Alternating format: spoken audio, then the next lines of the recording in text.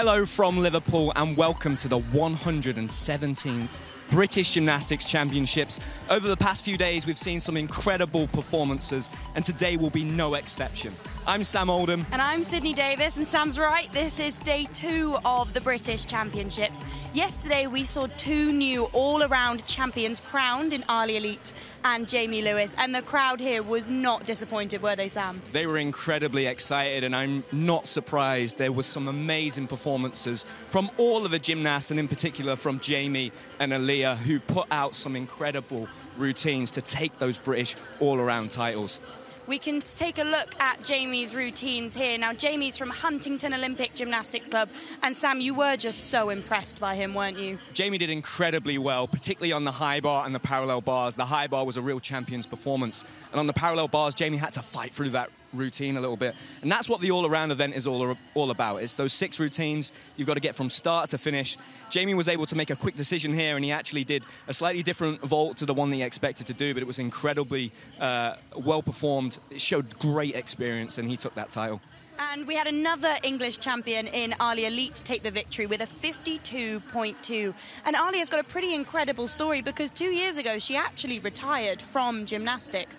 But you'd never guess with the confidence that she showed yesterday, would you? You really wouldn't, Sydney. I mean, the performances that Alia put out there, particularly on the beam and the floor where she showed such confidence, it's amazing that she took 2 years out of a sport where traditionally you really don't take time away. So I was very, very impressed with her performances and excited to see her perform again in the Apparatus Finals today. Yeah, we'll be seeing the top 8 gymnasts who qualified for each piece of apparatus today. And you were saying earlier that it's a real chance for some of these gymnasts to really show off for this crowd. These really are the best of the best, Sydney. We're going to see Olympic, World, European and Commonwealth medalists compete on these apparatus. They're the specialists, so they're best at what they do. I'm very excited to see all 6 of the men's events and the 4 women's events as well. And both of yesterday's winners were absolutely delighted with their performances. And we got to have a chat to them after they had finished, and we can take you to see that just now. And I'm here with our new 2025 British all-around champions. Aaliyah, congratulations. We saw a huge sigh of relief when you finished your beam routine. You must be ecstatic with how you executed your competition. Yeah, I'm very impressed with myself. My beam routine's quite difficult, so I'm happy I stayed on. I just did it one skill at a time and it paid off. And your overall competition, did that go to plan? Are you proud of yourself for how the whole subdivision went? Yeah, I'm impressed with myself. My first 2 competitions back were really good, so I was hoping to just do the same again. Well, congratulations, and we're joined by your coaching team, father and daughter, Vince and Liliana. Guys, you've had such an incredible week as Heathrow Gymnastics Club. What will it mean to you guys to bring all of this silverware back to your home? We're so proud. We work with a great team of coaches. It's not just the 2 of us, and we're so proud of our gymnasts. You work really hard day in, day out, and to come here and be successful really means a lot for all of us. I've been coaching for 40 years, and this is certainly a high point to have another British champion. The other one was a long time ago. So when Alia came back to me in September and said, Vince, I'd like to come back out of retirement, it was a joyful day, and it's been crowned by today's performance. Well done. And I'm joined by Jamie Lewis. Jamie, you are the 2025 British all-around champion. Some of the greatest gymnasts we've ever produced have had their hands on that trophy. Jamie, how excited are you? Yeah, I'm over the moon, really. So, yeah, I'm just really happy with my performance. A few errors here and there, but I'm happy to come away with the win. So, yeah, I'm super happy. And Jamie, what does this mean for your club, your coach? This is the first all-around title Woking have won since 1996, which is an amazing achievement. What does that mean to you and everybody involved? Wow. 1996? Whoa. Not like that was a long time ago. But yeah, it's really cool to, bring it home for Woking and, yeah, hopefully inspire all the younger generation coming up to just let them know that, they can do things like this, and yeah, just super happy to be a part of that. So exciting to have 2 new British all-around champions. and someone who knows a little bit what it's like to compete in this arena. We're joined again in the studio by Becky Downey. Thank you for joining us, Becky. Thanks for having me. Now, talk us through yesterday's competition. Who were you really impressed by? I think all of the top three all-arounders did a really good job. It's really good to just see gymnastics level increasing, and yeah, it was a really exciting day. And Becky, you've competed in this arena on multiple occasions yourself. How will those gymnasts be feeling today ahead of the Apparatus Finals? You normally are a little bit more tired on day two, but I think you can really take the positives, and also even if you had a bad competition the day before, like, it's always learning, so you just take what you can from it and try and then channel that into today's routines, really. And Becky, you've been a specialist yourself, so you've competed at the very highest level and competed in world finals, Olympic finals, European finals. What's the kind of mindset that you get yourself in before one of these Apparatus finals, and how might that be a little bit different from, let's say, the all-around yesterday? I think depending on how many finals I guess you have to contend with, there'll be some girls that are in all four, so that changes things a bit in terms of just that time management and warming up and cooling down. But really it just gives you a bit more time to focus on the attention to detail when it's just that one piece, and that you know that you've got a bigger rest in between if you do have any more events. I think the rules over time have changed slightly. Apparatus finals used to be where your warm-up times and things like that change, whereas now you do get that 30-second touch warm-up still. So I think that's much better for the gymnasts to be able to replicate their performances that they did do the day before too. And the crowd were delighted yesterday by the return of Jessica Gadarova on the bars. You've been injured yourself. How is it coming back from such a big injury and having to compete in an arena like this? I think it's really exciting because you feel like you've missed out on so much when you've been away with injury, but then at the same time it can be a bit daunting because you know when you are a name as well, there's all eyes on you, and that can definitely bring its challenges. Well, we've got Jess's routine here, Becky. Can you just talk us through some of the skills? Yeah, so she just completed a Jaeger release, and now she's about to do a catch-F with a half turn. That's into an Asia. It's all really cleanly done. You can see that Jess has been able to work on bars, specifically having a knee injury, and recovered most of her difficulty, which is really exciting to see. And she's going into the shap with the half turn. Skill that's coming up next is a giant with a full turn, and that's one of the requirements of a routine, to have a full turn in the routine. And she finished with a bit more basic dismount for Jess, but again, like an incredible comeback after such a big injury.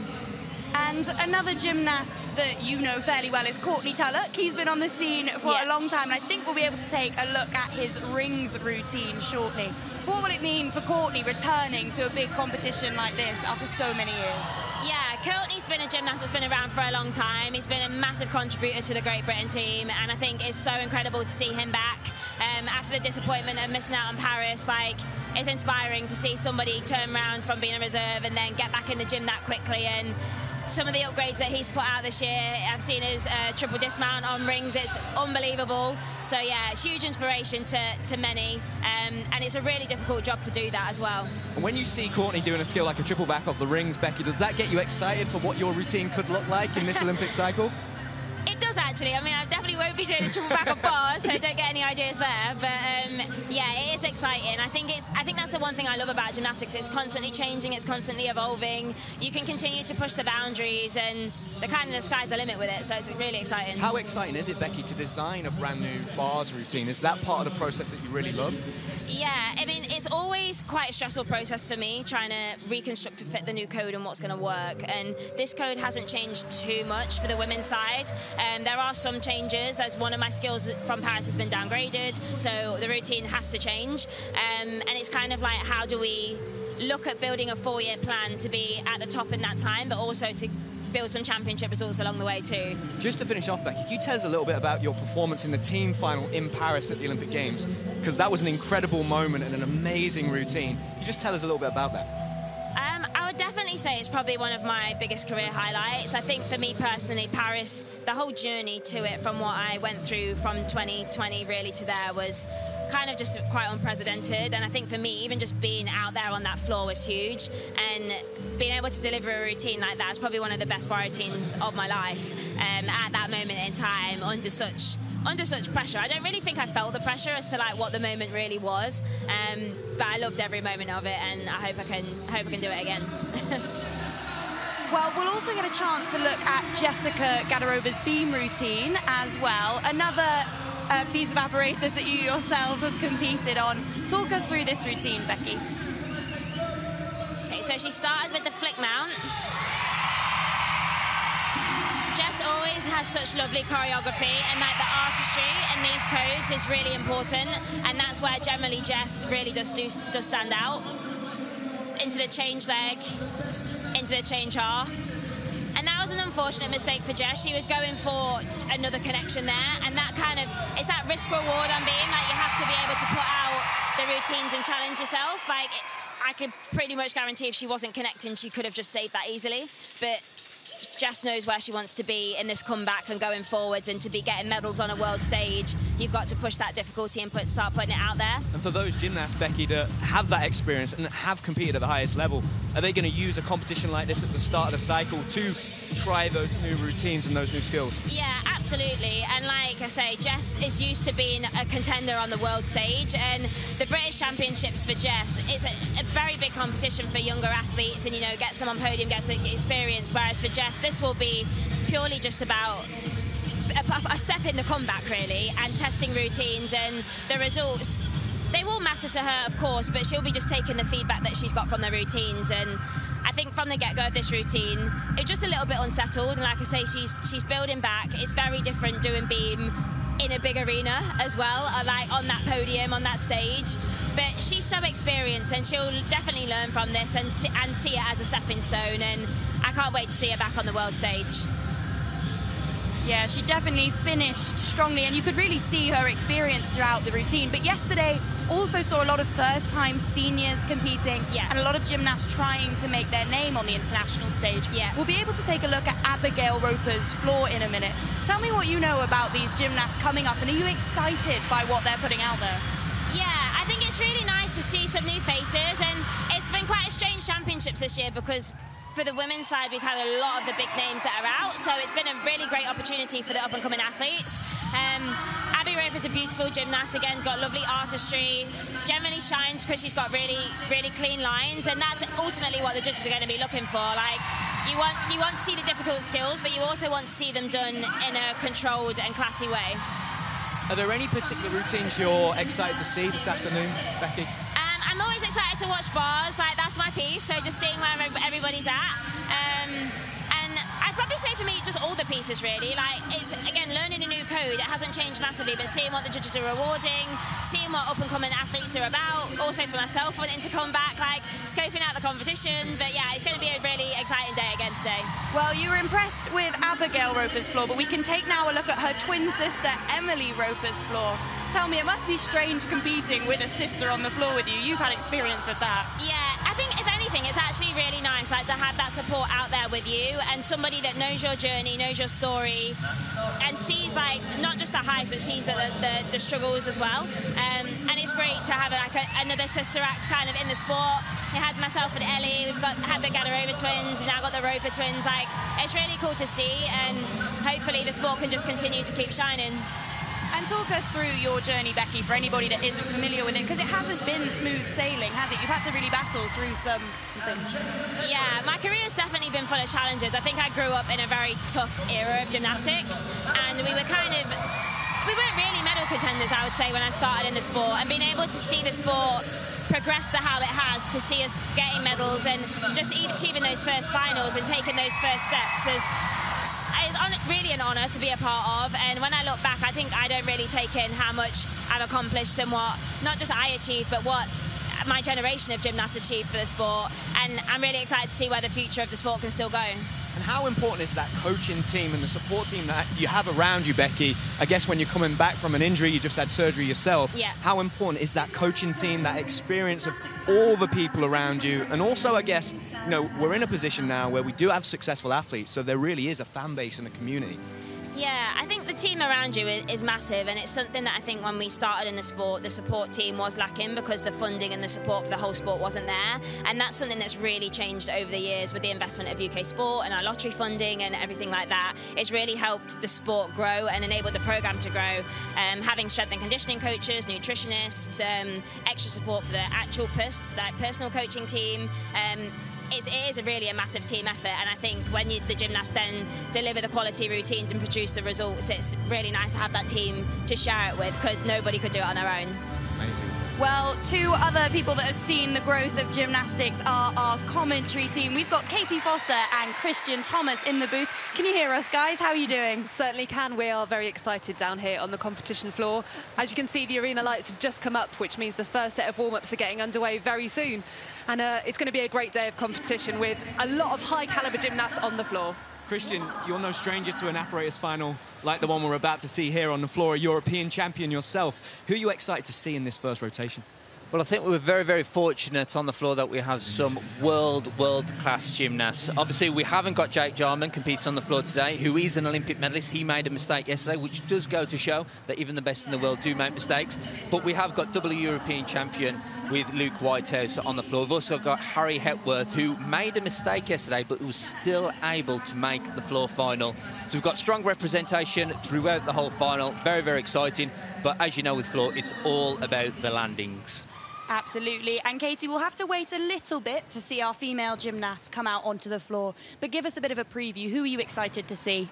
Well, I think the standout thing about this year's apparatus finals is just the sheer volume of first-year seniors that we've got in the competition. So it's almost half of the routines that have qualified to these apparatus finals are first-year senior gymnasts. And that's just testament to the quality of those juniors that have stepped up into the senior ranks for 2025. And it's certainly showing that the future for British gymnastics is very, very bright indeed as we work our way towards LA 2028. Amazing. Well, Becky, thank you for joining us, and all the best on your comeback and the rest of 2025. And we're going to hand over to Kristian and Katie now in the commentary team to take us into that first rotation. Thank you so much, guys. Some very exciting gymnastics to come. Like you mentioned, Chris, the calibre of this floor final is just outstanding, isn't it?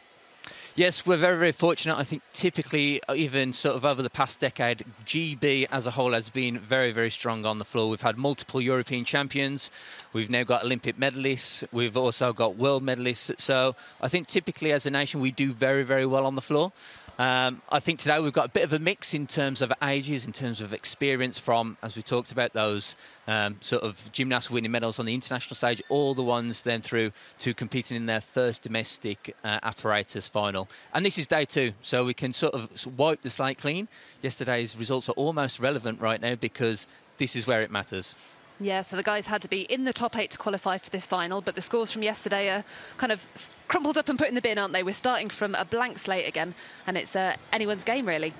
It is, and we're going to be kick-starting the floor with Winston Pell from City of Birmingham. To give you a bit of an idea of the order, if you qualified in 8th position, you'll be going first. And then if you qualified in first, that means you'll be going up last. So that goes to show sometimes they reverse the order, sometimes they mix it up, but today we're going in reverse ranking order. Yes, and it's going to be a very exciting floor final. We mentioned yesterday that the City of Birmingham have got really quite an incredible squad of gymnasts here, and no fewer than 3 gymnasts in this final. So it'll be great to see what Winston can do. He was a fantastic junior gymnast, and hopefully he'll be seizing this opportunity in his first senior final. Well, Winston scored 13.2 on the floor yesterday, coached by Luke Folwell and Lee Walls at City Birmingham. Very good start there. Stuck landing, but I think just the front half of his foot might have just edged over the line. There's the triple twist backwards again. Another clean landing. Solid start to the competition from Winston. That was his side pass. Important for all gymnasts to touch all 4 corners of the floor. First up on the high bar from the City of Manchester, Evan McPhillips. Steady into the handstand position. Gives an opportunity for the gymnast to have a quick breather. Just as they move then into the back half of their routine. There's a 2.5 twist into the front somersault. I think he was aiming for that second somersault to be straight, but was able to adapt in the air. I don't think he came out of it just the way that he wanted to, so had to adjust in the air to make it tucked. Moving now into the dismount. There's a double pike dismount. Well, you could see they really had to fight to hold on to that landing. That's where, at the end of the routine, the legs get a little bit more tired. So really difficult to catch that landing on tired legs. Certainly difficult, and like you mentioned, a couple of paces out of the floor area there, so depending on the angle of the camera you can see we've got a couple of line judges who are sat in opposite corners of the floor, and if you do see them raise a red flag, that means there is going to be a penalty for stepping out of the floor area. If it's just one body part, even if it is just your little toe, it is 0.1, and if more than one body part, so for example both feet, or in some case both hands if you've had a real doozy of a landing, then it could be up to 0.3 for that out of bounds deduction. Correct, and just on that camera angle then you could just see just his toes just hanging over that red line, so the line judge would have been eagle-eyed and certainly picking up on that. This was the dismount, and you could see there just slightly overcooked it, held onto that pipe position a little bit too long, which therefore meant he had to take a step back. It's always tricky on that last pass, isn't it? You're feeling a little bit tired, you know you've got to give that last tumble lots of energy, but sometimes you can just hang on a little bit too long, and unfortunately that over-rotation is exactly what happened with Winston there. I think that's certainly where that experience comes in. The gymnast will have practiced these skills thousands and thousands of times, and trying to make, in the air, that coordination and that adjustment in milliseconds to know, okay, I'm a little bit higher or I'm spinning a little bit quicker, and therefore that dictates when you need to open out to catch that landing.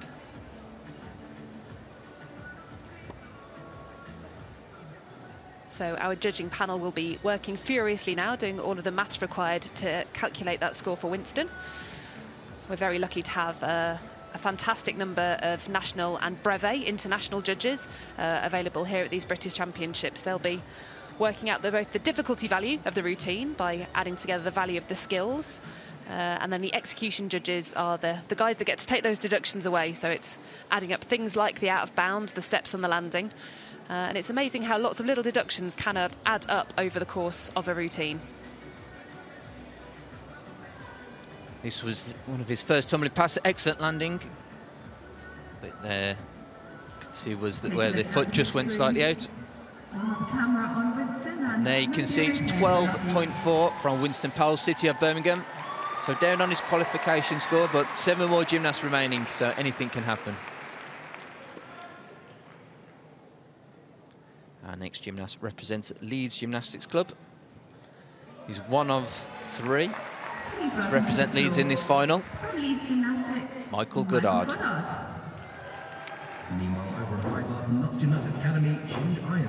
Very clean lines there, first tumbling pass. That was double twist forwards, immediately into the straight front. And there's the 2.5 twist forwards.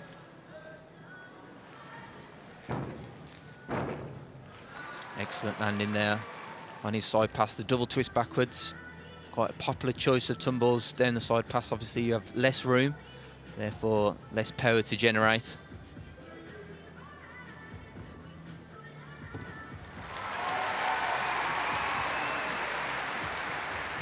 Takes a breath now. There's the triple twist. Again, just a little bit of a bounce out the landing, but certainly very clean in the air. And this is the Y balance, the introduction of the balance this year into the men's code of points, so it's a requirement the gymnast must fulfill. But for what is one of their more basic skills, always difficult under pressure. There's the double pike dismount. And again, similar to Winston, had to hold on to that landing and take a couple of steps. One of the feet did go out the floor. But it was a clean routine from Michael Goddard. He scored 13.2 in qualification.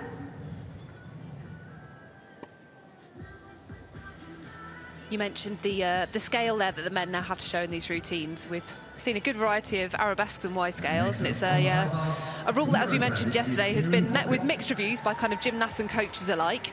But we've certainly seen some varying quality of single leg balances, haven't we? Indeed, and I think for most of these gymnasts it's probably been a very, very long time since they've been practicing balances, probably not since the junior days. So it is an introduction they're going to have to adapt to. And particularly for, as I said, one of their more simple skills, it sometimes brings quite a lot of challenges in terms of balance. So when that floor's got springs underneath, it's not always as easy to hold that balance still. Certainly not. You can see the Leeds guys having their post-routine debrief down there. Must be so nice to have a group of gymnasts and coaches working so closely on the competition floor. Well, I certainly think over the last few years as a club they've gone from strength to strength, excelled likes of Noel Wilson a few years ago, back in Rio, winning an Olympic bronze medal. And you can certainly see that's been a catalyst for Leeds, and they've certainly grown and progressed as a club. Excellently led there by Dave Murray, Thomas Rawlinson, Andrew Butcher. Some brilliant coaches doing excellent work. For sure, they truly exemplify the idea of having an elite programme. It's not just one coach and one gymnast experiencing success. It really has been a good few years now of longevity and of results on the national and international stage, and that really sets them apart as a club. It does indeed. I think we're almost ready now for Michael Goodard's score to come through. He scored 13.2 in qualification. Gymnast prior to him, Winston Poles, scored. Oh, the score is up. It's 12.4. So it moves just behind Winston Pole.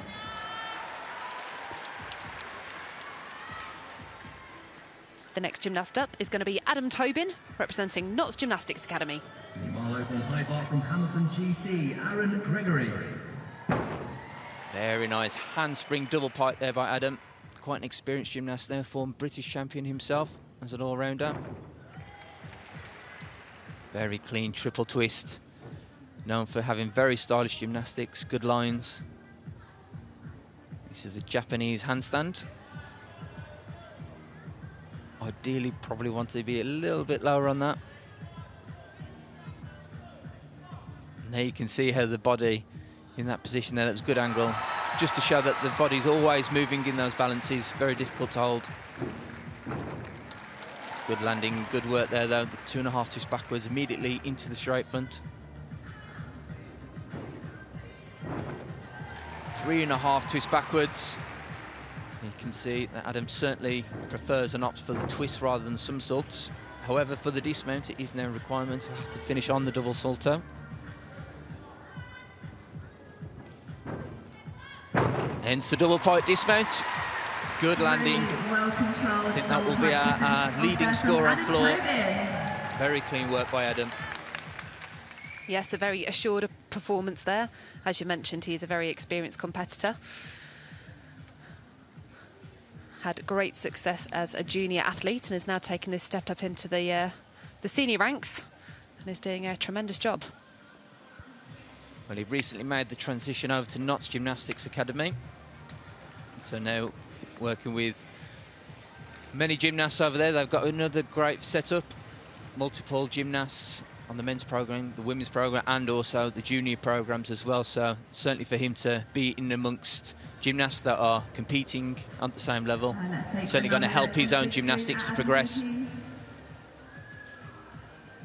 There you could see just a slight split in his legs there on his triple twist. Judges certainly would have picked this up. And this is the Japanese handstand, where ideally probably want to be a little bit lower to the floor. This was good work though, particularly at the back end of his routine, a difficult 3.5 twist.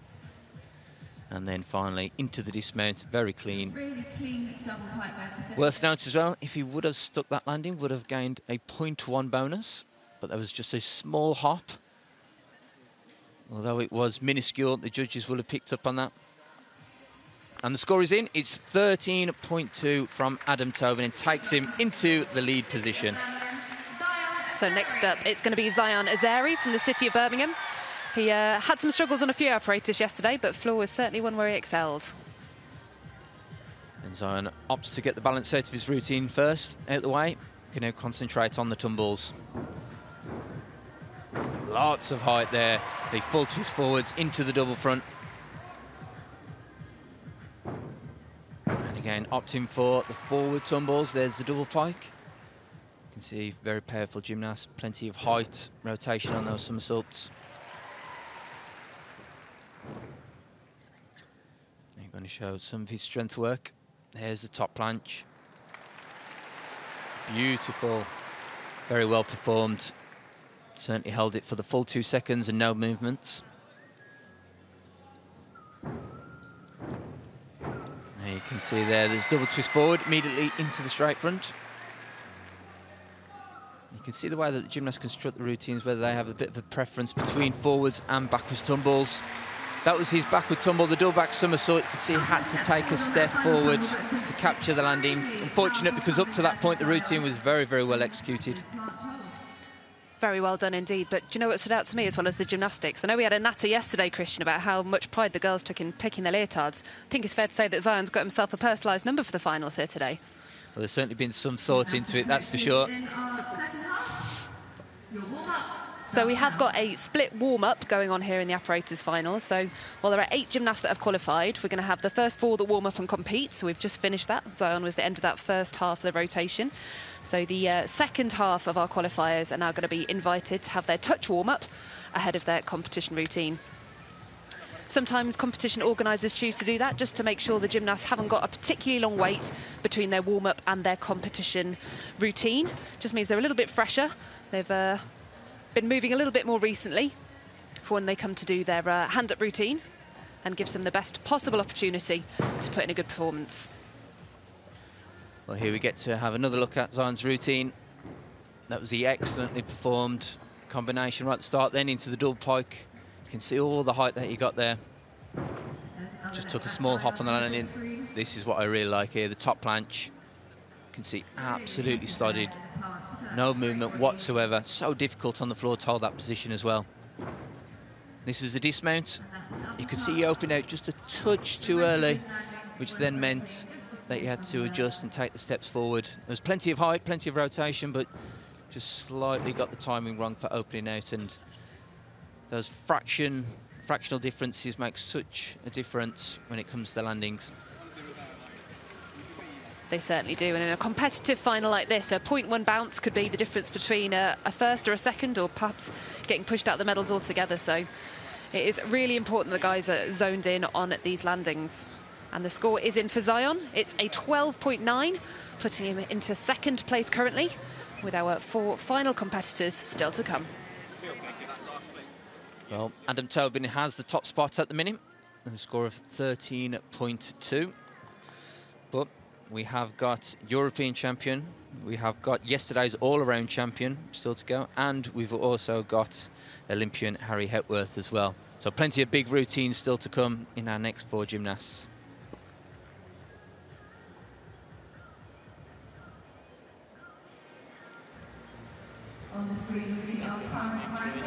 You can see Dave Murray and Harry Hepworth just going over final coaching tips. Katie, as a coach, any words of wisdom in those final moments? It really depends on the gymnast and the occasion, I think it's fair to say. Some gymnasts like you to talk to them quite a lot and keep their brain occupied if they're a little bit nervous.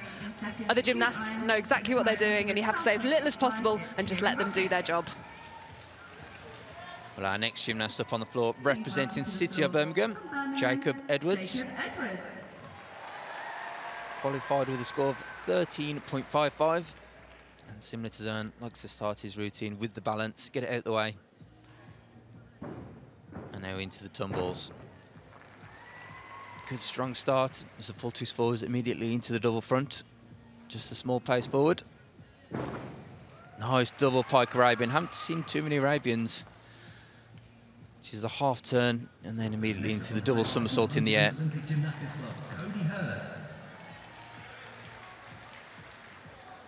Now moves into his non-acrobatic elements, which is the triple Russian, which is an incorporation of some of his pommel horse skills. There's a 2.5 forwards, immediately into the straight front. Very well performed. Nice and clean. Not much for the judges to take off. Double tuck Arabian. Knees locked together throughout that tumbling. Very good work there by Jacob. We've seen quite a bit of variety in what the guys are choosing to do for their low to the floor work. Obviously Zion's planche was fantastic. Jacob, they're choosing to do a few more sort of pommel style circling elements. What kind of goes into that decision, and how much difference can that make to the men's difficulty values? Well, I think typically the gymnasts like to lean on, being as it's called the non-acrobatic element, and therefore they have a little bit of decision making in terms of what's going to get them the most value, but also least amount of deductions. So if they specialise on the pommel horse a little bit more, they might typically do something similar to what Jacob did. If they're a bit more of a ring specialist and strength is their forte, they might do something more like the top planche, like Zion. So it is very, very tailored to your individual gymnastics and your strengths, and that's what you need to play to. So many thousands of skills in the gymnastics code, and it's about playing to your strengths. Yeah, it is really nice to see that variety, though, isn't it? Because I suppose sometimes you get quite a bit of similarity in the tumbles. Obviously, double pike is now a very popular dismount for these guys. But, yeah, it is quite nice to see those unique skills that, as you say, do play to each individual strengths. Absolutely. And Jacob there, he used the Arabian skill twice. First in the pike position in his routine, and then secondly, that skill that we just seen on the floor in the tuck position there. Double tuck Arabian. Clean routine. Thumbs up from Jacob. He looks happy. Smile on his face.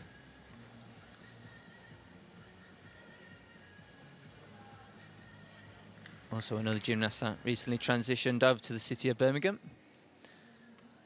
So again, part of the setup there under the guidance of Lee Walls and also Luke Folwell, former Commonwealth Games all-around champion. So certainly knows a thing or two about competing on these international events. So it looks like the score is in now for Jacob Edwards, and what a score it is, 13.35. But if there's someone that can have a say about that and try and get himself on the podium, it's definitely this next competitor from Leeds. It's Harry Hepworth. Now you can see there we just got the back end of his first tumble, triple twisting double back, sky high, excellent landing. And there's the double twisting double straight, so that's 2 somersaults in a straight position with 2 twists. Very good work there, 3.5 twists backwards. Down the side pass. Not too many gymnasts are able to perform such a difficult skill as a side pass. And similar to Zion, opting to use his strength. There's the top planche. Do like to see the top planche performed on the floor, particularly when it's so well done and executed.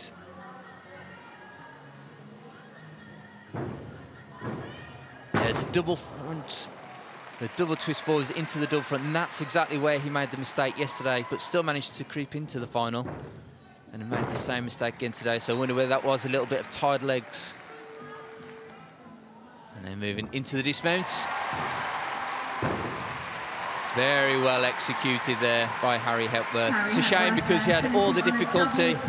Routine was going brilliantly well, but again, just falling short just on that same tumble. So I do wonder whether there'll be a bit of routine construction or sort of jigging over the next few years just to see how's the best way, because it is such a difficult combination as well to perform near the back end of the routine. For sure, and those forward landings are always a little bit difficult, aren't they? You're blind landing, as we call it, because you can't see the floor before you arrive on it. But I mean, he's got such a catalogue of skills, hasn't he? I'm sure if the coaches think there's something else they can slot in that tumbles place, they'll definitely make the switch. Definitely, and we get another look at some of his tumbles here. One of the best in the world. There's the triple twist and double tuck. First tumble, stuck the landing. Beautifully performed. There's the double twist and double straight. That's a jump out, but well recovered. This was the top planche skill that we referenced. Solid, no movement.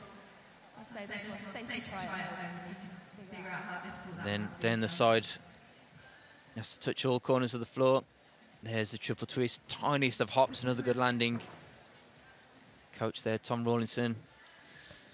Could see Harry looked a little bit disappointed. He knows he's probably frustrated. That's 2 days in a row making the same mistake. And there we go. The score is in at 13.1, putting him into 3rd place so far. But we have got our 2 top qualifiers still waiting to come. And next up, we've got our Brandley New Crowned 2025 British champion. It's Jamie Lewis. Well, Jamie qualified with a score of 13.95. So hoping to repeat, and that he can do something similar, take him into that top spot. And it's not a bad way to start. The full twist forwards into the double front, stuck landing. Second tumbling pass, double pike somersault. Lots of height there, struggled to control that landing, had to bounce out of it, but stayed within the boundaries. Jamie, a bit of a pommel horse specialist, and you can see why. Opting for his flare work, beautifully performed.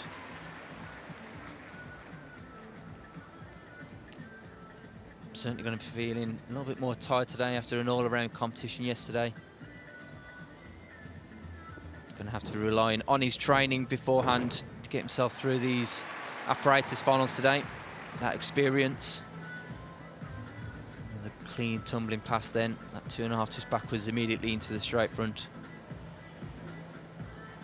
And well held wide balance. One of the best we've seen today. That buzzer indicates 10 seconds remaining. 70 seconds routine in total. Well, there you could see just about held on to the landing. You could see he was sort of breathing heavy, very tired legs by the end of that routine, but did well to catch the landing and hold on to it. And you can't underestimate how excited and delighted he would have been to take that all-around crown yesterday. I'm sure you know had muted celebrations last night, but the adrenaline and excitement that a result like that brings, he's got to have had a massive high yesterday, and then he's had to control his feelings and, you know, get back in the zone for today's competition. And that's exactly it. The body will be tired. It's the physical demands of the body, but then also the psychological demands. As you say, the highs of winning his first all-around title, performing cleanly. He wouldn't have slept well last night, that's a given. Although his body would have been tired, his mind would have been racing, that's for sure. So again, to wake up this morning, to reset, to start his floor routine the way he did today. He's got a number of finals today, so it's going to be another long day for him. And it's worth saying that experiences like this are really, really good for our gymnasts who are potentially going to go to European World Championships, because the programme at a competition like that is, you know, over the course of a week, isn't it? You might have a team final, an all-round final, and then the apparatus finals are right at the end. So having that skill of being able to work and deliver whilst you are a little bit more tired is really, really important. It is. This is perfect preparation for those major championships, and certainly an earlier stage in the calendar year as well. Means they've got something to build on, something to know where there's mistakes, where they can go back and improve on. That was the dismount that we've seen there. Just about held on to it, but coach and gymnast overall look happy. I don't quite think it'll take him to the top spot, which currently is Jacob Edwards with a score of 13.55. Anxiously waiting. You can see taping up the fingers. He'll have pommel horse final next, so it'll be quick rest, and then another warm-up into the pommel horse final shortly. Okay, so we're very close to getting that score now, and then just one competitor left in this men's floor final. None other than Olympic finalist Luke Whitehouse. Some incredible work there on the high bar, so using that eagle grip. You can hear a bit of background noise. We have got other gymnasts competing today, the juniors, the men's juniors, competing in the high bar final currently. And then in a couple of rotations, we'll introduce the women into the arena as well, so it's certainly going to be packed out. Yes, it's going to be a hive of activity here in the M&S Bank Arena. But very exciting to see a lot of young prospects and exciting talent that will no doubt be representing Team GB in the years to come. Quite a long wait here for Luke while he stood on the podium. It's always an anxious time, isn't it, while you're waiting for the judges to turn the green light on? It is, and it's that sort of experience of knowing how do you prepare yourself and get the best out of you in these moments. You know, it's all about staying calm, composed, relaxed. That's really important. Want to tamper that adrenaline just a little bit as well. Please welcome our final gymnast. And there we go. The score is in for Jamie Lewis. It's a 13.1. But as we mentioned, next up we've got Luke Whitehouse, Olympic finalist, and just check out this first tumble. Off we go, Luke Whitehouse. There's the triple back somersault. Been performing that a few years now and executes it so well. There's the double front, the double twist, sorry, immediately into the double front. So that's the same tumble that his teammate Harry Hepworth made a mistake on earlier. No mistake from Luke. Double twist down the side. Going well so far. Scored 14.15 in qualification yesterday with 5.8 difficulty. So we should imagine the difficulty will stay the same, but hopefully improving on that score. There's the backwards combination, 2.5 twists immediately into the straight front. Here's a requirement, the Y balance. If you look at that bottom foot there, planted on the floor, just adjusting all the time to hold on to it. Double twisting, double tuck. Such a difficult skill to perform at the end of a routine. Unbelievably well performed. And now I'm not a gambling lady, but if I were, I'd be willing to put money on the fact that that is going to take the top spot here today. Me too. That had everything. It had some sorts, had twists, it had stuck landings, clean landings, excellent execution. So job done for Luke Whitehouse. Yes, an incredible routine and a real privilege to be able to see a gymnast of that calibre, and, you know, really treated the audience here in the arena to quite a show. Could see there, comes off the podium immediately to his coaches, Andrew Butcher from Leeds. And then Tom Rawlinson also giving the hug as well. And of course teammates. He's got plenty of them in these finals. So a year ago today, floor champion was Jake Jarman, so we're going to have a new floor champion today. There's the triple back, so much height. And then into the forwards tumbling, double twist forward into the double front. Stuck landing. And then this is into his Y balance here. Well, I certainly think this score is going to be higher than his qualification yesterday. Just the tiniest of hops forward. And here we go, that score is coming in. It's a huge 14.55. Congratulations to Luke Whitehouse. Gold medal secured, the first of these senior apparatus finals, and what a score to do it with. Now, we did mention yesterday that the number of skills in the men's routine has been lowered, so we were thinking that, you know, a 14 or a low 14 would be a solid score. So 14.55, that's huge. It is. That's certainly world class. And we know he's a double European champion, he's Olympic floor finalist, but when there's a new code of points, you do have to adjust. You have to change a routine sometimes. You have to learn new skills. But Luke's routine is still perfect for this code of points, and that score suggests that he's still going to be competitive on that world stage. Yeah, seriously exciting for this year and beyond. Sam, Sydney, what did you make of that first round? I mean, that was incredible, wasn't it, Katie? We have a new men's floor champion in Luke Whitehouse. And after an Olympic final last summer, he definitely delivered upon expectations, didn't he, Sam? He really did, Sydney. And we have the pleasure of being joined by the head national coach, Barry Colley. Barry, how impressed have you been with the quality of the Olympic team members that have performed over this weekend? Yeah, I'm really optimistic about the future. I think... yeah, Jake, Harry and Luke specifically are performing at a really high level this early in the cycle. And so, yeah, it's super exciting to say, yeah, they're making some errors and some falls, but for sure, yeah, certainly on floor, vault and Harry on rings, we're still up there as one of the greatest in the world on those apparatus. Can you talk about some of the performances from yesterday, so the all-around final? It was incredibly exciting. Going into the fifth rotation, we had just 6/10 separating the top 7 gymnasts. Yeah, it's really important that I want to make sure we grow the sport and that we have depth and we have a big senior pool to pick from. So we now have multiple squads for senior, 20 athletes. So it's really good and exciting for me to see there was a group of them all sort of around about the same score.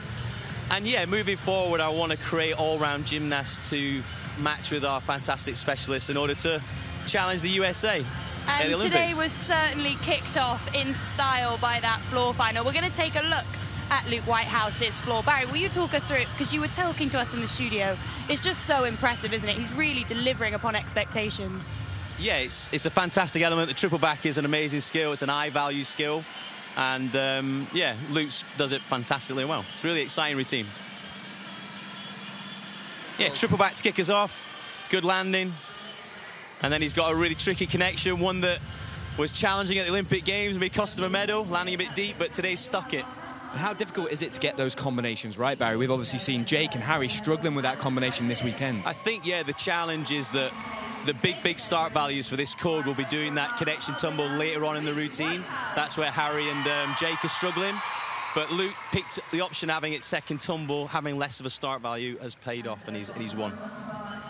And we were talking about that this year could be a really exciting one for Luke. There's potential for him to write his way into the history books, isn't there, with the Europeans and a Worlds later in the year? Yeah, so he wants to be 3-time European champion. Before this event, he wasn't really in contention, if I'm honest, but now he's done that fantastic routine, and yeah, he's put himself in the line for the selection standards, and yeah, the dream is on. And our second place was Jacob Edwards, and we can see, oh, we're just finishing up with Luke's floor here, but you were saying Jacob will be thrilled with that. He's from Wrexham originally in Wales and will be pushing for that Commonwealth squad next year.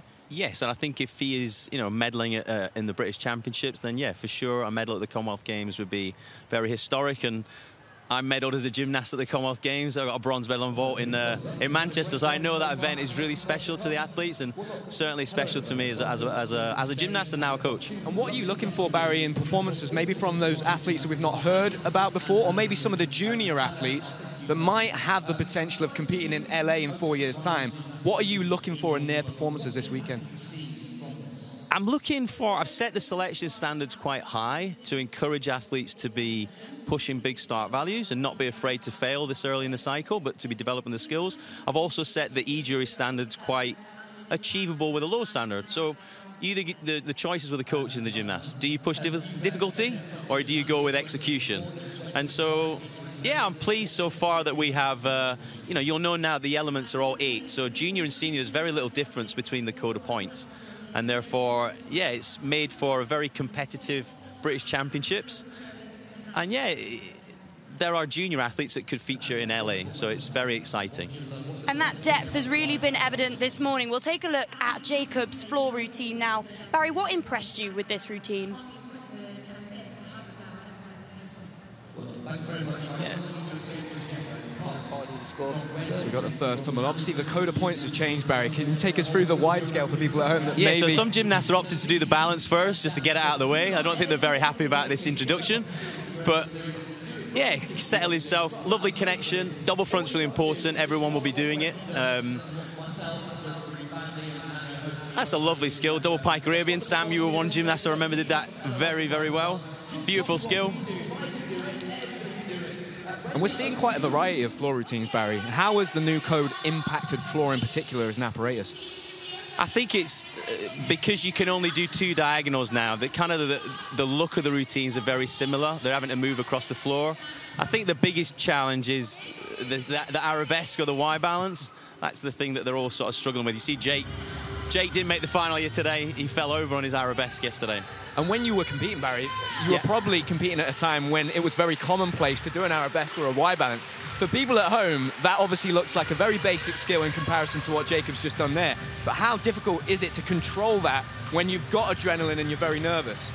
Yeah, I mean, it's actually should be quite a basic fundamental skill. But when your heart's pumping, or like sometimes last tumble, you're like, surely, you know, I've done everything now. All I've got to do is balance on one leg. Should be easy, right? But to hold your nerve and do it can be quite challenging. And then floor as well, you know, the tumbles are big now, so the size of the athletes, they're big. To be flexible and have a bit of style, it's a difficult balance, isn't it? And as we look ahead to LA, Barry, in the Olympic Games in 4 years' time, I know you're already going to be potentially thinking about that and almost back-engineering a plan forwards. What kind of style and identity do you want to see from British gymnastics and men's gymnastics as we go into LA? And is that something that you're thinking about? I want us to be as good in the world as we are on floor, vault and pommel on rings, P-bar and high bar. That's what I want. But specifically parallel bars and high bar. Apparatuses which in the past, perhaps in your generation, Sam, we were fantastic at. And I really want to encourage the youngsters coming forward to really push those apparatus. So, you know, when we go into competitions now, we're renowned for floor. You know, the countries will say, oh, God, floor, vault, brilliant. Pommels, we've got a great history.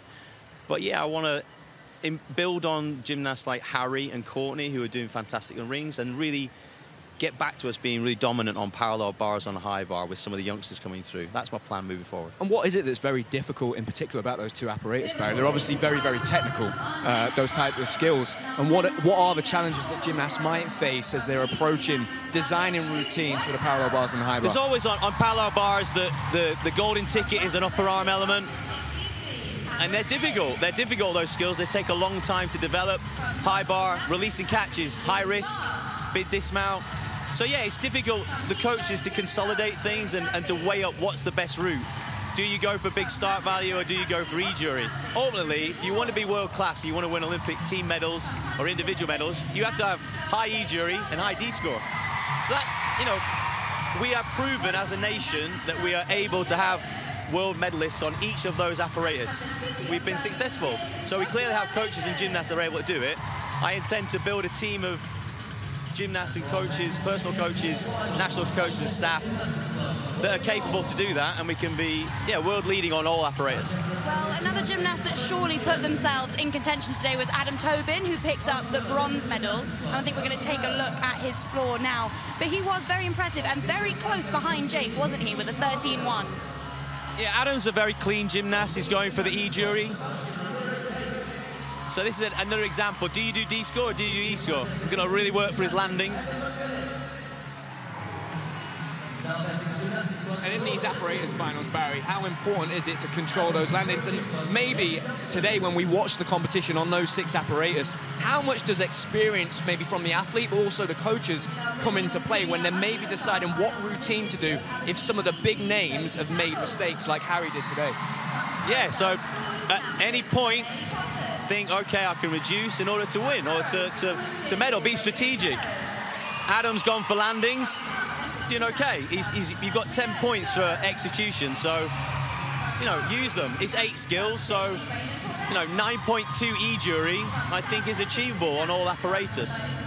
But ultimately, I'm a D guy. Well, I'm all about difficulty. They're not making your job easy for you as a selector, are they, Barry? All of these gymnasts showing the depth of their skills and execution. Yeah, multiple twisting, a beautiful double pike somersault there, which landed really, really well. Connection passes, elegant, stylish. Yeah, Adam's a great all-round gymnast. How important is it going to be, Barry, in this Olympic side? It's a long 4 years. Next year we're going to have a Commonwealth Games. That's multiple major championships. Somebody like Adam that was right there in the top 6 in the all-around. How important are those gymnasts going to be for you and your team? Absolutely. So next year we have a Commonwealth Games, European Championships. In the previous cycle we used similar teams, and we felt that with the 3-year cycle as well, our gymnasts burnt out, and we really had suffered some tough injuries, and therefore, strategically this time, I intend to look at having a team that goes to the Europeans, which will be important because it's qualification for the World Championships, and then have another team which will go to the Commonwealth Games in Scotland. So yeah, it's a really unique competition. It's one that's dear to my heart, and I know yours too. And I think it's a great opportunity for the gymnasts who are either teetering on the main team or just coming up from juniors to have a great experience in Scotland. And it's really exciting to have it on home soil. For viewers that don't know, the Commonwealth Games next year will be in Glasgow, not too far up the road from here in Liverpool. What will it mean to have it on home soil, Barry? Yeah, Manchester was the Commonwealth Games that I did, and it was brilliant to have my family in the crowd. I won a medal on vault, a bronze medal, which was, back then it was just 1 vault to qualify. And I somehow managed to fluke a Yurchenko double twist and stick it and get in the final. I didn't have a second vault. So I actually chucked a double twist in the final because I managed to stick it again and ended up with a medal. So for me, it's a really beautiful competition. It was my real only experience of a major and having that moment on a podium. So for me, I realised how important it is for gymnasts that maybe might not go on to do Europeans and Worlds and Olympic Games. And that for me was my Olympic Games, and I hope that another individual on our team will get that experience to go out there. Well, Amazing, Barry. The women will be looking to replicate your vault success because they've made their way into the arena, and you'll be able to see them warming up behind us. If we take a look at the start list now, you can see the apparatus there. As we mentioned earlier, the gymnasts will be competing in reverse order from what they qualified for. So Frank Stone there from Amber Valley Gymnastics Club qualified in first. And we're excited to see her, aren't we, Sam? We really are, and the vault is going to be 2 vaults, so it's going to be really is the very best on this apparatus. You know, we're looking to see explosive vaults, high vaults. We're really focusing on those landings. I'm expecting the top 3 gymnasts to be split by a very small margin, so we're really focusing on those finer details now that we're in those apparatus finals. And 2 gymnasts that we managed to take a look at earlier are the Roper twins. They've really been impressing here. Emily secured her spot in 3rd place in the all-around, and she'll be looking to deliver this year, having both made the finals last year. And I think now we'll take a look at the pommel start list. Who are you excited by this year, Sam? I think it's going to be an incredibly exciting final. I spoke about this yesterday. It's the first time in 20 years that we've not had within the GB team, Max Whitlock, Daniel Keatons or Lewis Smith. So pommel horse is really wide open, and we've got Joshua Nathan, Jamie Lewis and Jake Jarman. And also Ruben Ward, who started incredibly well yesterday on the vault and had a few mistakes going around. He's the Scottish champion and is incredible on that apparatus. So it's going to be very, very exciting. We really have some depth again on pommel horse. So I'm very excited for this one. And now we'll get ready to send you back to our commentary team, who I know will be looking forward to this one. Katie, how are you feeling? Yep, it's going to be an exciting one for sure. This vault final is going to be a really close run race. There were not a huge number of girls doing 2 vaults yesterday, actually. So we had only 11 girls that opted to compete 2 vaults, and obviously 8 make the final. But that being said, those who have made the final are doing quite similar levels of difficulty. And in fact, Grace Davies, who we've just seen taking her warm-up there, unfortunately fell on that first vault yesterday. So she'll be looking to come back strong today. She was the English champion on vault just a couple of weeks ago. And if she can stay on her feet, despite her low qualifying score yesterday, I wouldn't be at all surprised to see her in the medals. Get a nice shot of the arena here, the M&S Bank Arena in Liverpool. It's packed out crowd. Another day of finals. There's a quick look there. Luke Whitehouse, hot off his victory on the floor. Just adjusting the leather, the handles, making sure they're the perfect width. Coach Andrew Butcher there helping him with that. Really, really specific for those athletes to make sure that those handles are the perfect width. Similar to parallel bars, super important. You can see there from Luke. A little bit of syrup, help with the stickiness and the grip. Bit of chalk as well on top. And looks like Luke's ready to go. So he scored yesterday 13.0. Qualified in 8th position. So certainly not a specialist on the apparatus, but a good performer nonetheless. That's nice work there on the one handle. And again, into the leather. From one end of the pommel horse to the other. Legs locked together. Again, good work here from Luke. Nice, steady, clean routine. So up to the dismount. There's a bit of a stall there. But he's able to turn and complete his routine. He looks happy. Gymnast smiling there. Always happy to go through a pommel horse routine. Bit of a struggle towards the end of the routine on the dismount. But up to that point, it was very, very well executed. Big smiles and hug there. That was the dismount. You could see there the stop. You could see the strain on his face as well. Really, as he pushes into that handstand position. So there will be a deduction for that. But hopefully the judges will still credit the dismount. Yeah, it's always a tough one at the end of those routines, isn't it? And the judges do have quite a lot that they can deduct. As we whiz over to the senior women's vault final, it's going to be Ellie Patrick up first from Dynamic Gymnastics Club in Scotland. And nicely done with her first vault, a pike Sukahara. Chest was a little bit low on the landing, but she's really taken the opportunity here. As we said, not a huge number of gymnasts vying for this vault final, but you've got to be in it to win it. So all credit to Ellie for taking this final position. As you say, the piked Sukahara. It's a sort of traditional forward entry onto the vaulting table, and then just the one somersault in the pike position. Ellie was 4th all around at the recent Scottish Championships that were just a few weeks ago.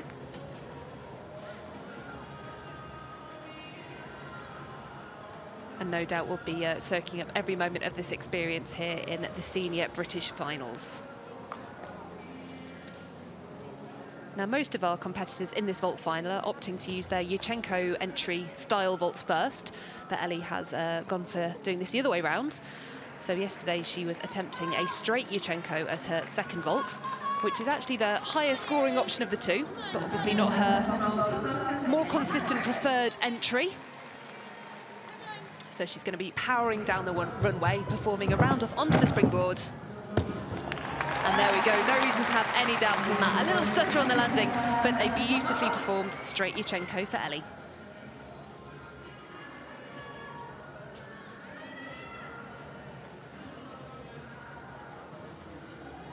So we get another chance to take a look. So it's the round up onto the springboard, hands back onto the table, and then really clean in the air. Just was a little bit uncertain about the landing of that one, but did a grand job to keep it on her feet.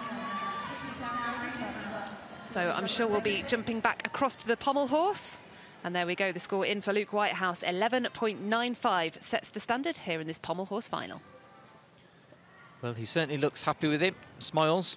Just, he was down on his score yesterday. That will be because of the dismount. Wasn't as well performed as he did in qualification. But our next gymnast, Cameron Lynn, represents West Lothian in Scotland. Scored 13.05, had an excellent competition yesterday. Pushed himself into the top 6 in the all-around.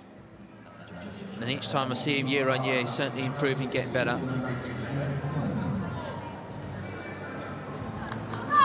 work on the one handle there. Shows that wrist flexibility. So precise in those hand placements.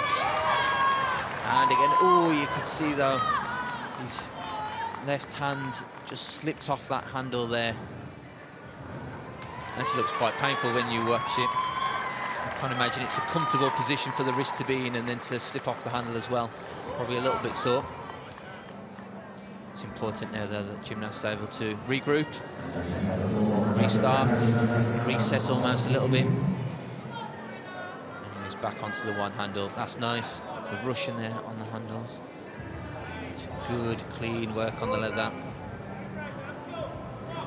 Those legs, make sure that hip extension as well, that's what the judges are after.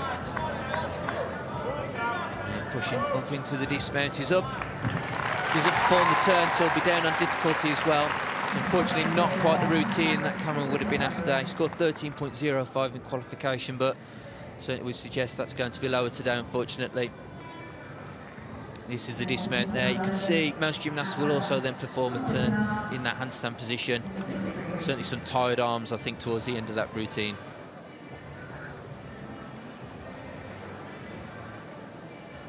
So Ellie Patrick very happy with her performance there. The second vault scored 12.05. So we'll be moving on to our next competitor. It's Corinna Gooderham from Abingdon Gymnastics Club. She will be opting to perform her Yurchenko vault first, and it's going to be a full twist that she's aiming for. Gets back onto the table nice and fast, and well done with that full twist in the air. Lots of encouragement from the coaches and gymnasts who are just sat to the side of us. It's so nice to see all the different clubs and competitors getting behind each other in these finals.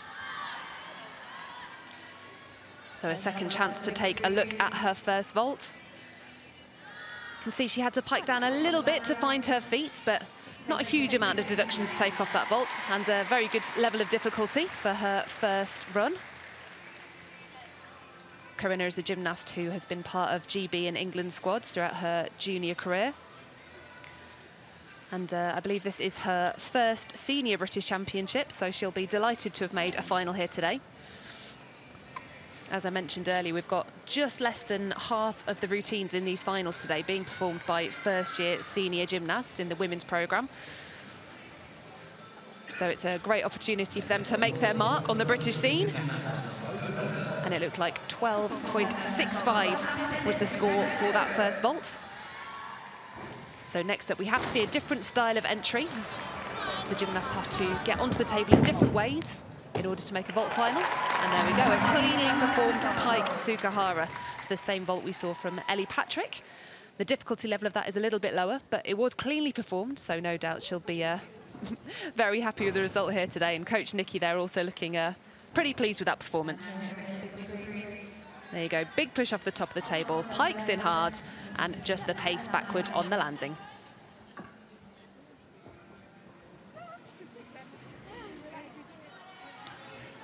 Our score is in for Cameron Lynn, scores 12.4. You can see there the look. Actually, score-wise, I think he's quite happy with that, considering the fall, and also a downgrade in the dismount. But our next gymnast up, representing Notts Gymnastics Academy, Luke Marsh. He's our first year to the handstand, first gymnast to perform that today. Such a difficult start to a routine. Oh, you can see there that same skill that Cameron Lynn made a mistake on. Unfortunately, just wasn't able to continue the momentum. His toes clip the front of that leather, and as soon as your legs hit that leather, it almost brings you to an immediate stop. And so difficult then to continue the swing, continue that momentum.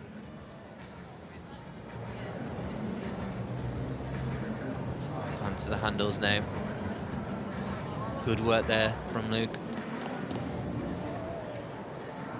Get some good intricate work. You can see just having to adjust his hips a little bit just to stay on the horse. But he's doing well. He's continuing to fight. Now into the Shibado. There's a reverse travel. Into the dismount. He's up with the turn. Fortunately, can't like the routine that he would have wanted. 13.05 in qualification yesterday, but you can see Pommel's such a difficult apparatus to work through. That was the dismount, which flew up into the handstand position. Yeah, Luke's a great athlete. He's recently started studying at the University of Nottingham and is balancing his studies alongside his training. As we can see, the score in for Corinna, 12.65. And next up, here we have Grace Davies from Robin Hood. Now, this is going to be an interesting one because she does have the highest difficulty value of any of the gymnasts in this vault final. As we mentioned yesterday, she had a little bit of difficulty on this first vault, but if she can safely put it to her feet, she'll certainly be looking for a place on the podium today. So powering down the runway, Yurchenko entry. Oh, and you could just see actually her hand slips just a little bit on the table. She's staying down for the moment. I don't know if that's because she's just being a little bit careful. Coach Gemma just going to check that she's okay. It's a big difficulty vault that she has performed successfully a couple of times already this year. We've had some invitational events and she did it so well at the English Championships a couple of weeks ago, but just struggling with it here in Liverpool. Very happy to see that she is able to walk away though, and I'm sure she'll go and have a little chat with the medics just to make sure that she is all right.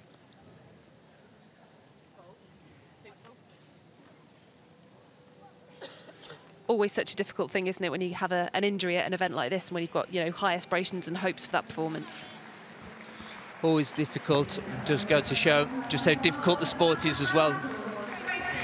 Some of these gymnasts performing very, very difficult routines. And it's a score of 11 points for Luke Marsh. Our next competitor on the pommel horse, representing Heathrow, Trig Dudley. You can see there, just takes a moment to compose himself. Really important on the pommel horse. All those nerves, adrenaline. Just to find a way to temper it, stay in control, stay calm. Nice solid start. Moving from one handle work. This is good work here from Trig. Excellent there, travel over the handles from one end of the horse to the other. There's the Shivado element. Oh, you could see he just caught his legs. And again, similar to some of the other gymnasts, as soon as they do that, stops all momentum, all swing. Up to that point, the routine was going very, very well. Fortunate fall. You can see re-chalks. Gets himself ready. He's opting not to repeat the skill. Would have had that choice if he wanted. And it's right at the end of the routine as well. Literally his 7th skill, 8 in a routine, 8th being the dismount. So unfortunate to go cleanly through that routine and then fall just short at the last moment. Pommel is certainly proving to be a tricky piece of apparatus here in these event finals. It's often compared to the women's beam, and it's certainly showing why today. Just so hard to stay on the apparatus. Just give you a reference point as well, that pommel horse, it's about just over a metre from the mat, the top of the mat. So that gives you an idea how high off the ground it is. And the score in for Grace Davies' vault, 11.25. She's opted not to perform a second one. So we are going to now be moving on to our next competitor, Tegan Trafford. Tegan was a very successful junior and was a member of the 2022 Junior European team, but has now transitioned successfully up into the senior competition, and a beautifully performed full twisting Yurchenko. You could really see a great deal of rise off the table there and a clean execution of the twist in the air. And from here on in this final, this is where it's going to get interesting because, as I mentioned earlier, the difficulty level that these gymnasts are performing are all very similar to one another. So it truly is going to come down to the execution. So the judges are looking for a great deal of power and rise off the table. They want to see height and distance in the second flight of these vaults. And then, of course, that all-important landing.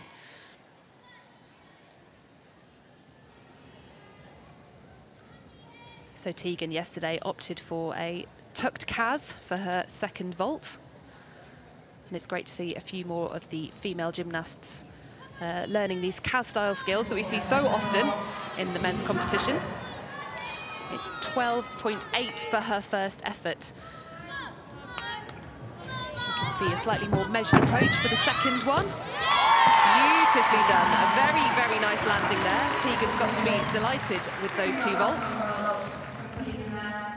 I think there was a little bit of a leg separation onto the table, so you can see in the slow-mo here, just as she reaches her hands forward, her body turns, you can just see the legs come apart a tiny bit, but then very clean in the second flight. A good tuck position, an excellent landing, and she'll certainly be hoping to sneak up onto the podium here today. It's 2 very well performed vaults. Certainly plenty of height from where I'm sitting. Quick look at the audience as well as we move into a next round of warm-ups. You can see there, Trig Dudley scored 11.75 for his efforts. That means he's sitting in 3rd position. Top score on the pommel horse at the minute, 12.4 from Cameron Lynn. Silver medal position, Luke Whitehouse with 11.95. And then Trig Dudley in bronze medal position with 11.75. But 4 gymnasts still to go. And everything to play for, I think it's fair to say. Those first 4 guys have not had quite the routines they wanted on the pommel. Indeed. And it's always interesting as a gymnast that's in the second half of that final, just how you approach these routines now. You obviously will have seen the scores, not necessarily the routines, but it does play in your mind knowing that gymnasts have either performed really well or made a mistake. You can see there, Tegan scored 12.8 for her vault, which takes her into the top spot. Very nicely done for Tegan. She's allowing herself to have a bit of a smile now. There's always a nervous wait, isn't there, until that score comes in, but a tremendous effort there. This gives you a nice view of just all the other apparatus that's going on in the background. As we say, we've got some juniors competing alongside the seniors, which is excellent preparation. I have to say, very few countries will have an opportunity as juniors to be competing in an arena like this, and also on podium as well. Makes such a good opportunity for their progression, for their development, so that hopefully when they do get to that international stage, they've been there, they've been exposed to that environment, and they're able to adapt that little bit quicker than other nations. So as well as being obviously a bit raised off the ground when you're on a podium, I understand it also makes the gymnastics feel a little bit different sometimes as well. It makes everything a little bit bouncier, is that right? Certainly, because it's on a more of a steel framework underneath, there is more of a bounce. You probably feel it the most on the vault, I would have to say, on the vault run. And so that does take a little bit of time for the adjustment. And then also, once we get onto the high bar later as well, that can make a big difference as well. And you'll see the gymnasts changing the cables and the tensions. That changes the bounce, changes the stiffness of the apparatus. Some of the more static apparatus, such as the pommel horse, don't really make too much of a difference. Get a quick glimpse here. Joshua Nathan, he'll be performing shortly. It was quite interesting to see how the gymnasts warm up as well. Perhaps will be a little bit cold, so this is their opportunity to touch the apparatus, get a feel for it. Apparatus obviously different to what they warmed up on in the back gym. And again, spotlights, crowd, atmosphere, all plays a part. So it's a good opportunity just to get a feel for everything, not just the apparatus, but the environment that they're performing in as well. And just getting a quick sneak peek at our top qualifier in her final preparations on the vault. When I think she'd be delighted if that was the handspring front she was able to perform in the competition.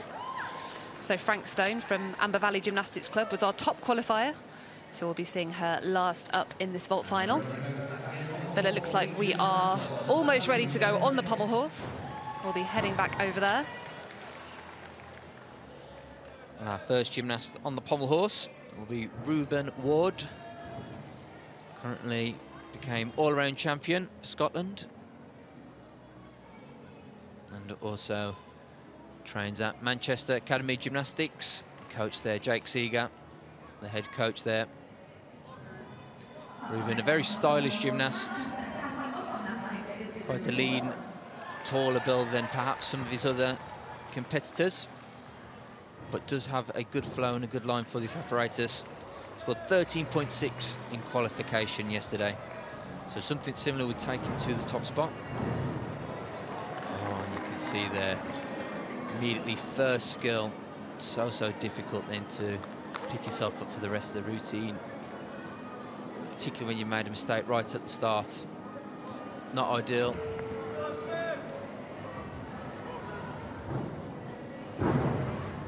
See, remounts the pommel horse. And yeah, straight into the one-handle work. Very nice. You can see there the height of his legs over the leather, which is what the judges are looking for. That amplitude, that hip extension, really important. And it's been a beautiful routine since that mistake. It's very unfortunate. Does well to fight. You can see there the leg separation to stay on the pommel horse, just to adjust into the handstand position. And you can see that, I think, was certainly a disappointment on his face there. It wasn't the routine he was after, Katie. No, not at all, and it really is going to be a case of who stays on wins here, I think. It's taking lots of victims today, the pommel horse. As it usually does, unfortunately, it is one of those apparatus. You could see that was the dismount straight into the handstand position, but perhaps lacked some of the difficulty in terms of the turning in the handstand. So we can see we've got Emily Roper next up to go on the vault. She was a bronze medalist here on this very apparatus at last year's British Championships. So we'll be looking to get herself on the podium again today. And a fabulous full twisting Yurchenko for her first vault.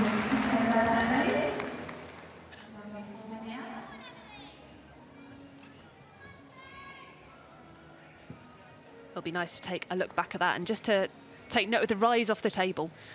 The gymnasts with this Yurchenko entry throw their arms back as fast as they can to get a good block on the table, and then you can see that they rise off, and obviously the more time they have in the air, the better they can hold those positions, and potentially the more twists they can fit into that second flight of the vault to increase their difficulty score. Now Emily is performing the same second vault that we just saw from Tegan Trafford. So it'll be interesting to see how the judges separate these guys on their execution scores.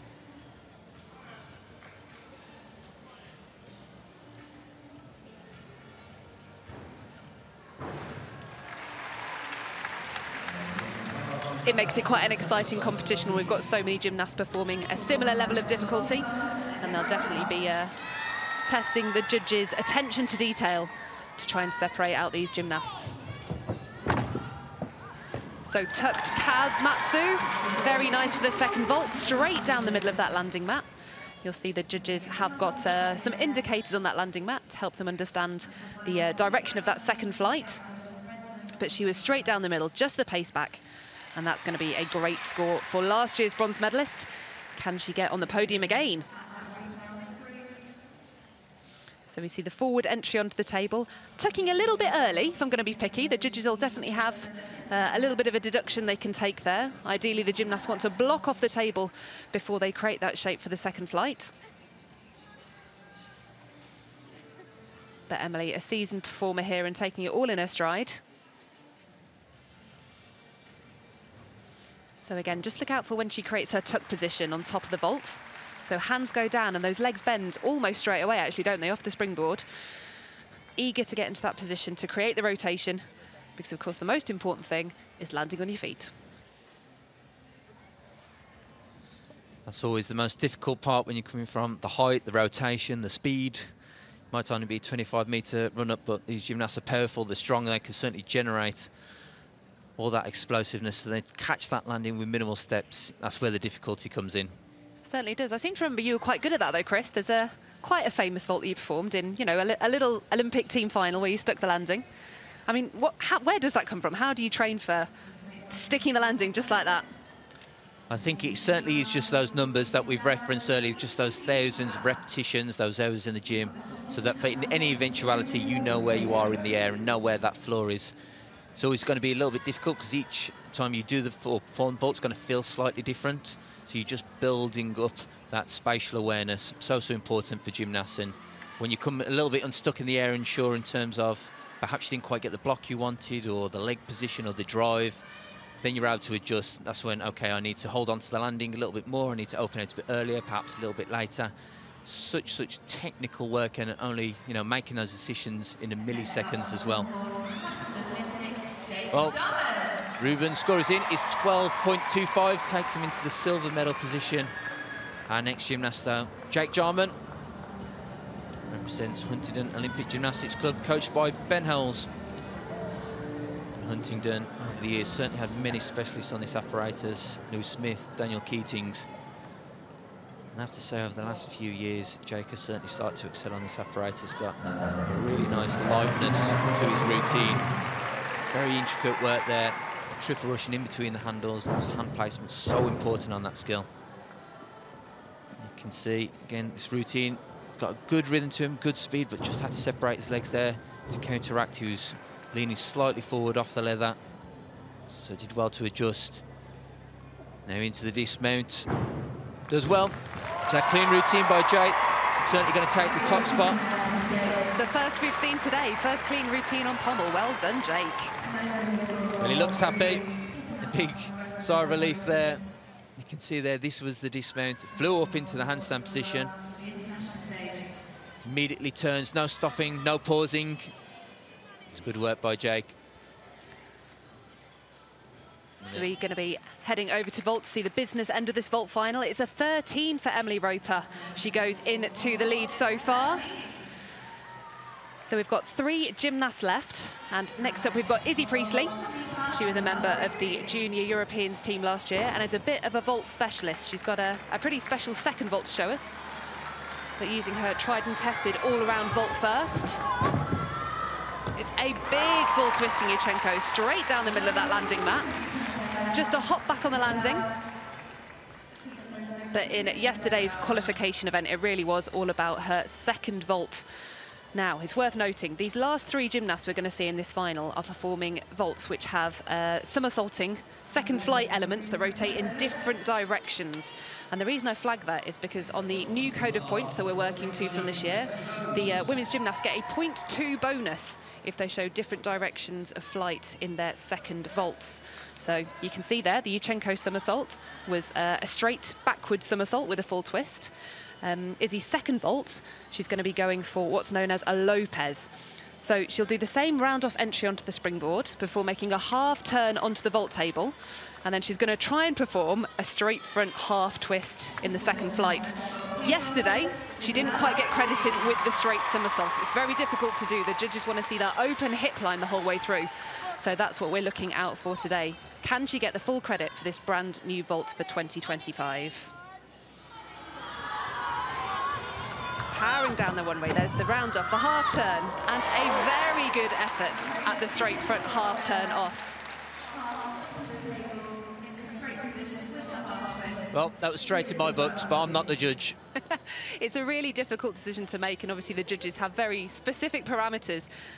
They want to see that open hip angle for the majority of the rotation of the somersault. So let's see, we've got the same angle again. I'd be very interested to see it from the judges' angle. But she did work very hard, certainly in the first half of the somersault, didn't she, to have that open hip angle. I suppose it's just a question, did she pike down at the end? Well, the score is in from Jake Jarman, scores 14.05, takes that top spot. As I say, this is certainly an apparatus that Jake started to excel on over the past few years, getting better and better.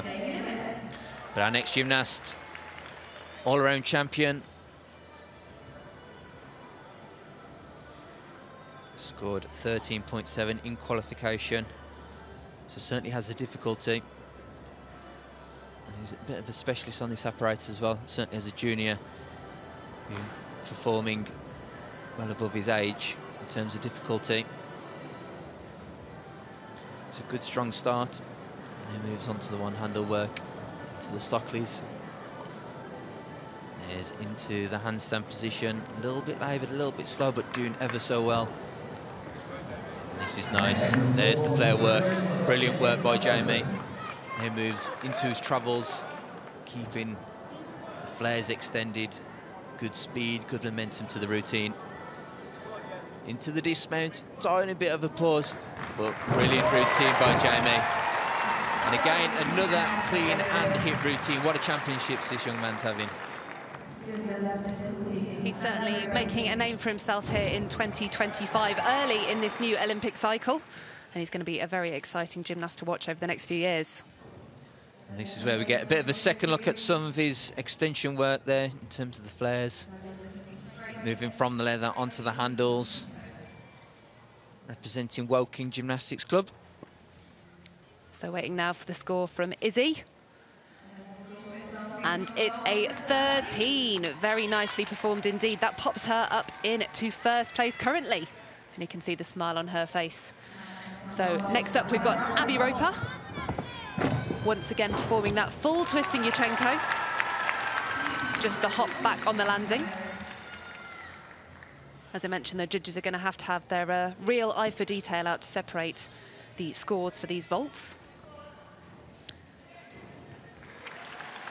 And in fact, these last two competitors, Abby and Frank, who's going to come in a moment, are performing the same two vaults. So it really is going to come down to the execution scores and how cleanly they can perform these vaults in the air. And, of course, importantly, try and stick that landing.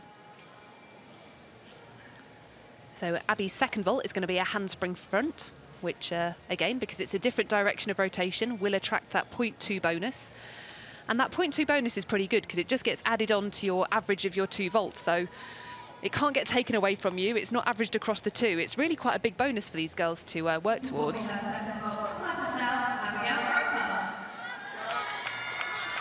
So here we go. Second vault is incoming. Abby Roper from Piper's Vale. Handspring front. Oh, and just a hop forward on the landing. I wouldn't be at all surprised if that pops up into the top spot. So it's interesting that both Abby and Frank have chosen to go for these two vaults. The handspring front, not the biggest difficulty level, but if it means you attract that 0.2 bonus on your final score, then it's, you know, it's almost like it makes it worth more than it really is. So a great tactic from the coaches there, and it'll be very interesting to see how these vaults place.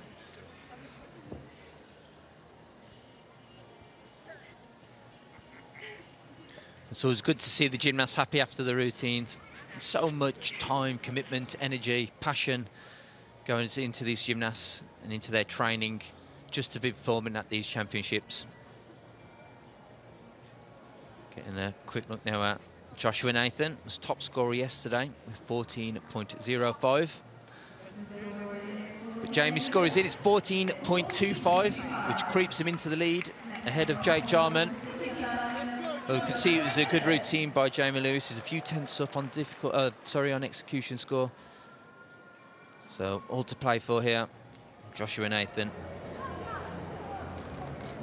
There's the sheer handstand. You could see he just had to take a step down onto the leather. Judges will have picked up on that and deducting. Oh, you could see there that was a little bit of a mistake, but he's done well to try and cover it up. There's a triple Russian in between the handles. Composing himself now, getting back into a rhythm. Good work there on the one handle, the Russian skill. To the handstand position. You could see there the Busnari skill, and he's off unfortunately. You could see there he lost a little bit of the speed and momentum, and therefore had to take extra hand placement to try and build that speed back up. Did ever so well actually in that moment to readjust, but unfortunately came a little bit unstuck on the way back down. Quick discussion with the coach. A few tactical tips from Luke Folwell. Recomposed himself, big breath. Joshua did very well at the start of the routine, considering he was almost off, but was able to readjust. This is good, the woo skill there. Travelling all the way along the pommel whilst turning. Into the dismount, good way to finish his routine. Unfortunate, a couple of mistakes at the start will knock his score down. You can see there a little bit of disappointment, perhaps frustration, because he knows he's an excellent pole horse worker. And this you can see here, that was into the dismount, which is very well performed. So it looks like Jamie Lewis might have got himself a Some hands on some more gold here again today. Meanwhile, in the women's vault, Abby Roper takes the top spot for now, and there is only one woman that can stop her from taking home the gold. That is our top qualifier from yesterday, Frank Stone from Amber Valley Gymnastics Club. She usually performs a huge full twist in Yurchenko.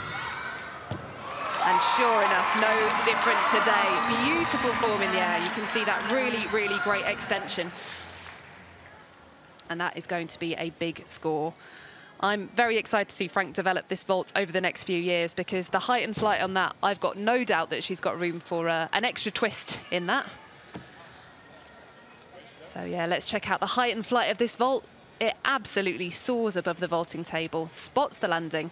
It really is just that hop back, but she was cleanly down the centre of the mat. The gymnasts only incur a deduction for direction if they step out onto the red section of that landing mat. And Frank was well clear of that area. So ready now for her second vault. Mentioned earlier, it's going to be that same handspring tuck front that we saw from Abby Roper. So it's going to be a clean landing on this that can potentially secure her the gold.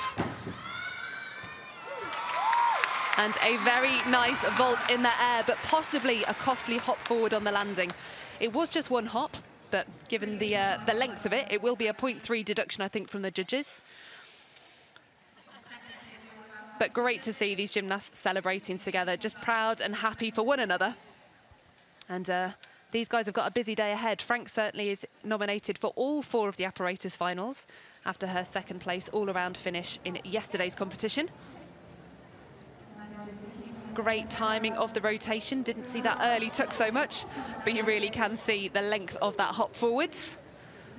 Still, did very well to control it as a single hop, because if it had been multiple steps, then it could have added up to a greater deduction.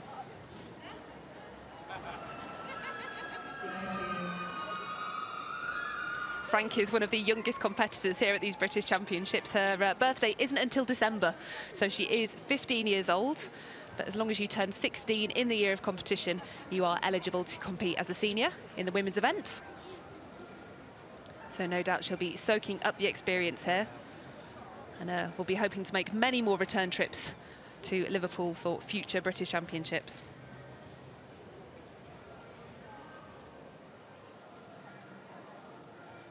We get a quick snapshot at the audience. You can see many people tuning in today to watch some of the best gymnasts in our country. And there we have it. Our senior British vault champion is Frank Stone. First year senior, first senior apparatus final, and she's taken home the gold. A big hug there from coach Jenny Clay. An outstanding result. And let's see if she can keep it up as she moves around the apparatus today. Certainly a new star of British gymnastics.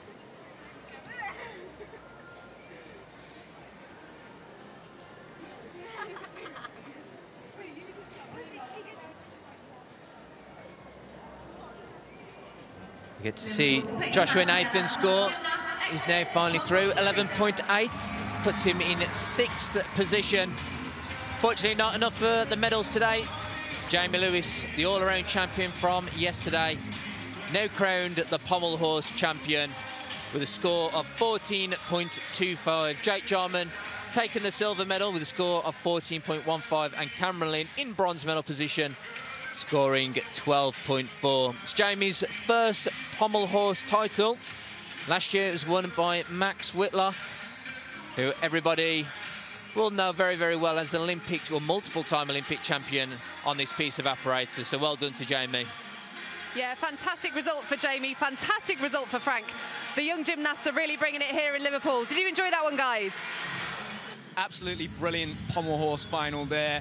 We had some mistakes. I've been waiting for a few mistakes because the gymnasts have been so great so far, but the top gymnast right there at the end really pulling it out the bag. And for Jamie Lewis to take the gold medal along with his all-around title, it was an amazing performance from Jamie. We also had Cammy Lynn sneaking in there with the bronze. He was brilliant yesterday in the all-around, so it was great to see him take a medal. And obviously we had Jake Jarman, who is from Huntingdon Olympic Gymnastics Club. They have a long, rich history on this event. So yeah, Jamie Lewis following in the footsteps of Max Whitlock there on the pommel horse. And the women's vault did not disappoint. As you mentioned, Katie, lots of first-time seniors really making their mark in their first apparatus final, and Frank Stone will be delighted to come away with that title. But we're delighted to be joined by Olympian and fan favourite here in the studio. It's Abigail Martin. Abigail, thank you for joining us. How has it been here in Liverpool this week? Because I know you've been keeping busy. It's been really good. It's been slightly different this year with not competing due to a slight injury that I'm coming back from, but the crowd has been amazing and we've seen some really good gymnastics. What are some of the performances that stood out for you, Abby, so far in this competition? Has there been something that you've seen, maybe a routine, some skills that you're really impressed with? I think just watching Helena Fink on bars as a junior, she just has such amazing bars, and she made a slight mistake in the final today, but yeah, she has really stood out to me. And now we just saw Frank Stone win the vault, and as Katie mentioned, she's just 15 years old. But Abby, you're still only 16, and yet you've made your dreams come true of going to the Olympics. How has life changed for you since last summer? It still feels so surreal. Like, when everyone asks me, like, how was it at Olympics, I kind of, like, go back to that moment and I'm like, it was just amazing. Like, I still can't believe I did that at 16 years old, and as a first year senior, like the first year I was eligible, it feels amazing. And I know that you're disappointed to not be competing on the floor, but we're delighted to have you in the studio because you're going to help us talk through some of the routines. We're going to take a look at Abigail Roper's vault, which saw her take away a bronze medal. And Abigail, what did you make of this vault final? I think the vault final was really great. There was lots of different vaults and some really big ones too. And what are the gymnasts trying to do here on the vault? Abigail, you compete a double twist yourself. What is it that you're looking for? Is it height? Is it the landing? I think a big thing is obviously the landing, because that's where lots of the deductions come from. But obviously the height is a big thing for obviously improving vaults in the future. I think we're going to take a look at Frank Stone's vault next. Abigail, how important is it, that connection when you hit the vault top, in order to get the height to fit in the somersaults and the twists that you want to be able to do? It's really important, because if you don't get enough height, then you can't get all the twist all the way around, and that's when it leads to injuries. So yeah, it's really good that you need the height and the pop off the table. And you competed in the vault at the team final in Paris. It is a really difficult event to go up there first, really power down that runway. How do you approach this piece of apparatus? Yeah, so I competed my vault in the qualifications of the Olympic Games. I obviously made a slight mistake in the warm-up, but yeah, I just made sure to control my nerves. Remember that it's the exact same as what I do in the gym, and yeah, just made sure I hit the table right and got the twist fully round. What mindset are you in, Abby, when you're standing there, you're about to put your hand up to do a vault, and is that different from some of the other apparatus? Yeah, I think it is quite different, because obviously you have to run towards the vault, like you're not stood right by the apparatus. Sometimes I do find it slightly more nerve-wracking, because I present and then I'm like, okay, right, now we've got to go. But yeah, so I do find it slightly different. And you do know a lot of these gymnasts really well. We're going to take a look at Isabel Priestley's vault in a second. And Isabel was in the finals of the Junior Europeans just last year. So talk us through this, Abby, and what it means to be being a first-time senior on this floor, because it was just last year that you did it. Yeah, I think it's a really big experience for Izzy. She did really well competing at Junior Europeans last year. She actually was pulled in last minute. So to make a vault final, I think she was really happy with that, because I know we had a little chat about how she was feeling, because I got pulled in last minute as well. So we kind of had a chat about that, but yeah, she was really delighted. So to come back here and do well, I think she will be very, very happy. And I think we're going to take a look now, Abby, at the pommel horse, and I'm not expecting you to talk us through this one, so I will do most of that job. But we had a little chat before, Abby. What apparatus would you like to give a go in men's gymnastics? I think if I was to choose one, it would definitely be P-bars, because I'm not saying it's true, but I would say it probably looks the easiest out of them all. And we're seeing Cammie's pommel horse here, so it's a great start for Cammie Lynn, and he had a brilliant competition yesterday. Incredibly consistent over the apparatus. He actually took a fall in this final, and that just shows you how difficult the pommel horse can be. It's one of those events, a bit like the beam, where if one person makes a mistake, it seems to set everybody else off, and we had a lot of mistakes early on in this competition, but it turned out that he finished himself, he composed himself, and he was able to still finish on the podium. And that's going to be a big thing today, Sydney. If an athlete makes a mistake, it doesn't necessarily mean that it's over. No, and we've got to remember that today isn't an all-around competition. They're apparatus finals. So it really is a chance to get up there and go again for an individual title. Abby, say you've made a mistake on the floor. How do you get yourself in that right mindset in order to go up on that next apparatus final? So I think this actually happened to me at the Junior British in 2023. I made a mistake on my floor, but I just took myself away to compose myself and just kind of talk to my coach about what's coming next. And yeah, I just made sure that I didn't let my head drop. And coaching is really important to you. You have an amazing relationship with your coach. But also since the Olympics, you've gone to college to study coaching yourself. What's that journey looking like for you? Yeah, it's really exciting. I would in the future love to become a high performance coach because I think the coaches have given so much to me and I think it would be such a fun role in the future. So going to college and doing a sports coaching course is just an exciting step for the future. Abby, is there an apparatus you enjoy coaching the most, and is that the same as your favourite apparatus? So it's actually slightly different. My favourite piece is floor because I just love performing and competing. But I actually love coaching the skills on bars. I just think it's quite a hard piece that I've had to overcome a lot of. So to be coaching that now is just exciting. And what are your favourite skills to watch here? We're obviously going to have the uneven bars next, Abby, and you said that you like coaching that apparatus. What are your favourite skills to watch on the uneven bars? Oh, that is a hard one. I actually quite like to watch when people do like the catch of half into the edge of her. I think it's such an exciting move. I love to watch it. I think it's so cool, and hopefully I could do something similar to that in the future. And I think we're going to see that from Jessica Gadarova, is that right? Yeah, Jess does it in her bar routine. Amazing. And was there any routines at the Olympic Games in Paris, Abby, that stood out for you? I know for me, actually my favourite routine of the whole Olympic Games, men or women, was the uneven bars routine from Kalia Namor. I thought that was just the most incredible thing I think I've ever seen. Was there any moments that stood out for you in that competition? Yeah, so same for me. I actually loved watching Kalia Namor on bars. She is actually such a big inspiration for me, and I met her at the World Cup at the beginning of the year and then saw her again at the Olympics, so that was lovely. But I also loved watching Rebecca Andrade on the floor.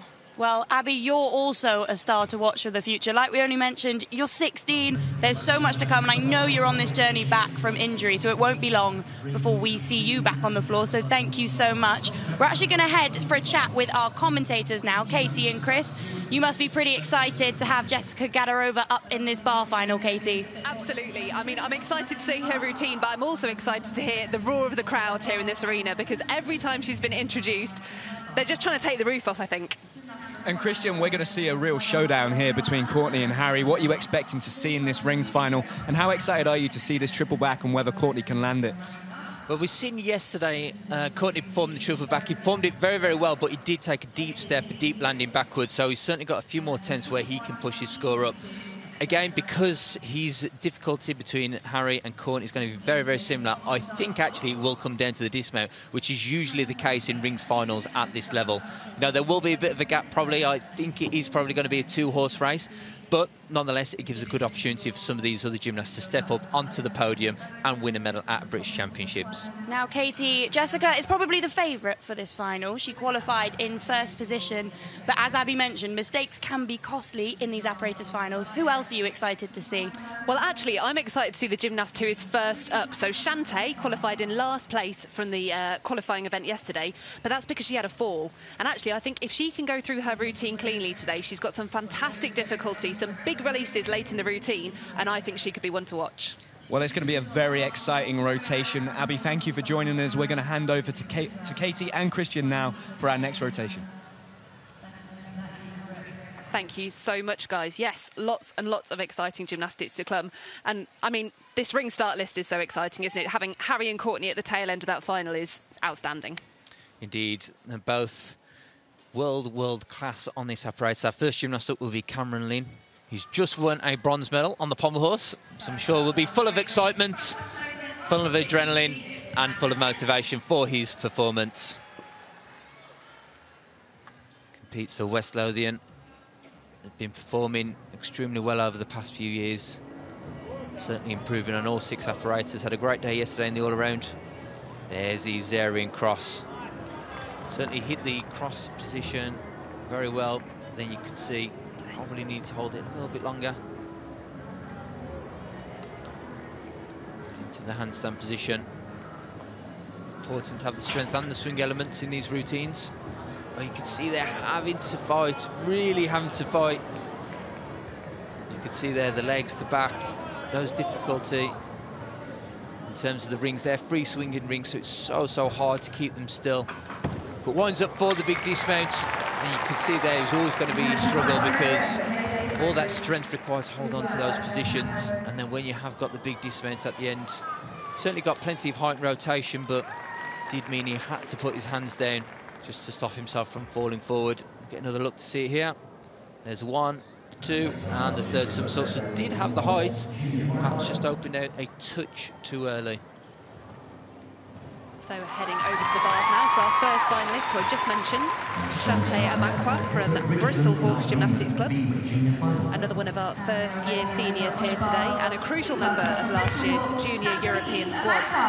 She has actually got the highest difficulty level out of anybody in this final. So if she can get through this routine from A to B, she could well be finding herself a place on the podium. Beautiful start, getting her Stolder full turn out of the way. That's certainly better performed than yesterday. It's the tail end of this routine, though, where it gets really quite exciting. Cleanly through the shap half. Oh, and such a shame on that hop turn. So not the same mistake as yesterday, but getting into that particular skill. So Shan is particularly good at performing endo-style skills, which is a forward straddle close bar element. And in this particular code of points, the difficulty value for those has in fact been increased by 0.1. So you can see why she's wanting to perform that skill. And I expect we're going to see her repeat where she started from. So the long up start on the high bar into that hop turn, working well this time. And a lovely endo half. Now here we go, big release time. Toe Kachev. And same again, but this time from the Stolder entry. Really, really well done. Using that hop change again, nice and efficient, into the straight front half twist. She's going to be disappointed with that, but do you know what? It's a really big routine, and it's one that I'm excited to see develop over the next couple of years. We talk about Kalia Namor at the Olympic Games and the success she had. Well, I think Shan has got some of the great hallmarks and great skills that in the next few years, with a couple of extra connections, really could be an outstanding bar worker on the international stage. That certainly could be very, very exciting, particularly when you think of the rich tradition on the asymmetrical bars. Beth Tweddle, in particular, multiple-time world champion on this apparatus. Cameron in there scored 10.95. His first gymnast up, so currently sits in first position. Scored down from his qualification yesterday due to that fall towards the end. Next gymnast up, Joshua Nathan, representing the city of Birmingham. See there, all important to get that grip right at the start of the routine. Beautifully performed straddle planche there. Not the most difficult in terms of strength elements, but very well executed by Joshua. There's the double somersaults in the tuck position and the pipe position, known as the Yamawaki and Jonassen.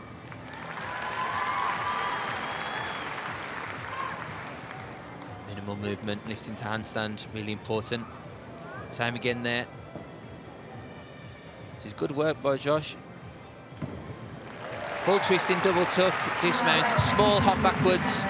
So unfortunately doesn't get that extra 10th for sticking the landing, but it was a very clean routine, perhaps not the most difficult routine we'll see today. There wasn't much takeoff from the judges' perspective.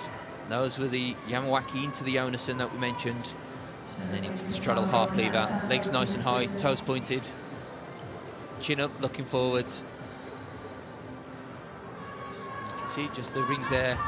To and fro, moving forwards and backwards, always makes it so difficult to control. And the score in there for Shante, it's a 12.05. And considering the fall, you can really see the potential in that routine. So not her day today, but certainly an exciting prospect for the future. Next up, we've got Ellie Lewis. She is from Club Cymru, represents Wales, and was another member of that Junior Europeans team last year. She was bronze medalist in the 2024 Junior British Championships here on the bars. And cleanly and smoothly navigates that straddle Jaeger. All important release and catch. Lovely straight arms when working on the bars. That's something that can really set the gymnasts apart. Really good, clean execution in this routine. Kicks up high into the double back. So not the highest difficulty routine we're going to see here today. In fact, the lowest difficulty of our qualifiers, but you can see how she's really capitalising on having a high execution score for that routine. You can see the legs are locked together, beautiful toe point, and super straight elbows on all of her skills. Tiny hop on the landing, and a very, very clean routine for Ellie. Well, it's a score for 12 for Joshua Nathan. It's slightly down on qualification. As I say, didn't quite have the same level of difficulty as perhaps other gymnasts. But well performed nonetheless. The next gymnast up from Leeds Gymnastics Club. Fresh from a silver all-around medal yesterday. First year senior as well, so you would expect that level of maturity, that strength development to come probably a little bit later on in his career, considering he is only first year senior. So doing well to make the rings final. You can see why in terms of those beautiful lines. Good swings to handstand. Oh, fortunately there, he just drove his heels that little bit too hard as he was trying to get to that handstand position, and then wasn't able to regain that balance. Unfortunately then had to fall over the top. Very difficult to stop that swinging element immediately in a static handstand position when you are swinging backwards and forwards. And the gymnast, I should imagine, feeling pretty tired after the all-around success yesterday.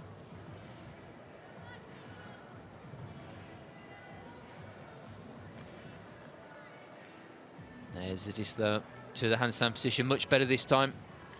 Into the dismount, double twisting, double back. Excellently performed dismount, just a small hop on the landing, the small step. Fortunately, wasn't quite the routine that he was after, but we will be seeing him in the back half of this competition today, later in a couple more finals. Here's the dismount, 2 twists, 2 somersaults in the top position. Opens out, just a small pace on the landing. And the score is in for Ellie Lewis, 12.45. A tidy and clean routine. No doubt she'll be happy to have gone through. And next up, we've got Tegan Trafford, who is another gymnast who's going to be showing us some pretty high difficulty. It was a 5.3 D score she showed in the all-around competition yesterday. Starting with a nice quiet clear to handstand, and then nicely through the toe on at full turn. Working well from high to low. And using the Shap half to get herself back up to the high bar. I think this routine's looking a little bit cleaner than it did yesterday. Nicely through the blind turn into the piked Jaeger. And using that hop turn into the double front dismount. Oh, and just the paces forward at the end. Might have been feeling a little bit tired, pulled a bit too hard. And there will certainly be a few tenths the judges can take on that dismount. You can see there the piked Jaeger, a little bit of flexed feet and bent legs. And the elbows there. The judges will have opportunities to take deductions, but you can see pulled and really cowboyed to get that double front around. Did well to keep it on her feet, actually. Well, Jonas Rushworth there scores 11.2 for his rings routine. Our next gymnast, already seen him once in the floor final. Adam Tobin, representing Notts Gymnastics Academy.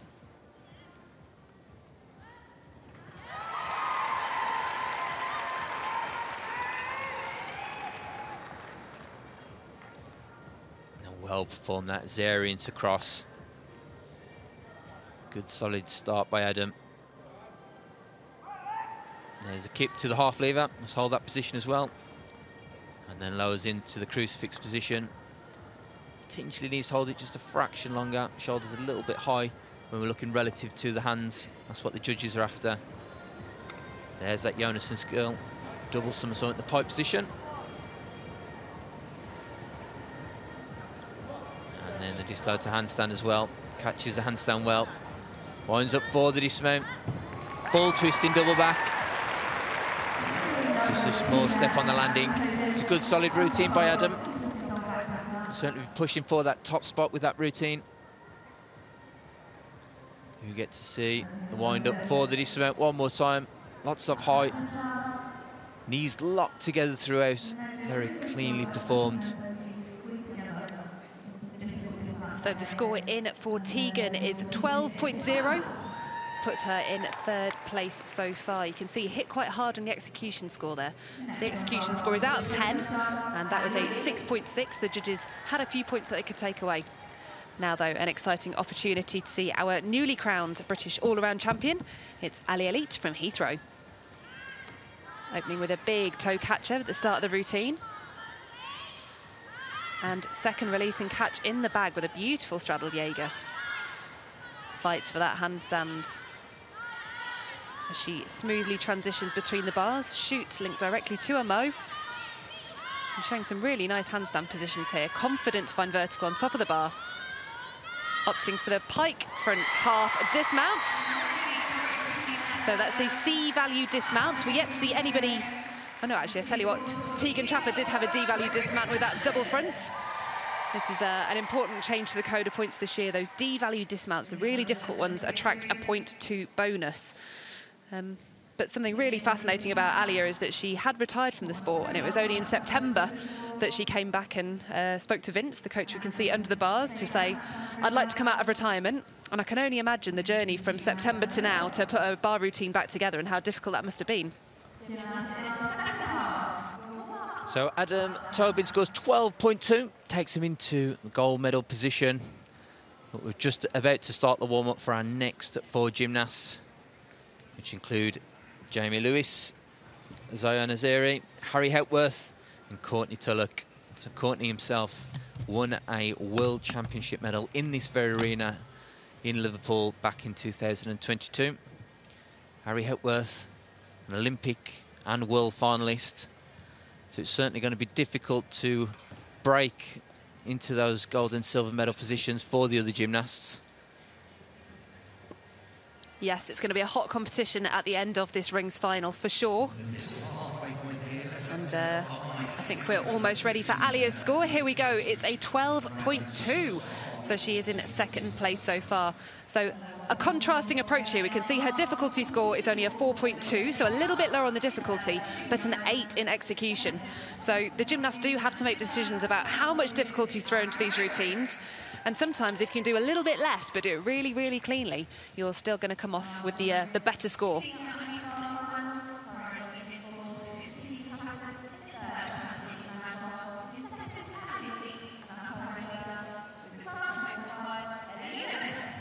I always find it quite fascinating, Katie. Typically, you tend to see the women do a little bit more in their first touch warm-up than the boys. It's definitely a different approach, isn't it? It's a fascinating thing, whether it's the touch warm-up or if you're in a warm-up pool at a World Championships, the approach is always quite different. I always think the boys look quite casual, but I think, you know, they save the straight legs and pointed toes for the routines, right? Well, maybe it's just conserving energy is what I like to think.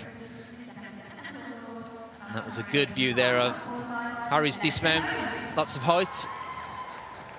And then he threw the ring so hard that they're currently stuck on the rails. Just giving the coaches something to do, isn't it? Trying to fish the rings back off the wires. We do like to think that the coach's job, once you get to that competition, is a little bit less, perhaps minimal. If the gymnast knows what they're doing, what they need to perform, it's just going to be very, very few tactical sort of little inputs here and there. So it is interesting you mentioned the difference in the warm-ups. Obviously, rings is an incredibly physical piece of apparatus. The lactic acid build-up these guys get from the incredible strength holds they do. So really, you probably don't want to do too much at all in that touch warm-up, do you? Not really, because particularly if you're competing first, you're going to have minimal time to rest, to recover. So really, it is just about feeling the rings. So Courtney Tulloch, as an example there, just warmed up his triple back. So that's not going to tax him in terms of energy and expenditure in terms of that muscle strength, but it did give him a good opportunity to feel the bounce of the rings, feel the bounce of the platform, and also the landing mats as well, just help him prepare himself for that landing, because when you're doing 3 somersaults, coming down from height, lots of rotation, you need significant leg strength to catch that dismount, and particularly even more so if you're going to nail it without any movements and get that 0.1 bonus. Yeah, and as you mentioned, that could well be the separator between our top ring workers today. As so often it is the case in finals, it's that stuck landing that makes the difference, but with that 0.1 bonus available as well, it just ups the ante. Well, Jamie Lewis will be our first competitor competing on the rings. Already competed on the floor and just picked up the pommel horse title. So an excellent weekend so far. He scored 12.85 in qualification yesterday, which a similar score today would take him into the gold medal position. Now you can see coach just helping the gymnast re-grip, get their wrists over the rings. That just helps, just from grip purposes, right at the start of the routine, and then coach helping just to steady himself, make sure there's no extra swinging. And there's the kick to the Maltese. A little bit high coming in, but well held. Held it for the 2 seconds. And then there's the top planche. Again, came in a little bit high, but then was able to recover. Held it for 2 seconds, and then lowering into the crucifix position. A good range of strength elements there. You had the Maltese, the top planche, and the crucifix. And now showing what he can do with the swinging elements as well. And this is make sure it's important to have a mixture of both. And obviously then the all-important dismount as well, which is winding up for right now. 2 twists, 2 somersaults. Another clean routine by Jamie Lewis. He's on fire this weekend. Doing an excellent job moving steadily from apparatus to apparatus. Well done, Jamie. He really is having a blinder at these British Championships, isn't he? Well, you get to see another opportunity here. Passes through that handstand position as he winds up. There's the dismount. The knees are locked together, feet together, so there's no deductions there. Just perhaps a couple of steps on the landing, which is where the judges will then make a mark for execution. So now our second opportunity to see Frank Stone, this time taking to the bars. And these next few routines are going to be really interesting because they were not separated by a lot in yesterday's qualification. Really beautiful close bar elements from Frank, using the Stolder and Endo positions to her advantage. Lovely work through the piked Jaeger. Working hard on that shoot to try and find the handstand today. The biggest difference she could make to improve this score from yesterday, though, oh, I was going to say would be the dismount, but unfortunately just missed the timing on that Mo. Can take a moment now to reset. Really just the dismount left to go. So it's a new dismount. Ah, interesting. So I guess having not quite gone to plan, decided it wasn't worth the risk to compete the new double front dismount she showed yesterday. But a good choice. I think she's going to have a busy year, I sense. So if she can save herself a little bit here today, it's not a bad idea. You can see the full turn at the end of the routine. You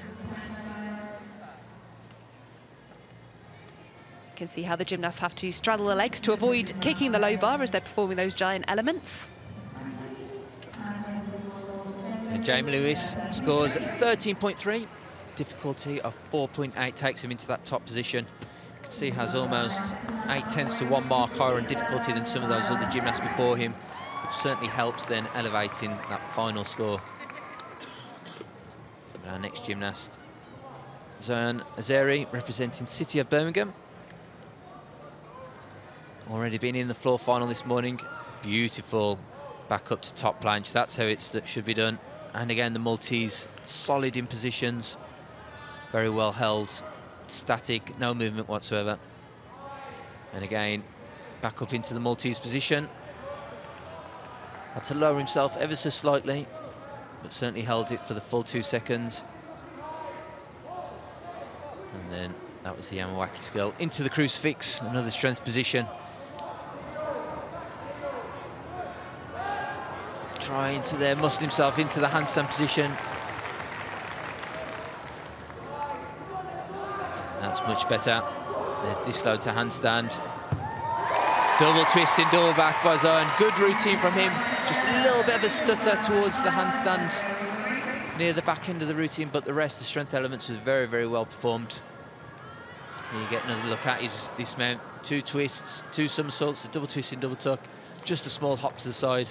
See, coach looks happy, perhaps even more happier than Zohan, but I think that was a good routine for him. Yeah, that ever in the middle was a real shame because the strength holds at the beginning of that routine were phenomenal. You can see physique is certainly built for the rings.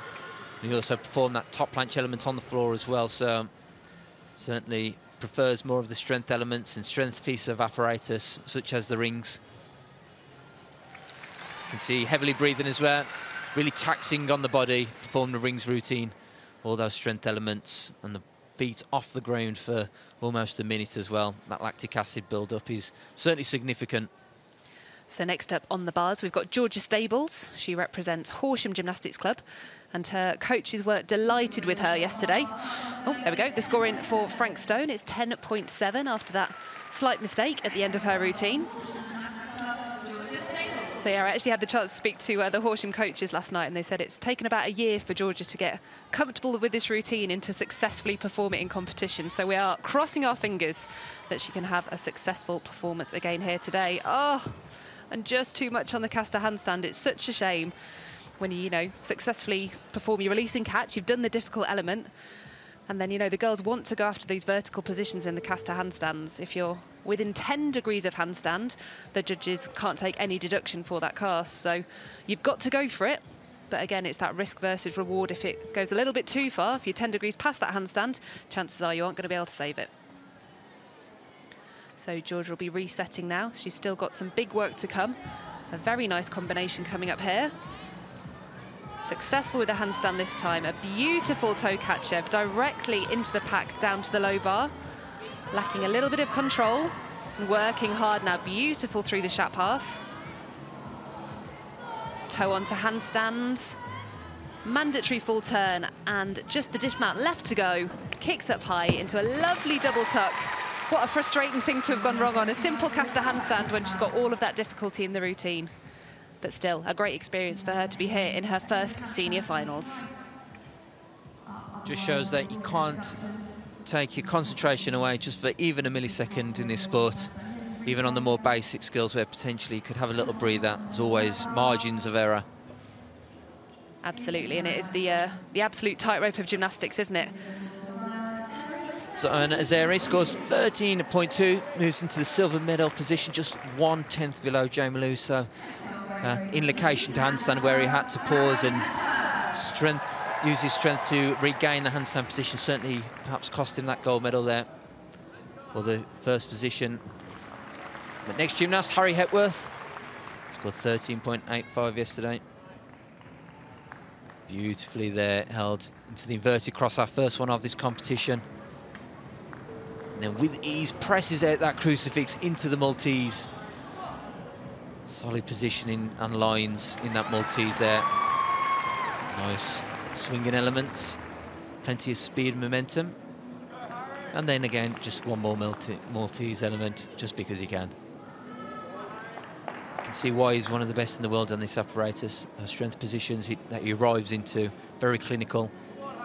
Well held into all the positions. Not too bad on the swinging elements either. And the dismount is equally as good as the rest of the routine. Double twisting, double back. Beautiful routine there by Harry Hepworth. Fist pump to the crowd. He knows that was a good routine. You could see there that Maltese element, just how flat he was. And then kips into his swinging elements there, the Onison. That's a double somersault in the pipe position. Steadies himself in handstand. Good routine by Harry. So the score in for Georgia Stables is 11.1, which means that Ellie Lewis, who's currently sat in first position, is guaranteed a medal. The only question is, what colour will it be? And Emily Roper from Piper's Vale is the next gymnast to try and rise to the challenge in this bars final. Really lovely work on that toe full, completing the turn right on top of the bar. And a beautiful, clean pack somersault as she transitions from high to low. Using a very efficient technique on her shap. Smoothly through the straddled Jaeger. I'd imagine just wants to top turn and get off the apparatus now. Can we see a big dismount? Yes, we can. Full twisting double back. So, as we mentioned earlier, that D dismount will attract a 0.2 bonus, and that is certainly going to be a contender for a medal here today. A great routine for Emily Roper. The Roper twins are a fantastic story because they have kind of come up through the ranks as a little bit of a dark horse, and it's only when they've become senior athletes that they've had a real impact on the British stage. And it's great to see that we have gymnasts developing and coming through all ages and stages of their gymnastics. So Harry Hepworth, thumbs up there, gold medal position so far, 14.3 from him. That is an increase on yesterday's score. So certainly laying down the gauntlet for Courtney Tulloch. Very experienced on this apparatus now, competing internationally for Great Britain for over a decade, winning medals at major championships on this piece. So certainly knows what's required to walk away with the gold medal. Interestingly, it was Harry Hepworth who won last year's title. Courtney will need a 14.3 plus to regain that title this year. And here you can see Zarian all the way up to the top planche. Beautiful positions. And again, rolls back round to the Maltese there. Very well held, excellent lines. There's a swing to the handstand. There's a top planche, just ever so slight toe flutter at the end. This is good work here by Courtney. Rolls back round to the Maltese, shoulders a little bit higher than his feet there. If you're being really, really picky, that's what the judges will be picking up on. But the positioning of those strength skills, excellent. Here comes a triple back, almost sticks the dismount. Wow. Big routine there by Courtney Tulloch. You can see the crowd absolutely love that triple back.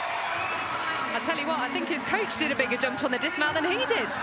Anthony Wise and Scott Hann there, super happy with Courtney's performance. To perform a triple back dismount at the end of the routine with all those strength elements is some going, that's for sure. Here we get another look. There's one, there's two, there's three. Almost catches the dismount for the stick. Great work there by Courtney. It's going to be close. And a fantastic score in for Emily Roper, taking the top spot for now. It's 13.05. So there's only one lady who can take away the gold medal from her. And boy, oh boy, is she going to get a big reception. There we go, a big cheer from the crowd. So Jess, our top qualifier yesterday, with a score of 13.4. So if she can repeat that performance, she could be finding her way to the top of the podium here today. Efficient with the hop change and beautifully through the piked Jaeger. Fantastic in the straddle catch-up half and works hard through that éjeva, but finds a way to make it work and keeps the rhythm going. Nice in the Shap, directly linked to the pack salto. Shap half to go now, has to keep the concentration. Oh, bit of a leg separation, could be costly. Full turn in the giant, kicks up high into the double back. And a hop back on the landing. Oh, do you know what? I think this is going to be close. I think there were a couple more form errors than we had yesterday. That leg separation and the hop on the dismount could be what makes the difference here. But do you know what? The crowd here in Liverpool don't care about the score. They are just delighted to welcome Jess Gadarova back onto the competition stage. There's the catcher with the half turn. Had to work really hard on that éjeva. Definitely a bit of a deduction there. It kind of went round the side rather than over the top. So definitely a bit of room for deduction. Cleanly through the Shap though. Jess has had lots of time to work on her bar work since her ACL repair last year, and you can see it's paying off. And Courtney Tulloch, 14.35, a world-class score there by Courtney Tulloch. Takes him into that gold medal position. Less than a tenth higher than Harry Hepworth, but it's all smiles. All smiles and well-deserved. I think the King of the Rings is back, and it's great to see him here in Liverpool. Certainly is. Harry Hepworth, interestingly, was 2/10 lower on difficulty today, so he opted for a less difficult dismount. He performed the double twist and door back in the tuck position rather than the straight that he performed yesterday. And obviously those 2/10s, maybe that was because of being a little bit tired second day of performing. But that did open the door for Courtney Tulloch to move into that gold medal position. Oh, I really wish you could have seen the crowd at the same time that Jess was waving then. There was about 200 people waving at Jess Gadarova. As I said, so many fans that are just delighted to see her. And she's cheering up the crowd, yes. That is the Jess Gadarova that we know and love. The only thing that remains to be seen is she going to be taking home the bars gold or silver? I think that's where she's going to be finding herself. Can she take the top spot? I'm sure the crowd will raise the roof if she does. or will she be held into second place by Emily Roper? Emily had 0.1 more in difficulty, so it's going to come down to Jess's execution, and I do think there are a couple of places the judges could deduct today. Waiting patiently for that score. The judges are still working hard. As Becky Downey mentioned in an interview, though, I'm sure she won't be too bothered about the results here today. It really is about dipping her toe back in the water, getting used to competition, and just getting your hand back up in the air. You can see Sister Jen there as well on the competition floor. Unfortunately, recently suffered an ACL injury herself, and will be following a similar road to recovery. And here we go, the score in 12.7. So Jessica Gadarova takes the silver medal here on the uneven bars. It was just that execution score that separated her and Emily. But so exciting for Emily Roper to be our 2025 bars champion. Really great to hear the crowd reaction to another fantastic final. Sam, Sydney, can you still hear down there? It's incredibly loud in this arena, Katie, but what a rotation we had right there. And on the men's rings, it really was that showdown between Harry and Courtney, and it was difficulty that ruled the day. Courtney came out on top. He landed that triple back somersault and won by the finest of margins in an amazing rings final. It was a similar story over on the uneven bars. I don't know who was happier to be here, Jessica Gadarova or the crowd watching her. It really was loud down here. But she did take the silver medal position, as Katie mentioned, just a few more execution errors. But it does see Emily Roper take her first British title, which is incredible for the young gymnast from Piper's Bell. And Ellie Lewis in the bronze medal in her first senior apparatus final takes home a medal. And we saw her walk past the studio and she was just delighted. We've now got a bit of a break in proceedings, so we're going to get ready to welcome Ayrshire Acro gymnastics team to the floor to perform a display for us.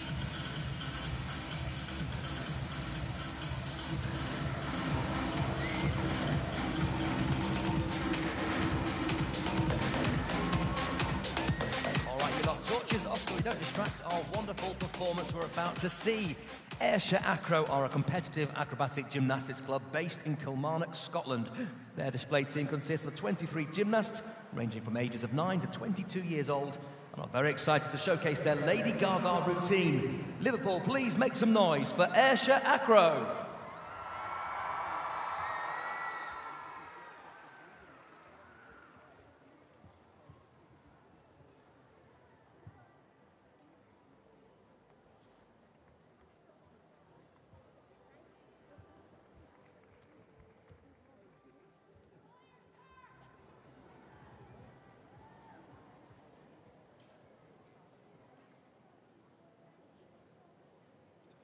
Gaga, ooh la la, what's your romance?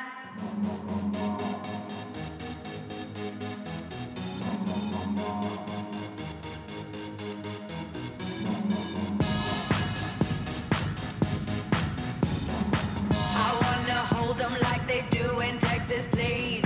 Fold them, let them hit me, raise it, baby, stay with me. I love it.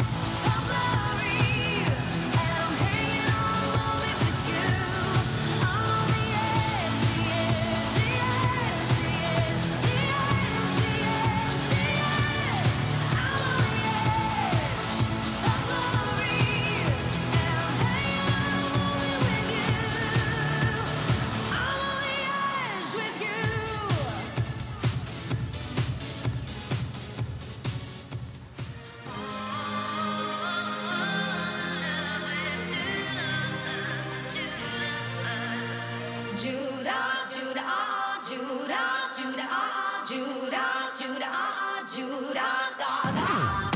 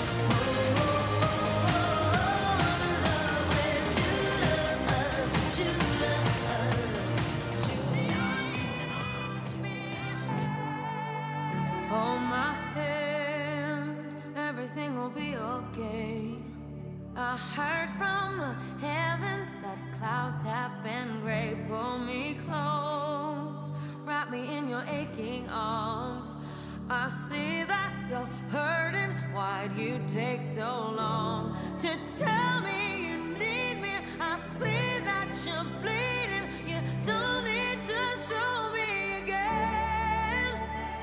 But if you decide to, I'll ride in this life with you. I won't let go till the end. So bright tonight, but don't you let go of my hand. You can cry every last tear. I won't leave till I understand. Promise me, just hold my hand. Hold my hand, hold my hand, hold my hand. I'll be right here, hold my hand.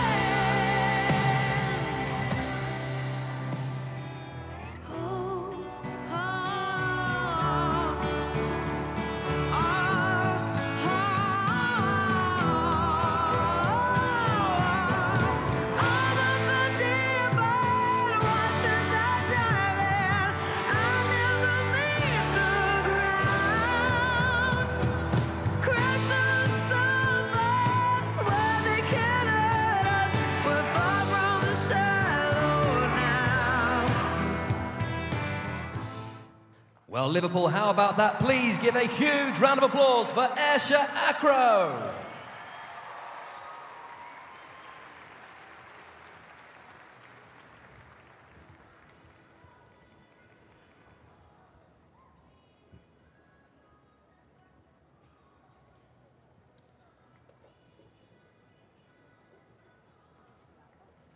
A brilliant routine there from Ayrshire Acro Club. It's a fantastic way to bring in loads of different elements of gymnastics, and it definitely got the crowd going in here. It did, Sydney, and we're in for a treat. We're going to take a look now at the final two rotations of the incredibly exciting competition from yesterday.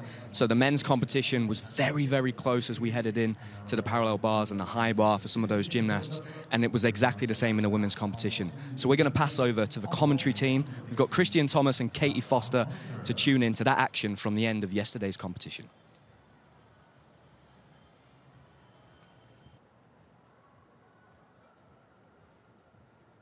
But right now we're headed over to the beam to see Emily Roper.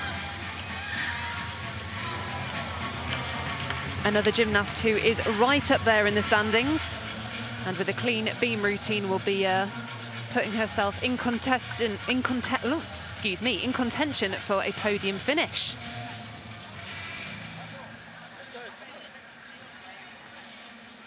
Emily is a very experienced competitor.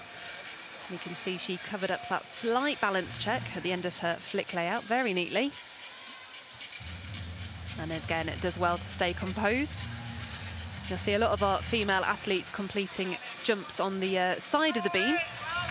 Any jump that you perform facing sideways does get a 0.1 increase in its normal difficulty value. Of course, it is pretty tricky to land back on the beam when you can't see it underneath you. Emily's looking very calm and composed here, making her connections, making sure of all of these landings. Just little balance checks on most of these skills, though. Could be interesting to see how those 0.1s add up as we get to the end of the routine. And just a full twist to finish with a pace backwards. So ensure she doesn't incur that GB deduction for having less than a B for her dismount. Steadily through, and I'm sure she will be pleased to have completed her British Championships all-around competition. And delight from the coaches of Piper's Vale as well. It looks like the judges are still deliberating Jake's score. I mean, I wouldn't fancy judging that routine. Just counting the number of twists is needs a maths degree in itself, I think. It's a complicated job, isn't it? Especially when they're doing lots of combination work and there's different bonuses that are applied. It's a difficult job, but the judges have got to take their time and make sure they get it right. Certainly, and it does give Joshua Nathan, our next gymnast up on floor, just a bit more time to compose himself. You can see him there taking a couple of jumps on the floor. Again, just to get a feel for it, get rid of those last bit of nerves.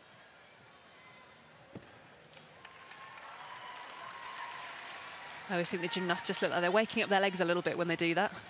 You might have had a little bit of a wait since the warm-up, or you've been sat down maybe waiting for your turn. So let's hope his legs are awake and ready to go now. Well, I can tell you Jake John scored 12.65 on the floor. So not the sort of score he would have wanted. But Joshua Nathan next up, handspring double front to start.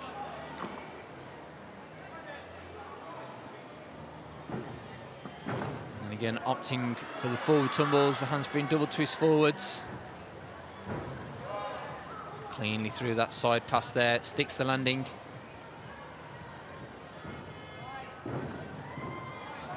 There's the 2.5 twist. And you can see here now on this 6 apparatus, the gymnasts are starting to get tired, and perhaps a few uncharacteristic mistakes there, particularly on those combination tumbles that require your legs to be strong and also have plenty of energy in them. That's nice though, that's the manner.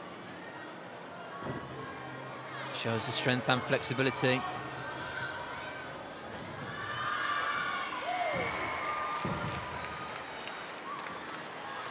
See there, his eyes fixed on the corner of the floor. Make sure when you're doing that balanced spot where you want to look and stay fixed there. Double tuck to finish. Joshua Nathan cleanly through his routine. So again, didn't quite have the same level of difficulty as some of his apparatus, and not quite the D-value dismount at the end as well. That's some of the other gymnasts competing. I can tell you that Emily Roper's beam score has popped her up into the top spot. 49.6, now the target that our gymnasts are chasing. It's kind of the magic 50 that the girls are after, and we thought it would be a score of around 50-51 that could take the title here today. So Emily finishing on at 49.6, just shy of that 50 mark, but I'm sure that will keep her up high in the rankings. Get another look here at Joshua Nathan's floor. That was a handspring double front, cleanly through. And then again was his second floor tumble, handspring double twist. Here's a side pass, clean landing, joins those heels together. This was the tumble here where you could see his legs just start to buckle. Certainly the tiredness. Apologies, actually, this was the dismount. Small hop on landing from the double back.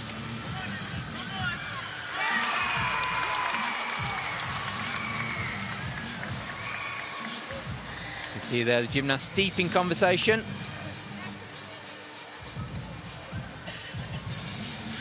I always love the competition debrief. Straight after they've come off the routine, they've immediately got to get into it, haven't they? Absolutely, that's the hot debrief, where the emotions all come out at the same time. For sure. And it looks like we're going to be heading back over to the beam now. This is Abby Roper. Mounting with a tuck front somersault. That's a D-rated skill. And a risky start to the routine, but it looks like it's paid off. Abby clearly a fan of these forward somersaulting skills, as she uses the front somersault on the beam as well.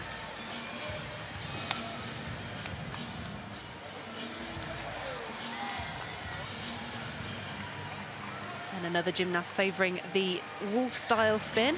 Oh, and unfortunately just not able to get that foot back on top of the beam at the end. So it's that risk versus reward again. Obviously, as you add more rotations to these spins, they do get a little bit trickier. But so too does the value increase. Oh, and off the beam once again on her flick layout.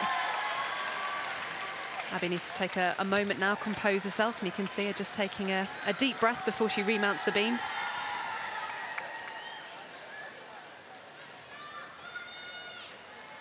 Such a difficult thing to pick yourself back up after you've made a mistake. And having to think carefully now to ensure she connects a couple of leaps. No doubt we'll have a backup plan for that dance series. Smoothly through the free walkover. And here we go, backup plan in motion, using a split jump to W jump. Just the dismount now to go. And I can tell you, for those wondering, that Alia has just landed her vault as Abby securely puts that 1.5 twist to her feet. Hopefully we're going to be able to see a replay of Alia's full twisting Yurchenko that she's just so confidently performed in her bid to take this title here this afternoon. And here we go, expertly done by the production team. Must have known that I'd like to see this one. So there you go, Yurchenko entry, a sky-high full twisting straight somersault. Just a tiny hop back on the landing, and she's got to think that she's got half a hand on the trophy at this moment in time. A fantastic all-around performance, beautiful, clean gymnastics. And it is a 52.2 all-around score for Alia Elite, 13.25 earned for that vault. An incredible performance, and it looks like that trophy could be headed back to Heathrow after this weekend, but there is still one gymnast who might have something to say about that. That was a quick look back there from Jonas on his vault. The double twist. He was cleanly through, so that certainly kept him competitive. Trying to attain a top spot, would certainly in amongst the medals, which would be brilliant for him, his first time competing as a senior. And then his teammate, Luke Whitehouse. You can see the 2.5 twist opens out well, and just a small hop forward, so a good vault there by Luke Whitehouse, also to complete his all-around. You can see there's some heavy strapping on the ankles and the feet, quite common for the gymnasts. Quite often that's a preventative measure, isn't it, rather than specifically being for an injury, but the impacts that they're taking, whether it's the tumbles, the vaults, or indeed the dismounts of apparatus, it's just a lot of force going through the body. Absolutely, and that's something that the body has to handle over a number of years and make sure that the training volumes over that period of time gradually prepare the body for some of these high impact skills that we see now, particularly as you turn into a senior as well. All that work and training and preparation, physical preparation in the gym as a junior, this is where it starts to pay dividends, and hopefully in turn then your body's that little bit more resilient for the all-around competition. For sure, managing workload is a challenge for coaches and gymnasts alike. Well, our next gymnast up on the vault, representing Leeds, Michael Goddard.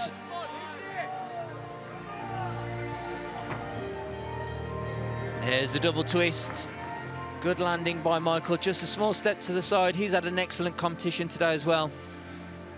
You can see there's that hot debrief we mentioned earlier. Smiles, hugs, that's what we like to see. Suggests that the competition's gone well. I tell you what, that looks like a proud coach to me. Tom Rawlinson's looking really, really chuffed from there, isn't he? And it's nice to see when all that hard work comes together and you deliver the performance you planned for. Aha, and we finally get to see the wonderful Frank Stone over on the bars. Now, for me, Frank's got such a fantastic story. She had her first British Championships in the post-COVID moment, so we had that kind of weird one that wasn't in the arena.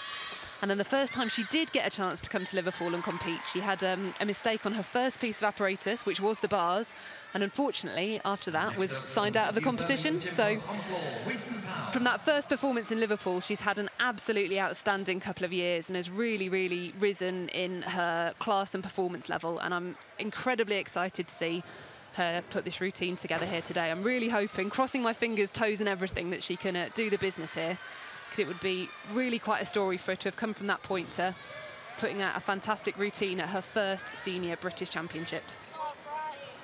She is a super close bar worker, and beautifully through the Stolder and Endo section of her routine. Secure on the Jaeger somersault. A little bit shy of handstand on that shoot down, but works through it well. You can see she's just got such beautiful lines, stunning toe point. Super full turn. Just the dismount now to go. Half turn. New dismount for her this year. Kicks up high into the double front. Oh, does well to keep that on her feet. And you can see coach there, Jenny Clay. A warm embrace and a fantastic routine for Frank. What a story, and what a rise she's had over the last few years in these British Championships. I'm sure all of the team at Amber Valley will be so proud and delighted for her to have put this competition routine together today. Some of those in-bar elements, the endos and the Stolders, are certainly some of the best I've seen, not just in the women's, but also the men's as well. They were excellently executed. Yeah, she's always been quite a clever gymnast with those skills. Coming up through the age group competition, she's always been very good at building her difficulty using those. The endo, a particularly good one because it's risen in difficulty in this new code of points. As I mentioned, that shoot down to the low bar, just a little bit shy of handstand. There'll be a 10th off a difficulty there. But this new double front dismount, a fraction under rotated, but oh my goodness, she looks delighted to have put that to her feet. And a hug there as well from Welsh coach Liv Brill. Frank's nominated to represent Wales. And like we said, it's going to be a really tricky Commonwealth Games team to make next year for this Welsh squad. I've got a sneaking suspicion she's going to pop up into the silver spot. But while we're waiting for that score to come through, we're going to hop over to floor and check out Corinna. She represents Abingdon Gymnastics Club and is a fantastic floor and vault worker in particular. Always has a floor routine with fantastic dance and expression.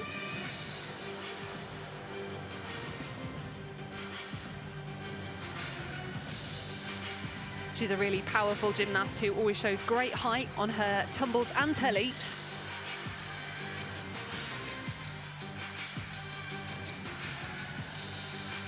Performing here to a Mission Impossible style floor routine and performing some impressive feats while she's at it. Creative choreography. If you can engage the judges and make them smile, it always helps in these floor routines.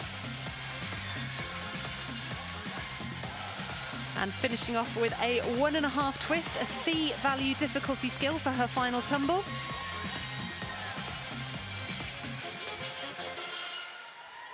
Big well done to Corinna on her final piece of apparatus.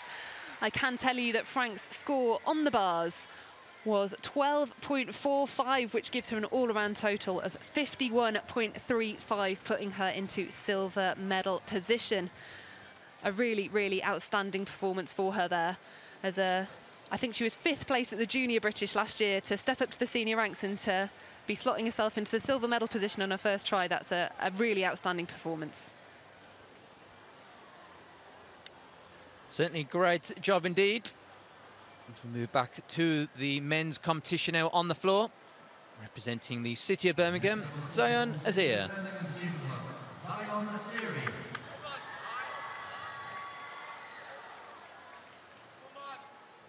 Came and stuck a little bit right at the start of his competition on the pommel horse.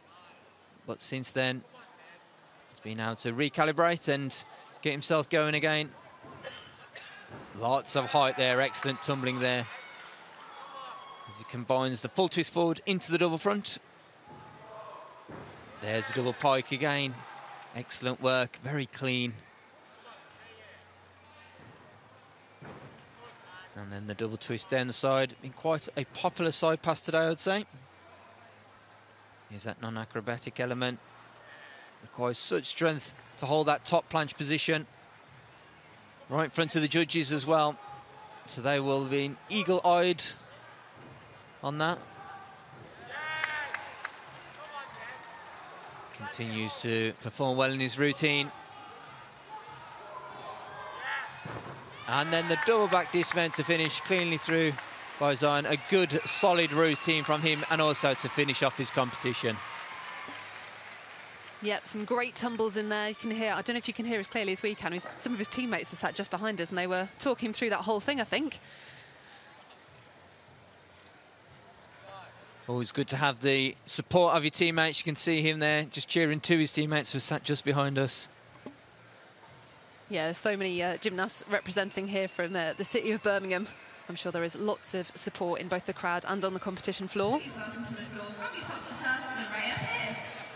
As we get a chance to see Soraya Pierce from Uttoxeter.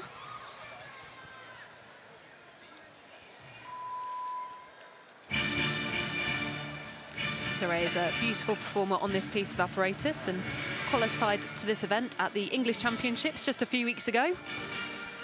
Opening with the split jump full turn.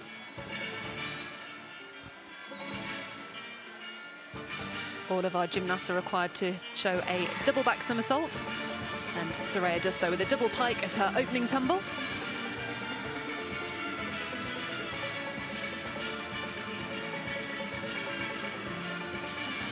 Then taking off that forward somersault requirement through to a double twist as her second pass.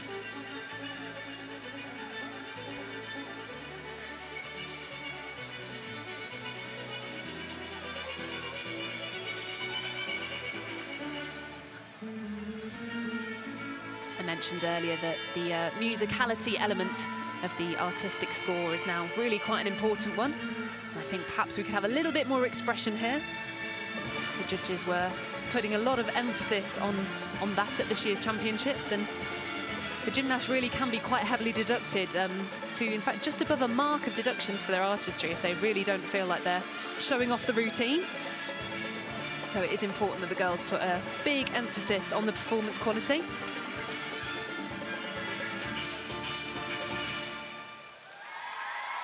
Cleanly finishing the routine and her competition here this afternoon. And I hope we're going to be sticking with the floor because we've got an important routine coming up next. We've been talking about him all afternoon and now is his time to try and take the crown. It is indeed. I've just been trying to quickly scroll down and work out the maths of what he needs. I think it's around a 12.5, which is certainly doable for a gymnast of his ability and level of difficulty of his routine. Currently, Jonas Rushworth is sitting in top spot with a score of 78.85. All eyes on Jamie Lewis.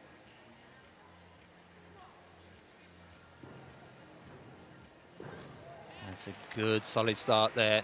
Combining, he's had to wait a while, his last gymnast up on this apparatus. Double pike somersault, very clean, lots of height. Spotted the landing and the floor well. And there's the double twist. And into some of his flare work. He started his competition on the pommel horse, where certainly one of his better apparatus. You can see there he excels as he transfers it over to the floor. See there the big breathe. Very nicely, the 2.5 twist backwards immediately into the straight front forwards. That's the combination tumble. A couple of gymnasts before him came a little bit unstuck on, possibly due to some tired legs and tired bodies out there. You can see now, prepares himself for the final tumble. There you have it, 2 somersaults with the full twist. I'm pretty sure that's enough there, and a new British champion. Gives himself a round of applause, and rightly so. What a fantastic performance. The pressure was really on then to deliver with that routine. He's had a bit of time out over the last couple of years, but crikey, you wouldn't think it watching that routine, would you? Indeed, and also, I guess it's been referenced a few times, winning the English Championships a few months ago. That can certainly put you on a good path to building on that momentum, but equally, at the same time, it probably adds that little bit more pressure as well, but he's handled himself extremely well so far today.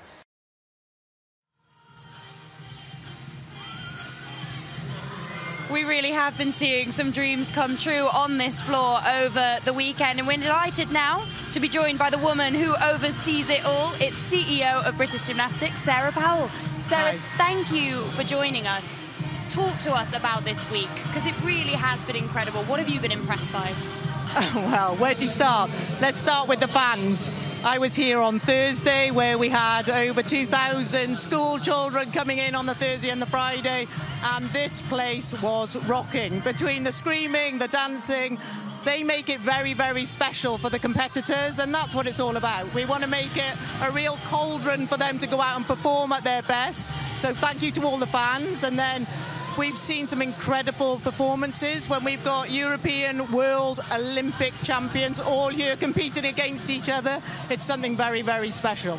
And Sarah, you talk about that Olympic success and the success of the whole gymnastics team in Paris 2024. What impact do you hope that's going to have on that next generation, some of which we've seen today competing at the British Championships? Well, that La Bercy Arena was something special, and to see those superstars coming through, some new superstars coming through with our older generation performing so well. They're about inspiring the next generation. We're seeing our under-14s, under-16s competing here. They can see Olympians alongside them. That's where their dreams will come true and their ambitions. And over the next 4 years, Sarah, as we build into that LA Olympics cycle and the Olympic Games there in 2028, how do you hope to grow the sport, and what are the key areas that you're focusing on? Well, fundamentally for us, it's about that first introduction to gymnastics, so recreational opportunities. We have a Rise Gymnastics program, which is about that first introduction to gymnastics. Then we work with our schools and working with our clubs to make sure that these young kids that see gymnastics today can go into a local club and enjoy the sport. But that pathway's clearly been working, because we've seen a number of first-time seniors making their debuts here, and they've really impressed. They've won a lot of medals. That must be really rewarding to see as an organisation. Oh, the talent pipeline is phenomenal, and what that means is that they keep pushing each other. You can see the standard continuing to rise, like Courtney just coming through on the rings to win that gold, but it was so competitive with Harry. But they're like, as they say, they're a band of brothers. They come together, they compete really hard out here in the arena, and then they go outside and they support each other. So just raising that standard and seeing the talent coming through. And, you know, I've got to mention Jess. Jess coming back today, the fans absolutely adore her, but everybody's pushing her as well. So to see 2 new British champions, incredible.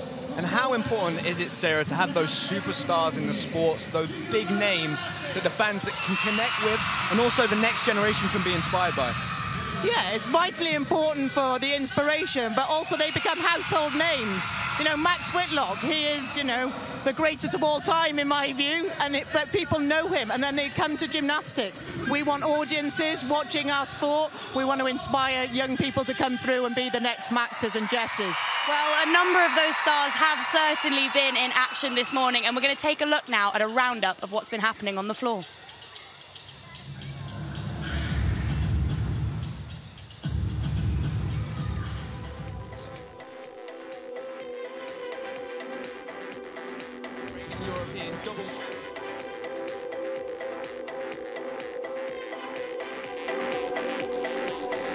From Luke on the floor exercise. And a lot of these gymnasts are having to go up and back down. As we mentioned earlier, this is not an all-around competition. There are a lot of titles up for grabs today. How would it be having to cool down and warm back up, Sam? It's very challenging, Sydney, and what we're going to see here is the real experience of those athletes that have got that experience in competition, competing at major events back to back, day after day. They're going to really shine through, and we are starting to see that fatigue set in with maybe some of those younger gymnasts that don't have that experience. It was quite clear to see on the rings there, Courtney using all of that difficulty. We're going to see his triple back right now. Just an incredible skill. Really amazing to see that construction of his routine and see Courtney engaging with the crowd. Yep, and as Sarah mentioned, those first-year seniors have really been impressing. We had Emily Roper taking the title on the bars, and I think you could see the delight on her face. She's competing against her idols like Jessica Gadarova here, who was delighted to be on the floor, giving a big wave to all of those fans and really geeing them up. You can see Emily here, she's just really taking the competition into her stride. She's had 3 apparatus finals today. That is a lot for quite a young gymnast, isn't it? Yeah, huge amount of gymnastics to do in a weekend, and the coaches will have worked with her very closely in managing the load and making sure she's in her best shape, ready to perform really well. Well, Sarah, I think you can safely be pleased with what you've been seeing on the competition floor. Thank you so much for seeing us here in the studio. And last night, we also had a bit of a teaser as Sam Oldham, sat next to me, was inducted into the Hall of Fame. And I think, Sam, you have to talk us through this journey a little bit, because it has been quite a long one. You were just 19 when you went to London. Yeah, that Olympic dream for me started watching the Athens Olympic Games on TV. That was the first time I ever saw gymnastics on the television, and for me, I was incredibly inspired. But at that Olympic Games, there was no one from Great Britain, so for me, it was almost an impossible dream at that point in time. Now we have so many Olympic medalists, world medalists, European medalists. I can't even think of all of them, which is an amazing place for British gymnastics to be in, and it was just an incredible journey to be a part of. Well, you're one of those special gymnasts who had the same coach all the way through their journey. Talk to me a little bit about that relationship with Sergey. Yes, Sergey was like my best friend. I often joke that I had 3 parents growing up, and he didn't just teach me about the gymnastics side of things, he also taught me those life skills, and I'm incredibly grateful that Sergey taught me the gift of gymnastics. He gave me that gift, and I use it today as the vehicle in everything that I'm doing, my coaching, the work I do in schools. And for me, yeah, that partnership with Sergey was so important and so integral in my life. And last night, Sarah, we inducted him into the Hall of Fame. Sam, what does an award like that mean to you? It's a massive honour. I certainly felt a little bit out of place reading the names of the gymnasts that had won that award in the past, but for me, competing for my country and representing Great Britain was always the thing that made me the most proud. So to have been given an award like that in a room full of a lot of my peers, and to be introduced by Kristian, that meant an awful lot to me, so it was a massive moment. And Sarah, he is one of those stars of the sport, even if he's too modest to sit here and say it. He is very modest. He spoke extremely well, but we need to recognise all the achievements of people like Sam in 2012. That was a moment for gymnastics. That success has propelled into this success. So a huge thank you to you, Sam. Definitely feeling like a full circle moment in the studio here. Sarah, thank you so much. My pleasure. For joining us. Thank you for us. all that you Sam, do. We're almost ready to start our afternoon of action. We'll be starting with our men's gymnasts on the floor. Who are you looking forward to? Well, Sydney, it's going to be a real battle again between Harry Hepworth and Jake Jarman, our 2 Olympic medalists in Paris in 2024 in men's gymnastics. So we're going to look at the start list now of the gymnasts that we're going to have in this final. Well, eagle-eyed viewers will be able to spot that this start list is perhaps a bit shorter than some of the other apparatus finals that we've seen. Can you explain why? Well, the men's gymnastics, they're going to have to compete 2 vaults in this apparatus final. It's very, very difficult to do. In the past, we've had the Masters finals with some of the younger gymnasts, so the under-18s and under-16s. Vault is one of those apparatus that is very, very difficult to build those scores so that you've got those 2 vaults. It's almost like performing 2 sports, Sydney. So for some of these best gymnasts that we've got competing here, like Jake and Harry, they've had that time, they excel on this apparatus, but it's one of those apparatus that you really build into. You're not going to see many young gymnasts, the age of 18, 19, first-year seniors, maybe competing in this final. It really is those guys that have got that experience and have had the time to build that difficulty. Well, of course, Jake Jarman will be looking to defend his title. I know that Katie and Chris will be looking forward to that. Can you guys hear us? And what are you thinking about this final? Thank you very much. We can hear you loud and clear, and equally excited for the men's vault final. I think you've covered the big names there. We have got a current world champion in Jake Jarman. We've got an Olympic bronze medalist in Harry Hepworth, but that does equally mean that there is an opportunity for the 3 other gymnasts to make that podium. And we also know that on vault, it is a little bit of a lottery at times. It's all about those landings. Mistakes are made. The routine itself is done within less than 5 seconds. So there usually will be a few errors as well. It's fast, it's dynamic, which also means that there's high risk involved. So I'm looking forward to it. There's going to be plenty of somersaults, twists, and hopefully a couple of stuck landings would be nice as well. It certainly would. The difficulty these guys are warming up just now is phenomenal. So many twists, so many somersaults, so it really is going to be a lottery of who can keep their feet on the ground and keep their body upright as well at the same time. Well, our first gymnast who will be competing on the vault will be Theo Amari Achana, who represents Heathrow Gymnastics Club. Just as a reference point to the viewers, vault run up 25 metres. The vaulting table 1.35 m, that's set, that can't be changed. And also the vault run up can't be changed in terms of going past the 25-metre mark, but it's up to the gymnast where they take their run up from, as long as it's within that 25-metre boundary. A couple of changes as well in this new code of points on the vault. All vault tariffs have been lowered by 4/10. The idea of that is because most routines now have been dropped down to 8 skills. That means the score's going to be lower, so therefore vault also needs to align with those scores, meaning the tariff's lower. First gymnast, Theo Amari Achana. Here you can see there the full twisting Kazumatsu. Just the tiniest of steps. I thought we was going to have our first competitor and first stick bonus as well. I don't think actually on the men's competition we've had a stick bonus today, so it would have been nice to see, particularly on the vault. Yeah, the stick bonus hasn't played quite as much of a part as we thought it might this morning. There's been a lot of paces on landings, a little bit of hops, but I suppose on day 2 of competition, everyone's feeling a little bit more tired and maybe those sticks are harder to come by. Right, I think just there the little bit of tiredness, but also the jitters as well, a bit of nerves perhaps. It's always difficult as an athlete on vault to think, right, I'm going for that stick, because usually that does mean you've got a lot higher chance of falling at the same time. You've only got to get that opening of that timing wrong, and you could be falling backwards or tumbling forwards. Absolutely, and as we've discussed, the key to this gymnastics game is staying on your feet. So if you can take a little step or a small adjustment on the landing, you're always going to come out with a better score than if you take the fall.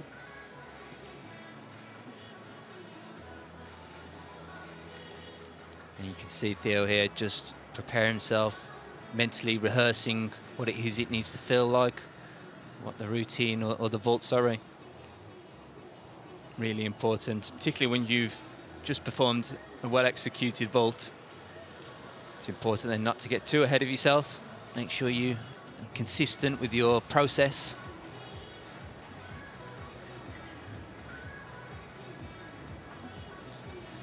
Just waiting for the score to come through. The vaulting score is the average of the 2 scores put together. And obviously also to make the vault final as well.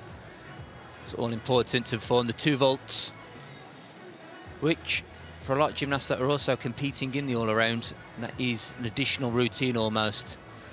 So can sometimes see why a gymnast doesn't always specialise on vault, because it is an additional physical demand on the body. I'm not sure why we've got quite such a long wait here, because it looks like on our system at least we've got a score in. So possibly just a little technical error.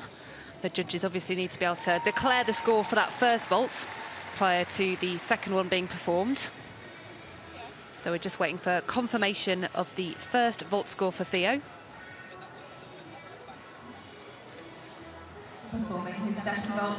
It does look like we are ready. Theo Amari Achana scored 12.75 for his first vault, 1/10 higher than from yesterday.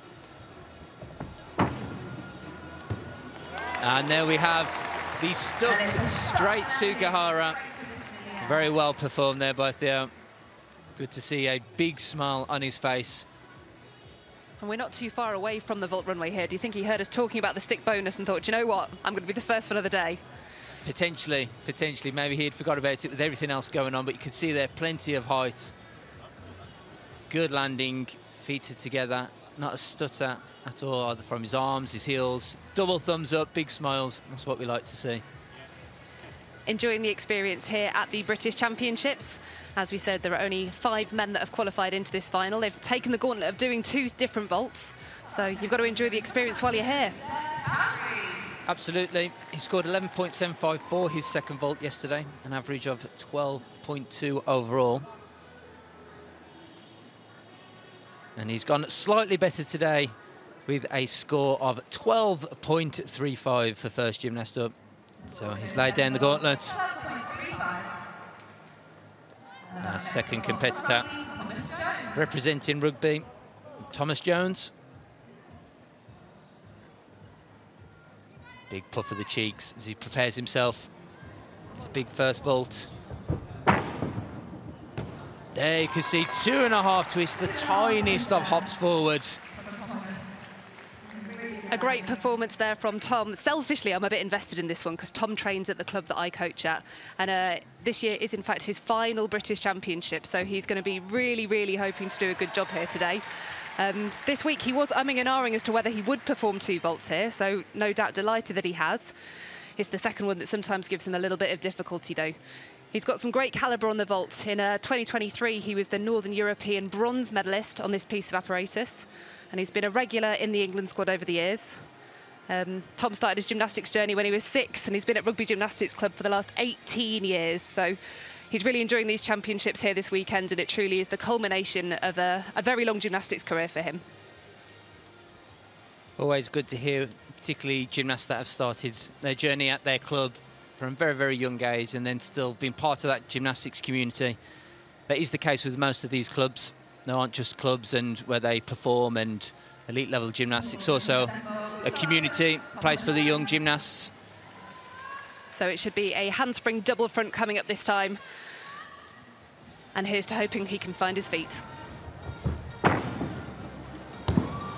Oh, you can see he just about held on to it. I think, I'd have to watch the replay, but I think his bum did touch the mat. Tucked a little bit early off the vault, which then meant that he got plenty of height, but then the rotation probably wasn't quite as quick as what he needed. Plenty of power in the run-up. You can see here, as he approaches the springboard. There you can see he tucks very, very early, which then makes it really difficult to hold on to. Yep, I'm pretty sure there the bum touches the mat, which obviously will be costly. But nonetheless, 2 very well performed vaults, 2 difficult vaults as well, I should say. And no doubt, there we go, Coach Sergey, who's been with him since the beginning. Delighted to see him represented here in these British finals at his final championships. He's a great role model for the younger guys in the gym and is such a hard worker in his training sessions. And you can see there, he scored for his second vault 12.6, which takes his average to 13.175. So currently sitting in that gold medal position.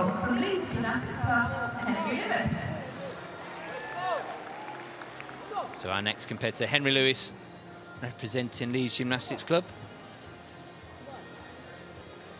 Got difficulty of 4.8 for his first vault. There it is, a handspring double front with the half turn. An upgrade from yesterday. You can see there how happy he is, because that is such a significant upgrade to go from a double front to then put an extra half turn and land on his feet as well. You can see he's certainly pumped from that. Let's take a look at that replay. Another look here, drives those heels over the top, lots of height, kicks out, spots the landing, does ever so well to stay on his feet, because you can see his right shoulder's really leaning towards the floor. So having to take the big step to the side just to secure himself. Strong legs. Yeah, definitely did a tremendous job on that landing. His hips were way behind his feet, but managed to take a few paces to the side. It will be a costly landing, not the same as a fall, but there'll be a bit of direction deduction in there as well, because he was well over the red lines on the landing mat too.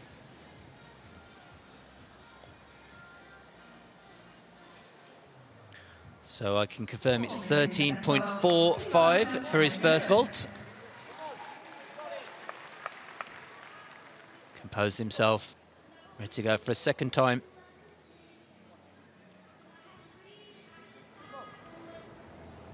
Slightly slower run-up approach this time. A bit more control. There's the 2.5 twist. Again, falls towards the left-hand side of the matting. That just suggests he wasn't quite level when he opened out in terms of facing forward, possibly leaning slightly to the left, which therefore meant he had to readjust his feet to stop him falling over.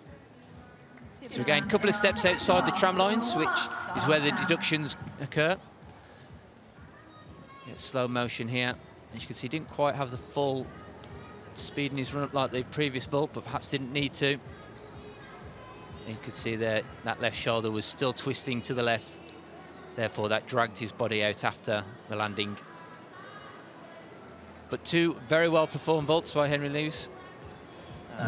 Second vault was 13.45, which should take him into the gold medal position on average, which is also a score of 13.45.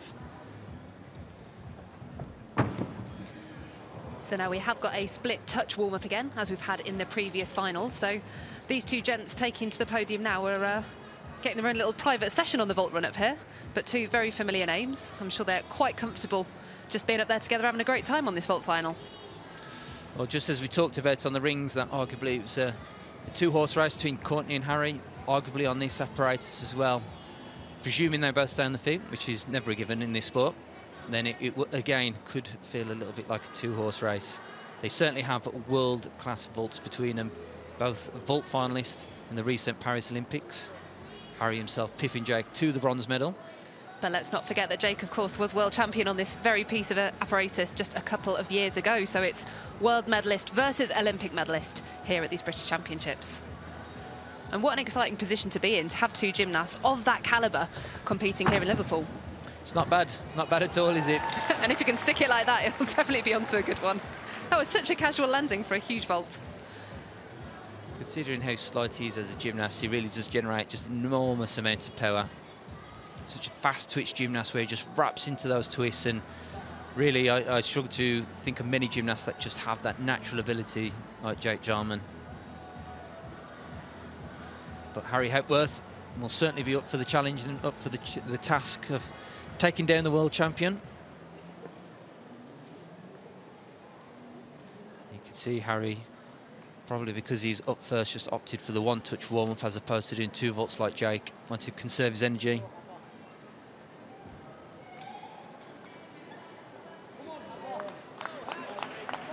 And it looks like we're ready for our next gymnast representing Leeds Gymnastics Club, Harry Hepworth.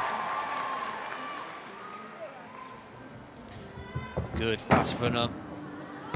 There's the Dragalescu, the tiniest of hops to the side. Good performed vault there. He does have the capability of doing that same vault in the pipe position, so irrelevant of what he's competing today, he has got an opportunity in years to come to be really thinking about upgrading this vault, but because it has almost just become so easy for him. There you can see there's the lifts, plenty of rotation. He kicks out, stays within the lines just about. Could argue perhaps a little bit low in the chest during the landing if you want to be really picky. But certainly a world-class vault. I'm always amazed by the air awareness on the Dragalescu. The timing of that half turn at the end when you've got so much rotation in the double front. It's, I suppose, something the guys prep on softer surfaces back at the gym, and a lot of trampoline work and air awareness goes into nailing something like that.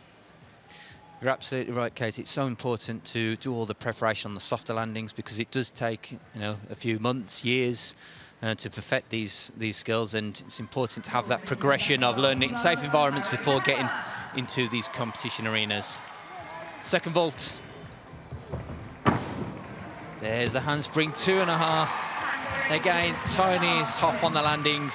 He certainly put the challenge down to Jake. Two very well performed vaults there.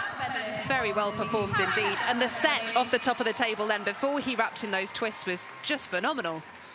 You can see here, strong approach, really forces his shoulders and arms into that vault, which then propels him upwards. Drives the heels over the top, which gives himself the rotation, wraps in the 2.5 twists, and then it's about opening out and spotting that landing. So Jake was obviously the top qualifier here yesterday, earning the right to perform last in this final. But Harry has definitely thrown down the gauntlet, 14.5. Well, that certainly puts him into the gold medal position. Also reference that he's capable of upgrading his first vault, and we also know he has trained that handspring triple twist as well, so exciting future for Harry on vault. But our next competitor knows all about competing on this big stage, Jake Jarman. Laser focus there, looking down the vault run. 3.5 twist. Wow. What a vault by Jake Jarman. And again, just makes such a difficult vault look so easy. You really can't understate the difficulty of that vault. And there's a few guys in the world that can perform the triple twist, but that extra half twist on the end, I think it's hard to comprehend just how much more difficult that makes that vault. It is indeed, and that's why it's 4 tenths higher than any other vault in this vault final. So there you could see at no point are his legs even coming apart during that 3.5 twist. And equally, landing forwards as well can sometimes be a little bit more challenging at catching that landing. So I did very well just to maintain and almost stop all that speed, all that rotation, open out at exactly the right time and just take the small hop forward.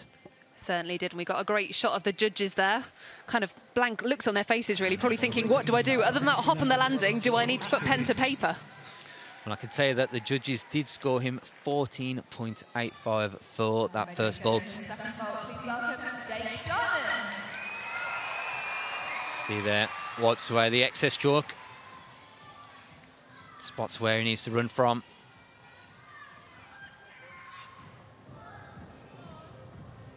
Vault number 2.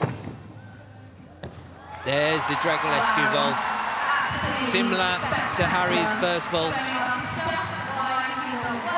Brilliant landing, brilliantly performed gymnast. Straight down the middle of that landing, Matt, an outstanding landing. And is it going to be that difficulty that sets him apart, that extra 0.4 on the first vault? Well, I think for me, that extra 0.4 will make the difference in this final. That was very well performed vaults by Jake and Harry, but that extra 0.4 does make a huge difference. We'll get another look here at his second vault. Attacks the front of the vault, legs also together, so difficult. Most of the time you see gymnasts hitting that handspring position with legs apart, but not for Jake. And then also in the somersault, relatively knees close together as well. Spots the floor on that half turn. Slight adjustment. Beautiful vault.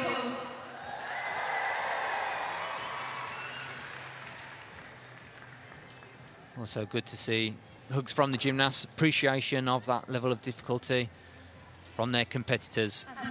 And earns himself a score of 14.4 for his second vault, which therefore gives him an average of 14.625 and takes that top spot. Harry Hepworth in the silver medal position with a score of 14.5. And then Henry Lewis, representing Leeds Gymnastics Club, following up with the bronze medal in 13.45. What a fantastic vault final to watch. I know there were only 5 gymnasts in it, but blimey, with the likes of Jake Jarman and Harry Hepworth, it's just a privilege to have this level of gymnastics here at the British Championships. And those other 3 guys in the final, what a cool thing to be able to say, to compete against, alongside world Olympic medalists. It's, I mean, just phenomenal for British gymnastics, and the future is very bright if these guys continue to be as dominant and successful as they have been for the last few years. Absolutely, there's certainly something in it within success breeds success, and having opportunities to compete and train alongside some world-class athletes, that certainly does help all the younger athletes as well and bring up that level of gymnastics just generally across the sport. Now, interestingly, because there were only 5 guys in that final, I'm guessing we're going to have a little bit of a wait now before our next group of gymnasts come out for the next Senior Apparatus Finals. But we've got this wide shot now, and you can see that our Junior Men's Masters Final is taking place on the rings. There are some really bright upcoming youngsters, and Sol Scott, who you can currently see performing, was a real star of the junior competition earlier this week. He was. He picked up the all-around title on the under-18s just a couple of days ago. You could see there, wraps himself up into the dismount. There was a little bit of hesitation and a mistake there in the all-around a couple of days ago. He did the straight front with a double twist, was just able to perform the 1.5 twist on this occasion. But he is certainly one to watch for the future. Also trains at Huntingdon Olympic Gymnastics Club with the likes of Jake Jarman as his teammate. So he's certainly in good company, that's for sure. Yeah, he gave an interview earlier this week and spoke very highly of Jake and how he's, number 1, an inspiration, but 2, also just a great teammate that offers advice and help as they're going through their training. Obviously, Jake's kind of been through it all, and he's been at competitions at every level. So for those youngsters who are coming through, to have someone in the gym that you can just ask questions of, or, you know, what's it like when you go and do this, then Yeah, it's incredible to have that inspiration in your own gym. So here you have it. There's confirmation of the vault positions. Jake Jarman there sealing another vault title. He was 2024 British champion on this apparatus. Retains the title with a score of 14.625. But hot on his heels, representing Leeds Gymnastics Club, Harry Hepworth with a score of 14.5. And then teammate from Leeds, Henry Lewis, picking up the bronze medal with a score of 13.45. And next up on the rings from Woking Gymnastics Club, Oliver Porter.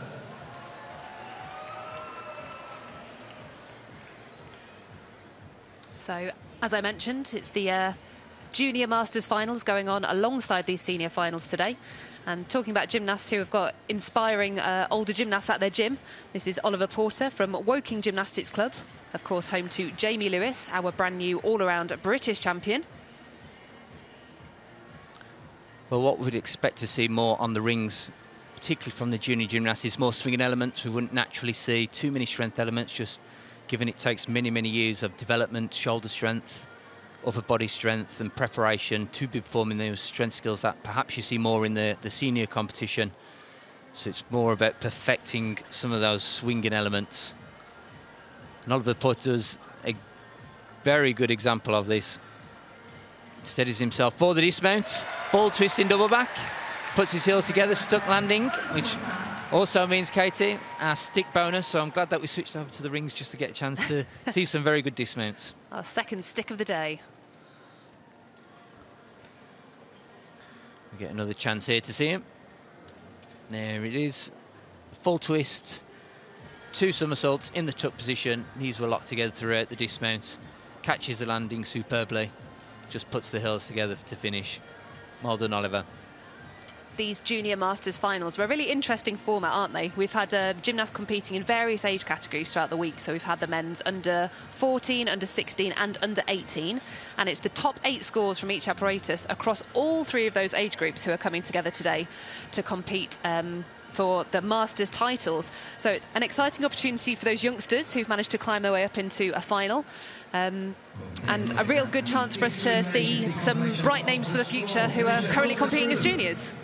Absolutely, I really can't stress just the importance of the juniors' development, having opportunities to compete in an arena like this, in front of crowds, high pressurised environments, on a podium, competing with some of the best gymnasts in the world. It is a brilliant development opportunity for them.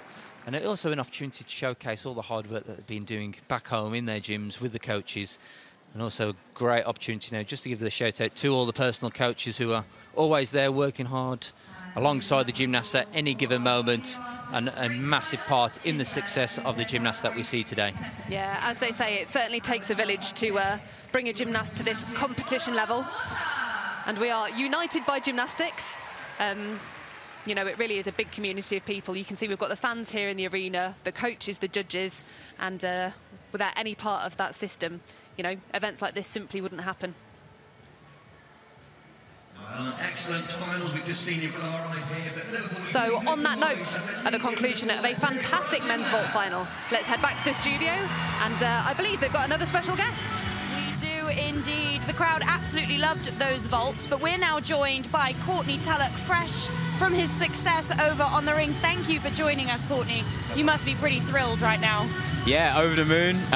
2 solid performances from me on the rings this weekend. Something about this arena, I love it. I won my first world medal here. So just over the moon and super pleased to have performed like that. Courtney, what kind of an approach did you have today? You obviously performed very well yesterday, but it's one thing competing a great routine in one day, the first day of competition, but then doing it again back to back, a completely different thing, right? Yeah, of course. I think you know how it feels. Waking up on the second day is always hard. Your body's a lot more sore. You're a little bit tired, but I just put that to one side. I was at breakfast this morning with my little girl, just feeding her, so that took my mind off competing a little bit, and I think it does help. Well, Courtney, your routine's up on the screen for us now. Talk us through it. So yeah, put in my Zarian to top planche, so took out one of my skills. So it makes the routine a little bit lower in the difficulty, but means I'm more fresh throughout the routine, so I can hold each strength skill a little bit stronger, a little bit longer, sorry. And then this is my second half routine where I've been doing these skills a lot longer, so they're a little bit easier for me. And then as I get into the last few skills of my routine, I'm starting to think about the dismount, getting a little bit more nervous because it is a new dismount, and a dismount that it can be a little bit scary, but I've shown that I can perform it well both days, and super happy with that landing. And what are those things that you're focusing on, Courtney, before a big dismount like that? What are those key little details that you need to get right so that you can pull off a dismount like that, a triple back, and land so well? It's just, I think, of two things, and it's just kick up, like I literally say it in my head so many times, it's kick up like a long swing and then hold my knees together, and that's all I'm thinking about. And I just imagine I'm in training at my club, South Essex, try and block everything else out, and that's how I stay focused. And how important, Courtney, is the construction of your routine, particularly on rings? A lot of those strongest gymnasts in the world, they have to play around with the order that they put those strength skills. How important is that relationship you have with your coaching team in order to get that just right? It's so key, it's so key. I think rings is that piece where the margins are so tight. Like you can see with me and Harry, it's 1/10 or less in it. It's so important. I'm playing about with a few different constructions and few different skills in my routine. And the routine I did this weekend paid off, and I'm just happy that it did. Well, we could see your coach in the corner of the screen jumping for joy if any of the viewers spotted him. It must be a special relationship that you have. Yeah, it really is. I competed. I used to compete alongside Ant as well. So now that he's my coach, it is very special. He knows me very well. But I've heard about his reactions. I've not seen it yet, so I can't wait to see it. But I'm just so happy to have him and Scott in my corner, and I'm just so grateful to both of them. And what does it feel like, Courtney, when you take that risk and you get that reward? Because it doesn't always pay off, does it? And on an apparatus like the rings and the vault in particular that we've just seen there in the vault final, sometimes it goes well and sometimes it doesn't. It's so hard. So when you do pull off a difficult skill like that, what does it feel like? I think it's so special. I can't describe it. It just means so much because all us gymnasts, we put so much work in. It's so hard. But I think to any gymnast, you got to go for it. Why not? If you can do the skill and training's going well, I think this code, it suits big risks. So I think you see with Jake Jarman, Harry and myself, really push the boundaries. And if it don't go to plan, get back in the gym, keep trying, and it will pay off, but you have to go for it. And how are you thinking about these next 4 years, Courtney? Obviously the LA Olympics in 4 years' time. I'm sure that's somewhere in the back of your mind.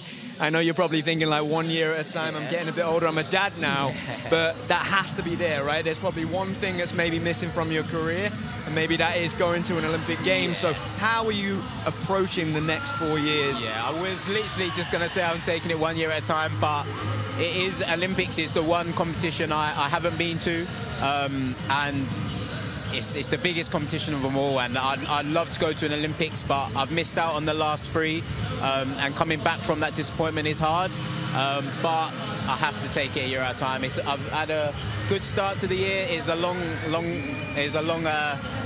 time to go to LA, so I'm not thinking about it too much right now, but what happens, happens. I'm just going to continue training, working hard. If it happens, it's great. If not, it's okay. I'm a dad now, like you said. I've got more important things. And for those young gymnasts that we've seen competing this weekend, Courtney, some of them have been absolutely incredible.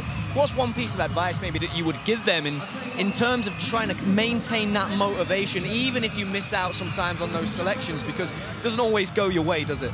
No, of course. I think, like you know, your career is like a roller coaster. It goes up and down, but things can change so quickly. Like for me, the code changed, and it helps me. It's in my favour, and that was a big reason for me to carry on in gymnastics because of the changes. Injuries happen. I know it's not nice to talk about, but injuries happen in the team. You might get a chance you never thought you might would. So you just got to keep going. Anything can happen in sport, and that's it. Always believe in yourself, and anything can happen. And Courtney, you mentioned you're now a dad to a beautiful little girl. I imagine your perspective has changed. What's it like coming to a competition now with your family in tow? It's completely different. Like, it's hard to put it into words. I think it's a nice distraction. Like when I go down to breakfast, like I saw Sam with his little kid and me. Our focus is on that, so I'm not really focused on the competition in the mornings. I'm just focused on making sure my little girl's okay, putting her to bed at night, making sure she's fed and she's well. supporting my partner as well. And it's just a nice distraction. I can't really describe it, but so far she's sleeping. I got a good night's sleep last night, and I'm just taking it literally one day at a time, and it's just working out so well. I'm just so happy. And Courtney, just to finish off, talk to me a little bit about the journey that not only yourself but your teammates and the whole of men's gymnastics in Great Britain has been on, because you remember competing in arenas back in the day before we had this Olympic success, where there was maybe just your family watching. Now we're in an arena with all these fans. How important is the gymnastics community in regards to your performances when you come out here? How much of a key role does that play? It's huge. It's huge. I think I see so many younger girls and boys in the crowd, and you know they're gonna feel so inspired watching us, and that just continues. Like for me, watching yourself, Lewis, Keatons, Kristian, just doing what they did, and how you all were with us as well. You always spoke to us, took the time, put the effort in. If we ever needed to come to you for advice, you always gave us incredible advice. So I know how important it is for me to do the same for them. And then just see how they are with us. Like you wave into them and they just go crazy. I think it's so good. It gives us a lift, and it makes me remember like the little things, and just giving back is so important. You can't keep taking from the sport. You have to give back, and it's incredible to see legends like yourself, Niall, Kristian, still here. Still involved in the sport. Is so important, and I love to see it. And also, all of the competitions on the floor have been fairly tight this weekend. You and Harry battling it out on the rings, Harry and Jake on the vault. What is it like when you're down there in the thick of it? Are you supporting each other? What are the chats that happen? I think we've always had like quite a tight-knit group. We've always been really close. So we all want the best for each other, but we all want to beat each other as well. Like last year, Harry got the better of me on the rings, and this year I love beating him, and I was happy to get the better of him. But of course, we're on the floor, we're all supporting each other. We want the best for each other, and I'm happy I just come away with a gold today. So yeah, really happy. Courtney, I think we're going to have an opportunity now to watch some replays of the men's vault final. You're an incredible vaulter yourself, and you've competed in many finals. Can you just talk us through some of these vaults and maybe what was going through the gymnast minds as they're performing Dragolescu's? So we've got Henry here, and Henry is one of those gymnasts that upgraded his vault from the qualifying to the final. So this was his first vault, his 2.5 twist. Yeah, he just stepped out to the side, but the vault came on really clean, 2.5 twist. It's difficult getting the right, because you're buzzing, like vault, you need to stay calm, and if you're sort of too hyper or too excited, you might mess up your run-up. So vault, you need to stay calm, and he did that. Come on really clean with the 2.5, landed it. He'll be really happy with that. Yeah. Someone else who would be really happy is his teammate, Harry, who came second. Obviously, it's not the title, but he must be pretty thrilled with the vaults that he did. He was so chilled. I think he didn't get to warm up properly because he had rings, and he did want to compete hamstring triple twist, so he wanted to up his vault. But because he didn't get to warm up properly, he said, he's going to stay with the 2.5. And I know that vault is so easy for him to do. It's such a hard vault, but he finds it so easy. I find it's just incredible. Well, that's really interesting there, Courtney. So he didn't have the time to warm up, and he was potentially going to do a more difficult vault. But that just shows you the level of experience he's got now, having competed at Olympic Games and being an Olympic medalist. For sure. I was thinking, in my head, I was like, I'm a little bit worried for him because he's not got to warm up. But he was like, no, I won't do a triple. I'll just do my 2.5. Like, it's just a walk in the park. But that just shows how good and how calm and collected and how well he is at competing. So just buzzing for him, he competed like that. Yeah, all of these gymnasts do have a great mentality out on that floor. And another gymnast who definitely does so is Jake Jarman. Courtney, talk us through these vaults, because they are absolutely huge, aren't they? Yeah, I've got no words to describe how he performs and how he does this vault. I have no idea. It's just incredible. One of the hardest vaults in the world. 3.5 twist. It looks like a 2.5. Sam, I think you know how hard that is. I don't get how he does it. I really don't. Do you know what, Courtney? It's a bit like when I watch you on rings and you hold those strength skills. And I did gymnastics for 20 years, and I still don't understand what it would feel like to do that. And I don't know what it would feel like to be that powerful. Jake, I think that vault for me is the best vault in the world. It's so consistent for such a difficult vault. Where do you think he could go, Courtney, in these next 4 years? He's obviously already a world champion. I'm sure he has aspirations to become an Olympic medalist on the vault. What do you think it is about for Jake? Is it trying to get close to sticking these vaults every time? Could he look at upgrades potentially? I think he can upgrade. He can. I've seen him do pike drag. So yeah, I think floor and vault, this cycle is going to be special for him. I think he can easily come away with more European and world medals. But for me, I've said to him a few times, I'd love to see him push all around. I think he can really contend in the all around. He's got a solid ring, solid high bar. His P-bar's looking really nice. He swings pummel well. I think an all around, he should have his eye on that, but we'll see. I think it might be in a couple of years' time when the next Olympics comes about, he'll focus on that, but right now he's really pushing floor, vault and P-bar. Well, Courtney, we'll have to keep our eyes out for it, but it sounds like there could be a really exciting future for Jake. Thank you so much for joining us in the studio. We're going to get ready to welcome our next set of gymnasts out onto the floor. We'll take a look at these start lists. Sam, who are you looking forward to up on the parallel bars? Well, in the parallel bars final, Jonas Rushworth actually had the biggest difference between first and second place, so he's going to be the biggest favourite here. We're taking a look now at the beam. Yeah, the beam is going to be a really exciting competition. We can see that Ali Elite was the highest qualifier. She took the all-around title yesterday, having had 2 years out of the club, and her beam routine really was beautiful. She had fabulous ring leaps and just sheer confidence, didn't she, Sam? She did, and Sydney, it looks like we've got a lot of the favourites in this beam final, so it's going to be really exciting to see who comes out on top after this final. Someone that we haven't seen in action yet is Crystal Lake, who you can see there on the screen. She recently moved to Park Wrekin Gymnastics Club, but she is the Scottish all-around champion, and she will definitely have her eyes on proving herself for the Glasgow 2026 Commonwealth Games. And I think we're going to take a look at the parallel bars now and the start list for the final. It's going to be another exciting apparatus. I think Jonas Rushworth, like I said, really is the favourite here. But Jake Jarman will be pushing him, and maybe this is an opportunity for somebody that's competed very well in the all-around event. Someone like Hamish Carter, someone like Adam Tobin, maybe even Cami Lynn again to sneak in for that bronze medal. So I think that bronze medal spot seems quite wide open, but I'd be expecting to see some really exciting gymnastics from Jonas and Jake to be pushing him. Well, we definitely will be having a new parallel bars champion, as Joe Fraser is not competing this year. I'm sure that Kristian and Katie in the commentary booth are looking forward to it. As always, guys, we're excited to see what these gymnasts are going to do on the competition floor. In the beam competition, Ali Elite is definitely the one to watch. She had half a mark more difficulty than any of the other gymnasts just on beam alone yesterday. So she's going to be an exciting one to watch. Watch out for her ring positions. She used them really, really well to build that difficulty score. And on the parallel bars, I think Sam's covered the field for the most part, but for me, parallel bars is also about the rhythm of the routine, the execution of the skills. Obviously, the landings and the dismounts are equally important. But the way that the coach constructed this time round is they like the routines to continue to flow, have a nice rhythm to them, no pauses, no too many breaks between the skills. So that'll be interesting to see how the gymnasts construct the routines and therefore how they're rewarded with that through the score. Well, we will see two of our champions from this morning in action on the beam as well. Isabel Priestley took the vault title from the MEPA, and she'll be looking to build on that. And Emily Roper, fresh off her new uneven bars title. How will that pressure be building for them, Katie? Well, I don't know if there is pressure, really. I think when you get to these event final days, they'll be just wanting to enjoy the experience. As you say, they've already got that gold medal under their belt this morning. So really, for me, I'd say the pressure's off. They've got that gold medal, which is quite nice, really, because to go and enjoy a beam final is no mean feat. But if you can relax a little bit, it's probably going to go your way.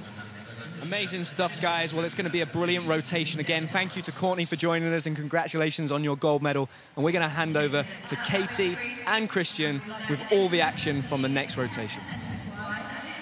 Thank you very much. So as you can see, the arena become very, very busy again. Gymnasts warming up on the floor, on the beam, on the parallel bars. So it's certainly going to be a very exciting hour, just over an hour perhaps, for the next two apparatus and our finalists. Yeah, we're getting to the slightly longer routines for the women now. So the beam and the floor exercise have a maximum routine time of 1 minute and 30 seconds. So yeah, typically these rotations take a little bit longer than the vault and bars. And equally on the parallel bars for the men as well, that's sometimes the case. The preparation of the bars is really, really important on this apparatus. So we'll see many, many gymnasts chalking the bars up, sanding the chalk off, using syrup, using honey, sugar water, all sorts of concoctions to make sure that they get their grip perfect. Because you'll notice, just watching this skill, they obviously have to carry their whole body weight underneath the parallel bars as well. That is an element group that they have to fulfill. So that grip is really, really important for this apparatus. as well as then skills from the upper arms position. We also have the swinging elements as well, which is the elements they will do above the bars, and then obviously the dismount to finish the routine. So just like in the other apparatus finals we've had so far this afternoon, it's a split warm-up. So the first 4 gymnasts will complete their competition preparation and compete before the second half of the final gets to do the same. So it's a 30-second touch warm-up for the women on the beam. So they can't go through a full routine. They're not going to be doing any of their choreography. They'll just have a pre-planned selection of skills that they know they want to just get a little bit of a feel for before they go into that competition performance. Well, we know on the parallel bars that Jonas Rushworth, he qualified in first position, first year senior. He's got beautiful lines on this apparatus and certainly excels. He had the highest score by almost 5/10. And hopefully we are heading over to the beam, where Isabel Priestley has successfully completed that tricky looking flick mount. Izzy with the 8th qualifier to this final, but had a bit of a wobbly routine yesterday, so with a clean performance there's no reason to think that she can't push up the standings. All of our gymnasts have to show an acrobatic series, which includes an aerial or somersaulting type skill. So Izzy fulfilling that criteria with that flick layout.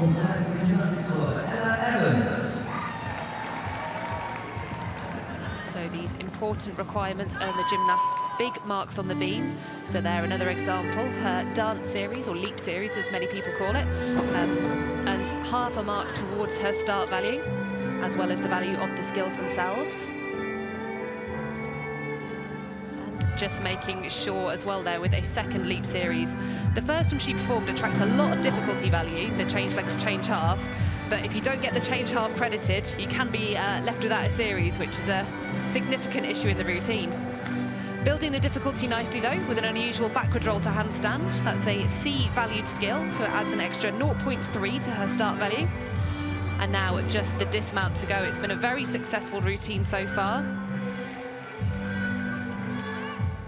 And a lovely double twist to finish. I think a much better routine than yesterday. Clearly feeling relaxed, having already secured the gold on the vault. And a fantastic performance for Izzy.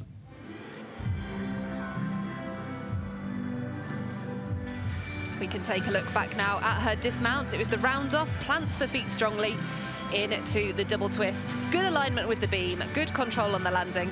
And I think that's going to be a good score. Always a big relief, I'm sure, when the gymnasts make it through their beam routines. Such a difficult apparatus for them to compete on. And our first gymnast on the parallel bars will be Hamish Carter from Notts Gymnastics Academy. Qualified in 8th position with a score of 13.25. Formerly representing as well University of Illinois over in the United States, but now back in the UK. Hoping to push for a medal this afternoon. But also we'll have an eye on the Commonwealth Games next year because he does compete for Scotland. Our first gymnast up.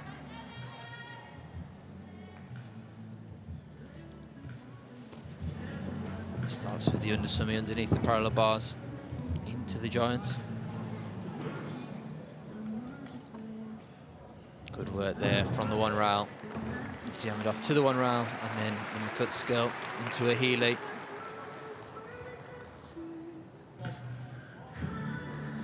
There's that upper arm work. That's the Honma skill, front somersault from the upper arms. Just a couple of hand placements there. Just had to readjust. There's the Diamondov. Oh, unfortunately had to take an extra swing. There's the stutch, you can see as well, just struggling ever so slightly to catch that handstand position.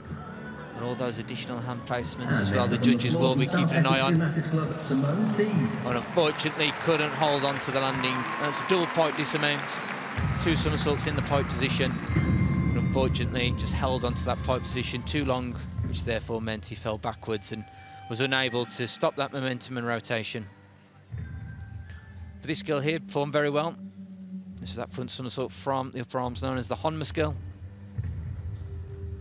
Catches it well, good swing out of it.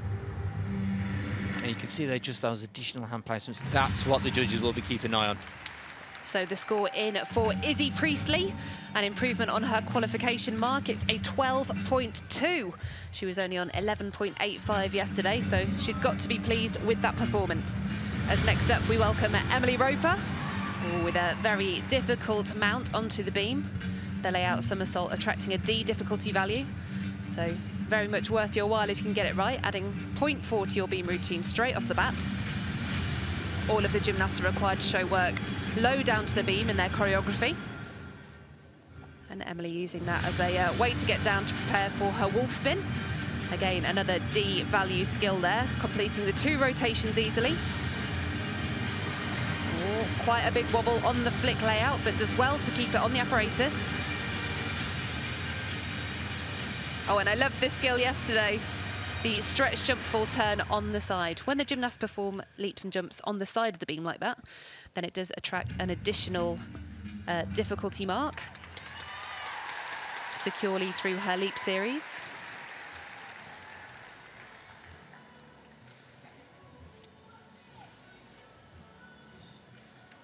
And adding the free walkover, building her difficulty nicely. It'd be great to see a couple more connections, because the girls can earn connection bonuses when they link together various skills and leaps.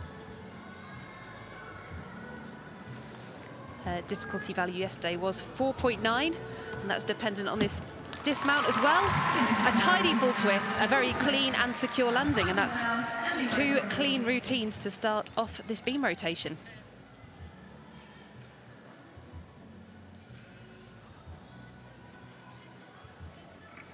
The girls obviously having to show artistic qualities in their routine as well as the gymnastic skills.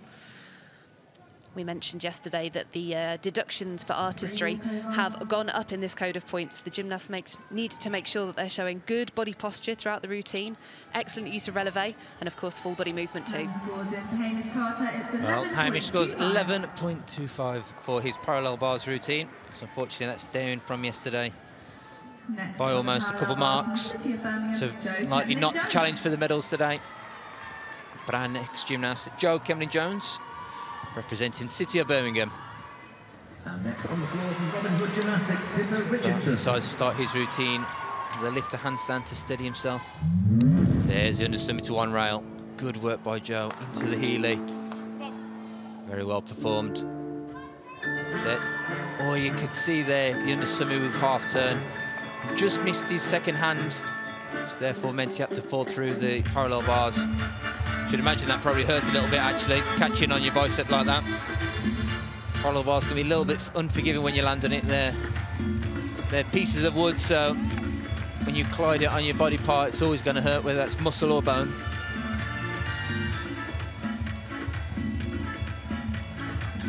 Continues now with his routine.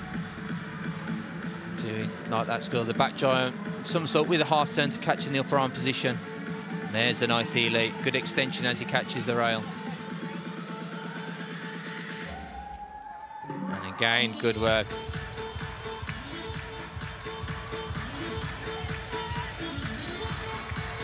There's a stutz to handstand into the big dismount, the double front.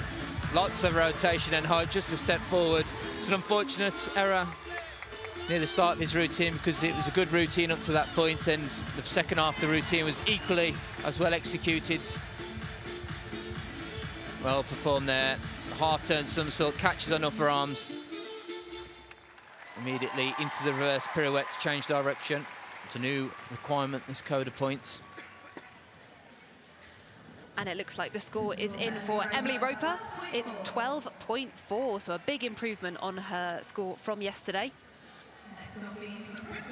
So next up, we've got Shantae Amankwa from Bristol Hawks. Saw her in the bar final earlier, and unfortunately she had that early mistake in her routine. But she really is a beautiful gymnast with some great difficulty on this piece of apparatus. Here she goes with her acrobatic series, tidy in the flick layout.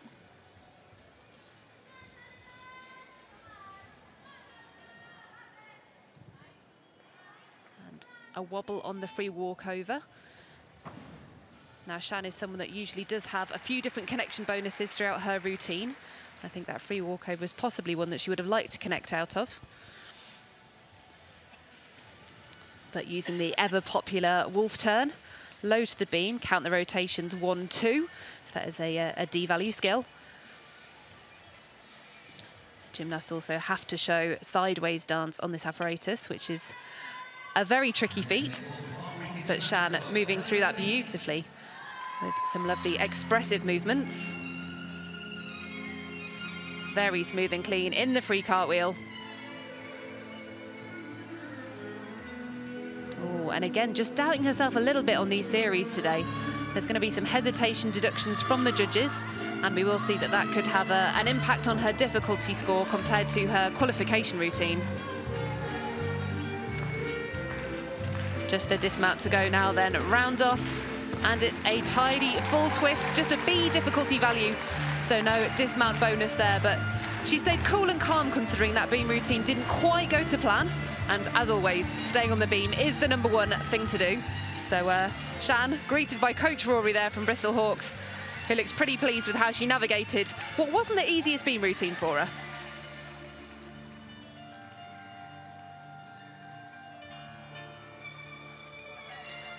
Jo Kemlin-Jones there scored 11.95, which is enough for the top spot right now. But only 2 gymnasts have competed, another 6 remaining. You can see there a little bit of frustration on his face, I sense. But still good of him to be encouraging the next gymnast. That is Cameron Lynn, representing West at Lothian Gymnastics Club. Scored 13.45 in qualification. And has already picked himself up a bronze medal today on the pommel horse. And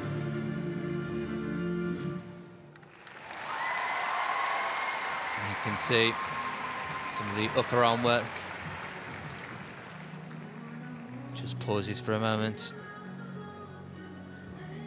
Very clean the cuts.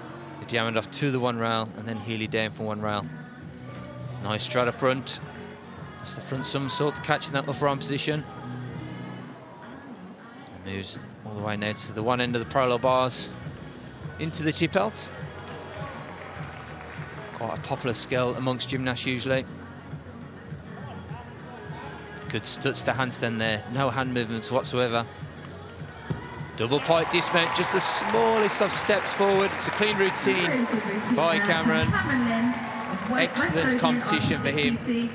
On the parallel bars. Certainly bodes well for the future as well. Represents Scotland as well. I'm sure we'll be home to competing next year at the Commonwealth Games in Glasgow. We'll get another look at that straight up front. You can see there, just as his legs come back round, there's a slight bend. But there's plenty of height. His legs didn't clip the parallel bars, which is always important. And then we can see here, moved into that tip belt. So the score is in for Shantae. It is 12.1. That's a 0.05 improvement on yesterday, actually, whilst her difficulty value is down by a 10th. But an exciting gymnast coming up next. This is Emma Candelova from Tolworth. She's got some big, difficult skills here on the beam, starting off with a fabulous change leg leap mount.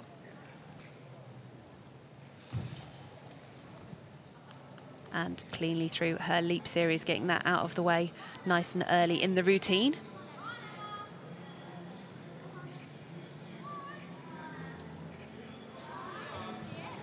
Emma again opting for the flick layout, the preferred acrobatic series of most of the gymnasts here. Gymnasts can choose to add additional elements to these series in order to acquire some extra bonus on the beam.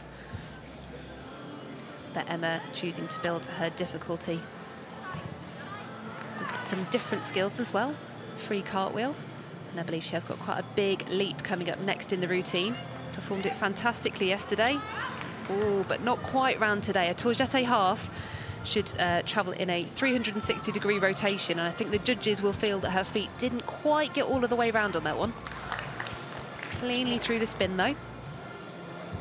And some very interesting and unique work low down to the beam. The gymnasts can't simply touch their leotard on the beam anymore. They do have to show something intricate or, you know, well planned down for that choreography. And Emma's dismount, it is a 1.5 twist, and that is much better than her dismount was yesterday. She had really quite a large step, So she'll be pleased to get through that routine. Coach Carla from Tolworth is always a big character on the competition floor, and looks delighted with Emma's performance here in the senior finals. Really nice in the flick layout. Had the smallest wobble, but worked out of it well, and didn't let that adjustment impact the rest of her routine.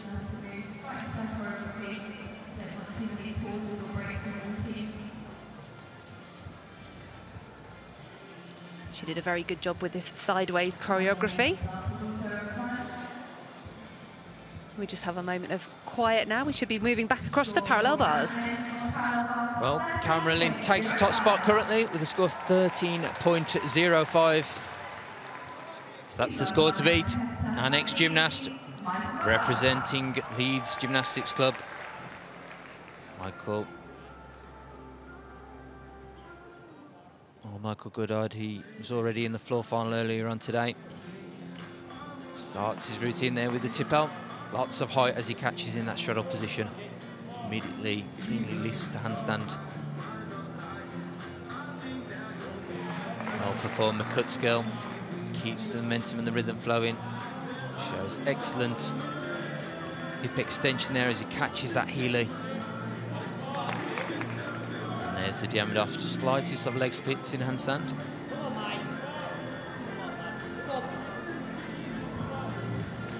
There's a little pipe dismount. Just a small step backwards. Very clean routine there by Michael Goddard. Had a difficulty of 4.2.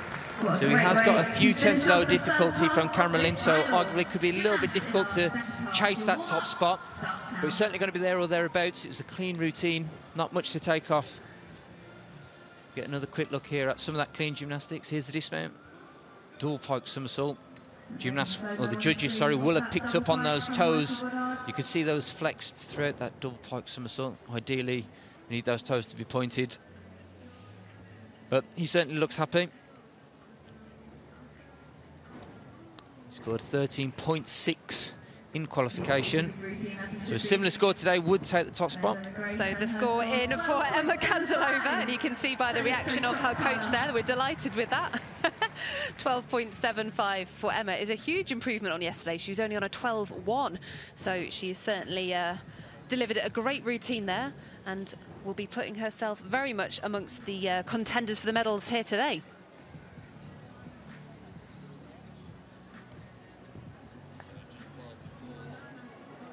So just while we pause and the next rotation, or the next group of gymnasts, start to warm up, I can confirm Cameron Lynn is currently still in that gold medal position with a score of 13.05. Michael Goodard, the gymnast we've just seen, has moved into silver medal position with a score of 13, so less than 1/10 behind Cameron Lynn. That's how close it is. That's confirmation of the score right there.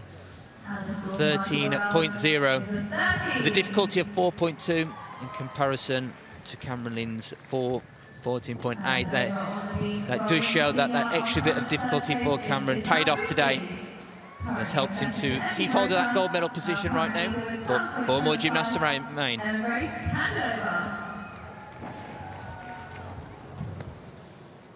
So the gymnasts just completing their final preparations, their touch warm-ups. And it's going to be great to see this routine from Ali Elite in just a few moments' time. As I mentioned earlier, she had half a mark additional difficulty value compared to any of the other gymnasts who've qualified for this final here today. She's got some really great flexible work, whether that's in her acrobatic or, well, just like that, her Anodi, acrobatic skills, and indeed in her leaps, where she's very, very effective using ring positions to build her difficulty score. So we're down to the last 4 competitors in this final.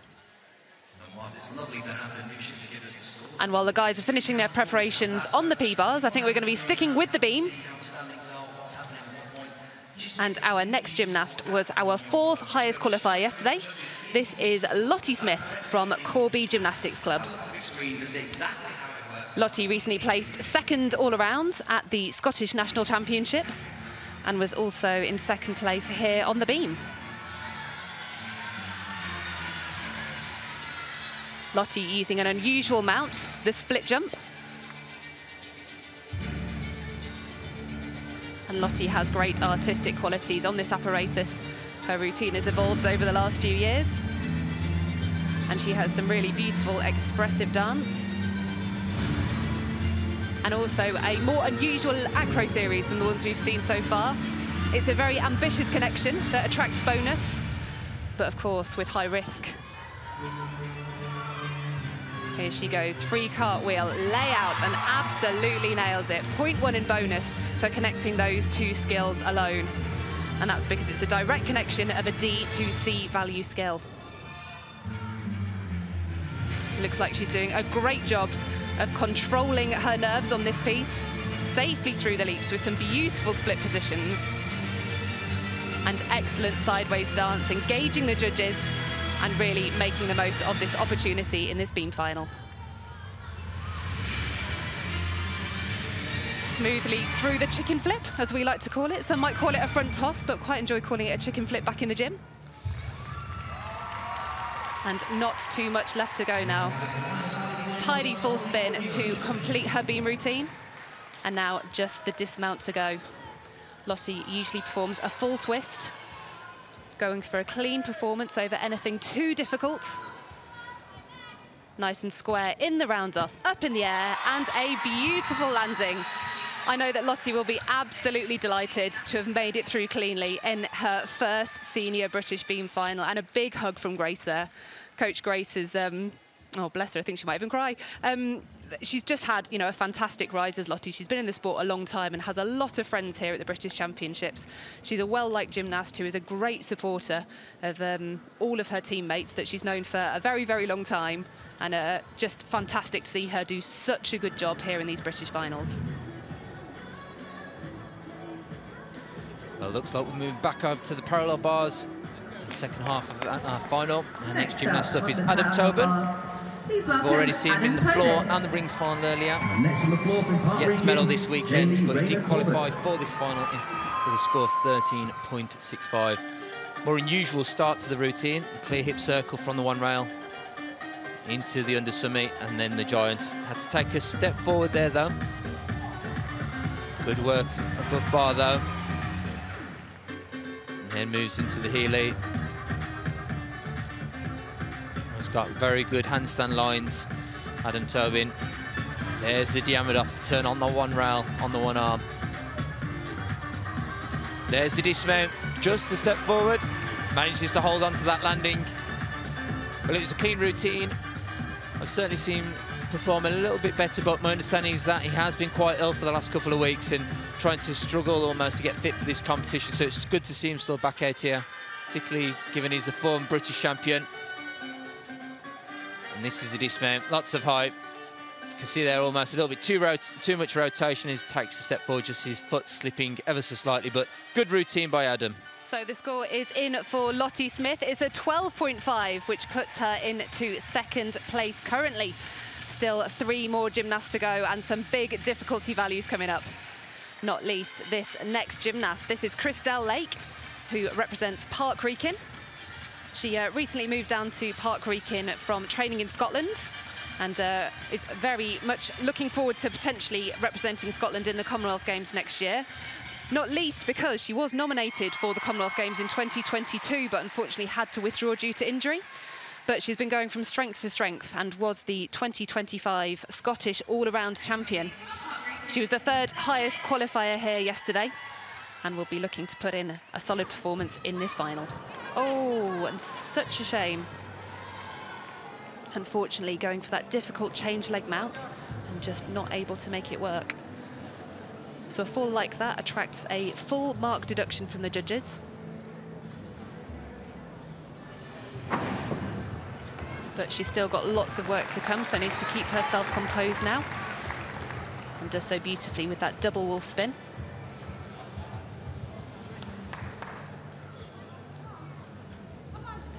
Usually so clean in the flick layout, and no different today.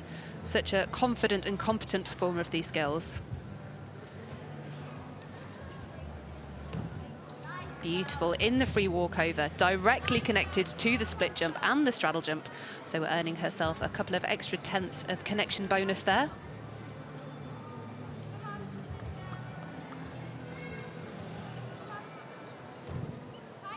adding the change leg leap, a C difficulty value skill. So all of these skills are adding up to increase the difficulty total. And excellent work there. Clearly a fan of spinning elements, choosing to use a second spin in her routine, this time in the passe position. Just the dismount now to go. 1.5 twist, and she's going to be so frustrated with herself for that early mistake because the rest of the routine was so clean and tidy. But a great experience, and one that I'm sure will stand her in good stead for the next 18 months and the challenges and trials that she's going to face in order to get herself to that Commonwealth Games. Here again we see the free walkover. Such a good connection this. So gets a slight bonus for going directly into the split jump, and then a triple series bonus. An extra 0.1 once again for adding the straddle jump on the end of that series. Well, Adam Tobin has gone into the lead on parallel bars with a score of 13.2. Which puts him in top position, and a thumbs up from Adam. He'll be happy with that. Let's see what our next gymnast, Jack Stanley, can perform, representing Leeds Gymnastics Club.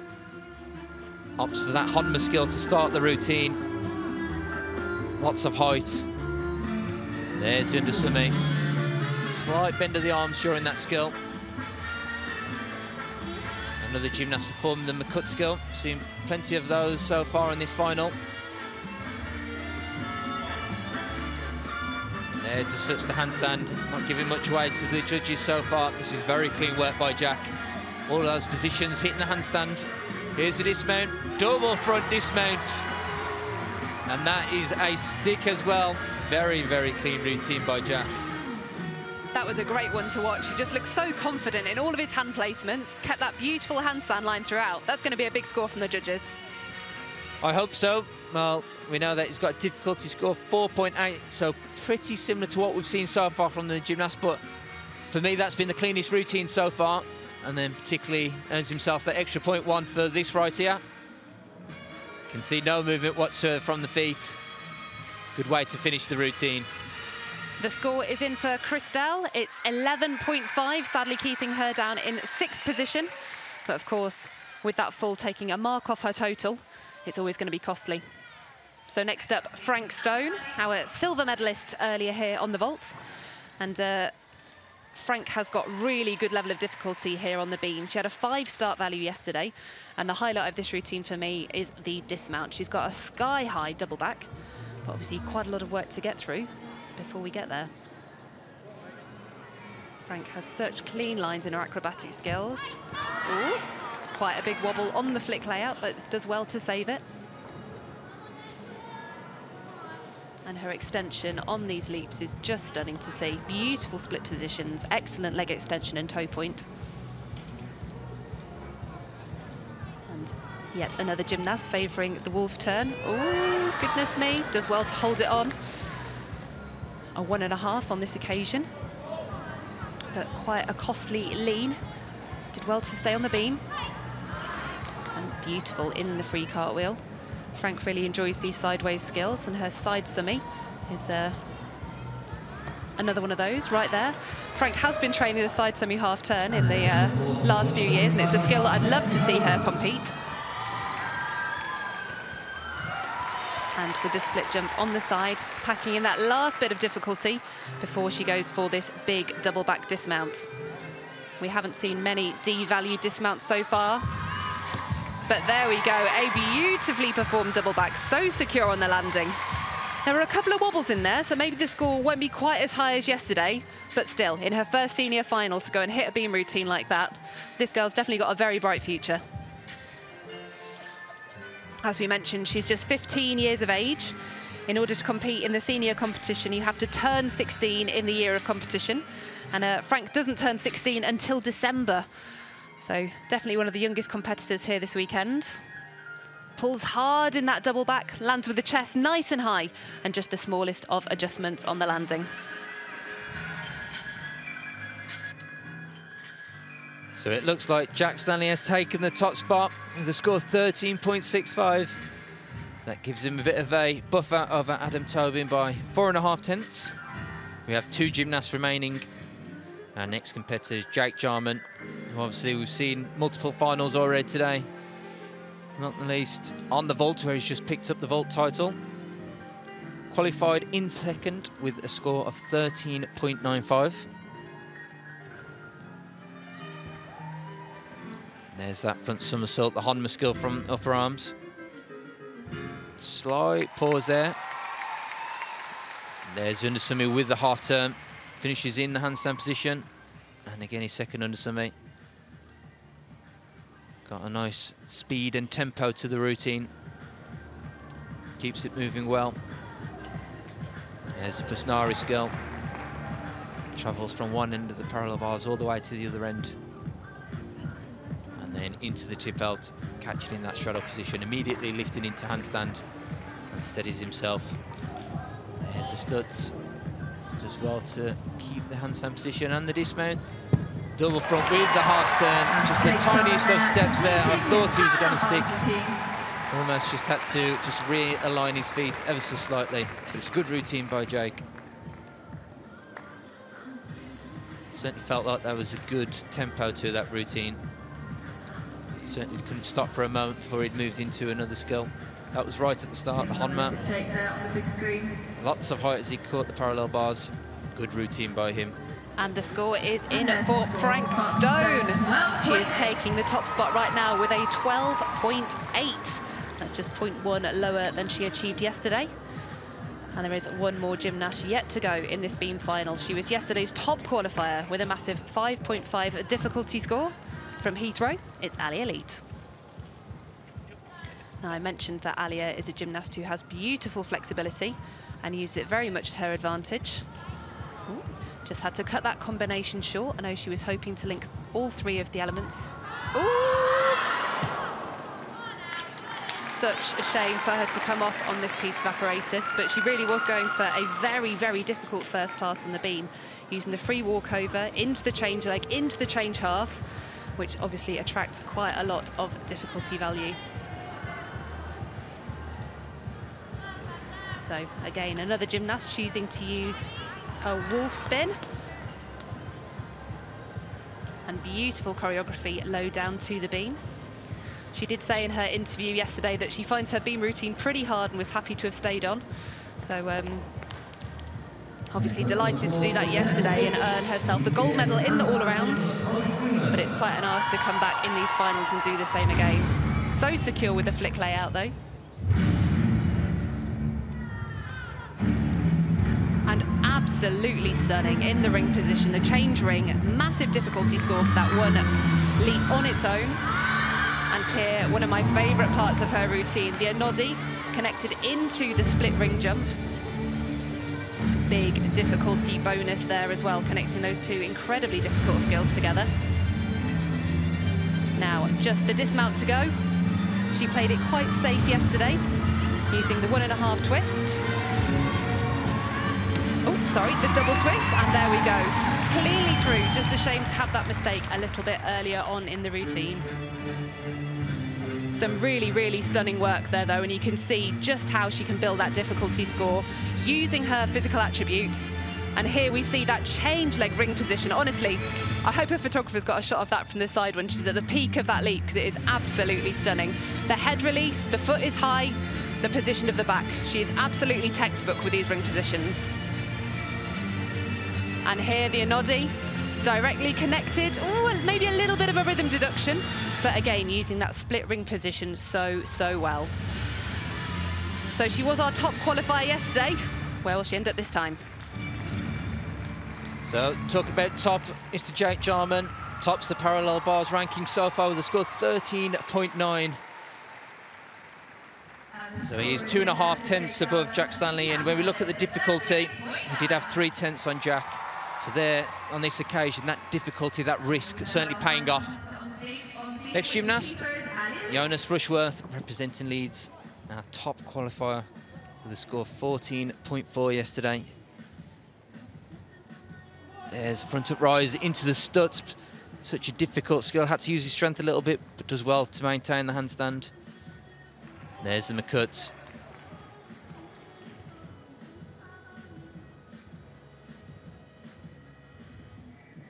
And there's the undersummit. Good work by Jonas.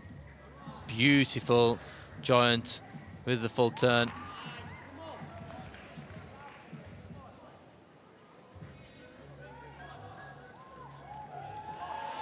And there we have Nabavsar. Certainly can see he's got a natural knack for this apparatus. That giant long swing was absolutely stunning. Not many in the world will perform it as well as him. And also the big dismount, the double front with the half turn. Well, he's going to be challenging for the gold, that's for sure. You know, so it wasn't his perfect routine, but it's certainly going to be up there to be challenging for a medal. But he looks happy enough. Congratulated there by teammates and coaches.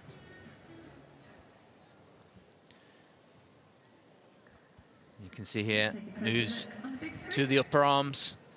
Big front uprise. There's the double front with the half turn. Twist quite early in the double front position. So finishes the half turn with plenty of time and then just has to take a step to adjust. And the weight is on, the anxious wait to see where he finishes up. So we should be ready now to see the score for Alia Leet. It's 12.1 after that fall, pops her down into 7th place. So I think we have a new British beam champion in Frank Stone from Amber Valley.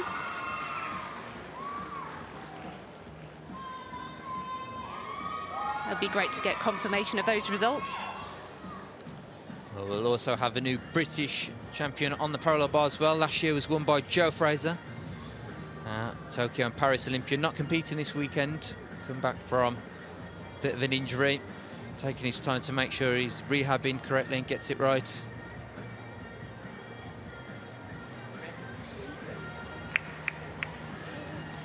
Jonas will have similar difficulty to Jake, and on this occasion collects the silver medal with a score of 13.85, but worth noting, first year senior for Jonas.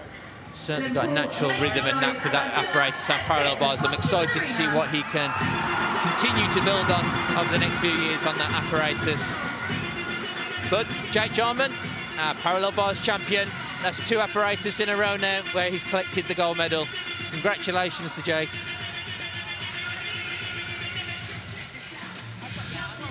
Two fantastic finals there. Great performances on the beam and the parallel bars. Sam, Sid, are you on the edges of your seats? Yep, it's pretty safe to say so, Katie. And not just us on our edge of our seats, but we're joined in the studio by Luke Whitehouse. Luke, thank you for joining us. How has your competition felt this week? Yeah, it was incredible. You know, back in the arena, first big competition since the Olympic Games, so yeah, super proud of how I did out there. An amazing performance on the floor today as well, Luke. How difficult is it to compete in an all-around final like you did yesterday? I know we'd had that chat earlier in the week where you said, maybe I'll do 6 apparatus. You obviously made that decision. How late did you make that decision? And then how does doing 6 apparatus impact today's competition? Yeah, so for the all-round, we waited right until everyone's scores came through after rings. And luckily I was in a good position because vault was my last apparatus. And I was in a good position all round. But I think it was Dave or Tom or Andy, I can't remember, but they came over to me and they were like, straight cast isn't going to be enough. You're going to have to do a 2.5. And I haven't done a 2.5, I don't think, since the Euros final. Wow. So yeah, I did a 2.5 and I ended up coming 3rd, so yeah. Incredible, mate. And then going into that floor final today, I think we're going to have the opportunity to watch your routine now. When you're preparing for a final like this, Luke, and you've competed the day before, how much are you thinking about the amount of energy you're going to have and how much you're just focusing on these skills? Yeah, a lot. A lot of people don't know, but I've had a bit of a heel injury. I actually only got back on floor last week.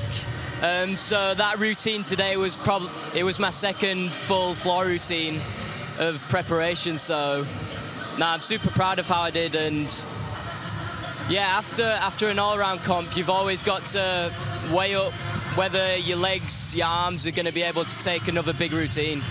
And talk us through these last 2 tumbles that we've got coming up here, Luke. So what are you thinking about when you're doing these connections? On this tumble, I'm just thinking like not to overcook it, to be in the correct position when I'm punching into the straight front. And then on the Y balance, probably the most nerve-wracking part of the routine, to be fair. We've heard the balances aren't a massive favourite amongst the gymnasts. How do you find them? Yeah, no comment. And Luke, yesterday it was a great performance. I think we're going to have a look at your pommel horse right now, which was a real key routine for you. Going into that all-around final, I know you weren't necessarily planning on doing 6 pieces, but did you have a good idea that you'd be up amongst the top placers as you were going around that competition? To be honest, not really, because my first 2 apparatus, P-bar and high bar, I didn't have I fell on P-bar and then I did a double tuck off high bar, which isn't my proper dismount.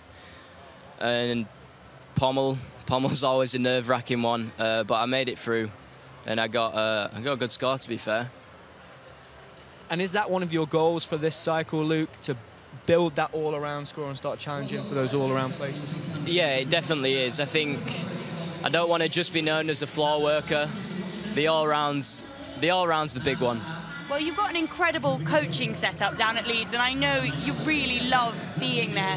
Is that something you've spoken about with your coaches? Yeah, I think all-round's the thing that we want to do. I think we've got such a good squad at Leeds Gymnastics Club. The coaches, the gymnasts, we're all working together. It's just incredible. And we're seeing that depth this week, Luke, with all of the senior gymnasts you have at Leeds. It seems like, you know, we saw just a few moments ago on the vault, Henry Lewis upgrading to a Dragulescu. I'm sure he's been inspired by Harry and working alongside him. And it's interesting to see that development of those difficult skills, how quickly those gymnasts coming up. If you can see someone doing it around you, then all of a sudden you think, yeah, I can do that skill too. Yeah, I think even for the younger ones, there's an under-18, he's called Seb. He's recently just joined Leeds Gymnastics Club. And the progress he's made since being at Leeds has been incredible. And yeah, the squad we got at Leeds, we just bounce off each other, and it's a really good environment to train in. And the coaching team you've got at Leeds is very experienced. They've worked with some of the best gymnasts that we've produced in Great Britain. How closely do you work with the coaching team at Leeds? And how important is it to have such a strong coaching set when you've got so many gymnasts? Yeah, it's super important. It definitely wouldn't be possible without the experience of Tom, Andy and Dave. Yeah. And I know you've got a super strong family network as well. Are they in the crowd today? Yeah, my parents and my girlfriend are in the crowd somewhere. I've got my brother watching at home. My grandparents are here somewhere as well. So yeah, such a big support network, and I can't thank them enough. Well, it's been an amazing performance this weekend, Luke. Congratulations. And I know that we're going to be looking out for those European Championships potentially. I think we're going to have the opportunity now to watch Jake Jarman, Luke. So if you could help us talk through this routine. It's going to be his parallel bars routine. It was a great performance. He obviously took the title. Your teammate Jonas was up there battling with Jake. Just tell us a bit about Jake's routine here. In the new code, we got to do these new pirouettes, so he nearly wobbled on that one. But yeah, Jake's always super steady on P-bars. And it's a beautiful parallel bars routine from Jake here. One thing I did notice as well, Luke, and I'm sure you will have had this with Leeds, Jake's coaching team had to run over to the vault because one of the junior gymnasts, Sol Scott, was competing on the vaulting horse. How difficult is that for the coaches sometimes in these events to balance being in the 2 places at once? I mean, yeah, it's super difficult. I think at Leeds we're lucky we've got so many coaches. We even had Jaron helping us move P-bars and stuff. So yeah, if you don't have as many coaches, it's really difficult. Well, thank you, Luke. You've had an absolutely fantastic competition here this week, and I know you're eyeing up those European Championships where we could be making a little bit of history. We won't jinx anything, but thank you so much for joining us. We also had the women up on the beam in that rotation, and we're going to take a look at Emma Grace Candelova's beam routine because she took the bronze medal, and she'll be absolutely thrilled with this performance. She trains at Tolworth Gym Club, and I think we could see at the end just how thrilled Coach Carla was. Grace has been a really talented junior. She medalled with the team and all around at the European Youth Olympics in 2023. But it's great to see them transition to senior success, isn't it, Sam? It really is, Sydney. And one thing that I noticed here in this beam final, but a lot of the gymnasts were a little bit taller. So we're seeing those long, elegant lines playing a role here in this beam final. And the beam is a little bit like the pommel horse for the men. It's all about who can hold their nerve, what kind of mindset are they in going into the routine and showing that confidence, which then comes through in the skills that they perform. Absolutely, and Emma is a gymnast who potentially has slightly lower difficulty, but you can tell where she gains her marks, and it's in her artistry. She's such a clean gymnast, and she actually increased her qualification score from 12.1 to 12.75. She'll be absolutely thrilled, and she actually has to go straight backstage now and head back out for the floor final. Luke, you'll have done this. What's it like to get yourself into that new mindset for a new piece of apparatus? Yeah, it's hard. I was last up on floor and first up on pommel, so I didn't have much time to go out to the back gym and even warm up. So that's one of the difficult parts if you've got finals back-to-back as well. So yeah, a real challenge for those athletes that maybe have qualified for multiple finals, and how you prepare your warm-ups. You know, are you going to do the warm-up a bit early? We heard about Harry potentially not having any warm-up on the vault earlier. I think the next routine we're going to look at is Frankie Stone. Yeah, absolutely. But you can see Coach Carla there and Emma just absolutely thrilled. It's so nice when a routine and a plan comes together. But yes, let's take a look at Frank Stone's beam routine. She took the title, and it's so well deserved. She's competing in all of the finals here today, which is quite an ask for the youngest gymnast in the competition. She's only 15. Yeah, and this Olympic cycle for her is going to be huge. She's going to have her eyes on the LA Olympic Games and potentially those Commonwealth Games that are coming next year that we've spoken about so many times today, Sydney. Yep, she's a really talented member of the Welsh Commonwealth long squad, so she'll definitely be eyeing those games. But again, just a beautiful, clean routine. And even at the age of 15, showing the experience to really style out a wobble there. And she seems to just carry it in her stride, doesn't she? She really does. I mean, 15 years of age in an arena like this, I'm not sure that I would have been able to compete under this pressure myself, but what an experience for her as she does step into the senior ranks, and she hopes to compete on those big stages. And I'm sure Luke would agree, what an opportunity for those young gymnasts, and maybe an advantage that we have over other countries that don't get to compete in their national championships in a big arena like this. yeah, a couple of us were speaking about that the other day, just in the podium training. A lot of other countries, for their national events, they don't get to compete in such amazing arenas like this. So when we do go out to the Europeans, the Olympics, we have the experience of competing on the podium, competing in a big crowd. Well, it's definitely served you well, hasn't it, Luke, with all of your success. Thank you so much for joining us. We're going to take a look at the start list now for our final rotation for the week. Can you believe it, Sam? I can't believe it. We've seen such incredible gymnastics over the past few days. I think we're going to have a look here at the floor start list for the final apparatus for the women's finals. I'm particularly excited to see Jemima Taylor from Club Cymru Cardydd here. She has such an entertaining floor routine, winning an artistry award at the Junior Worlds. Now we're going to take a look at the high bar final. Now, for me, this is my favourite event. It's the event that I love to perform and the one that I love to watch. So I'm super excited. It's going to be very exciting. We've got Jamie Lewis and Alexander Nishkavanu, who we've not seen so much of this weekend. So we're going to hand over to the commentary team, Kristian and Katie, for our final rotation. Thank you so much, guys. Yes, I can't believe we've reached the final rotation already. It's felt like it's flown by today. Hasn't it just? We've seen some brilliant gymnastics, lots of exciting skills, lots of new names out there stamping their mark on this Olympic cycle. So one rotation, or apparatus, should I say, to go. And starting things off, it's going to be Izzy Priestley from the MIPA, fresh off her vault gold medal earlier this afternoon. She's a fantastically powerful gymnast. And it's going to be opening with a big double tuck. Just second-guessed that landing a little bit, but it was sky high and a great position in the air. Now, in the qualifying routine yesterday, she did have one tumble where she went out of bounds, incurring a penalty. Oh, and unfortunately doing the same again today. I think that was both feet out, so it will potentially be a 0.3 deduction that she receives. Working now through her required leap series, using change leg through to tourjete half.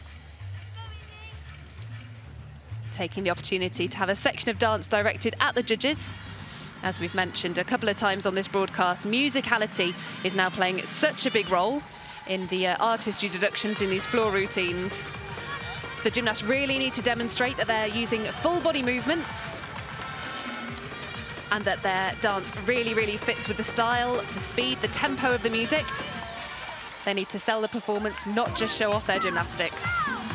You can see she's taking a deep breath, getting ready for this last tumble. Round off, flick, 2.5 twists, cleanly to her feet. Smiling at some of her coaches who are over here with younger gymnasts ready for the vault final. And a spectacular start to this senior women's floor final. A great job there for Izzy Priestley.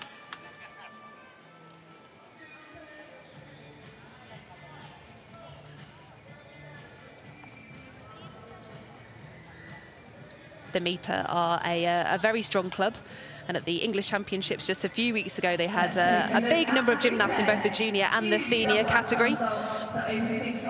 They're certainly going to be a force to be reckoned with in the years to come. Did it very well in the straddle jump full turn, feet cleanly round. And I love this section of dance on the floor. Good facial expressions, engaging the judges. As I said, a great start to this floor final. Well, we now take a look at our first gymnast for the horizontal bar final. Oakley Banks represents Pegasus Gymnastics Club. Has a difficulty of 4.8 from qualification yesterday, which gave him a score of 13.1. I should imagine scores on the high bar will be very, very similar today in terms of how close they are between each competitor. It's not too much between them in terms of difficulty. He does have nice long lines on this apparatus. That first skill there, the squat half. Now winds up for his first release. There's the Casina skill. You could see there just his right arm was just over the top of the high bar rather than being on top of it, which then means you have to readjust your hand, which, as you can imagine, at that sort of speed and in those milliseconds is very, very difficult to do. We're certainly going all out for the big releases. Unfortunately, though, this time couldn't quite hold on to it. Good to see these gymnasts going for the big difficulty skills, though. We spoke to Barry Colley earlier, the national coach, and he said he's really encouraging these young gymnasts to go for the high difficulty routines at this early point in the cycle. Exactly, and specifically on the high bar. You know, this time of the year in the Olympic cycle is the time to do it. Have a chance to build that difficulty, learn, make mistakes, and then in the hope in a couple of years' time you're that little bit more prepared as we get closer to the Olympic Games. But well recovered by Oakley. It's now swinging very well. That was the indication. And there's the Stolder. Winds up now into the dismount. Beat down. Double twisting, double straight. A step forward on the landing. Fortunately there, that fall on the Casina. Big risk. If it was to come off, it certainly would have been very, very special, but fortunately not on this occasion. Then repeated the skill. This is the Kovac in the tuck shape, and also without the turn. Performed that very well.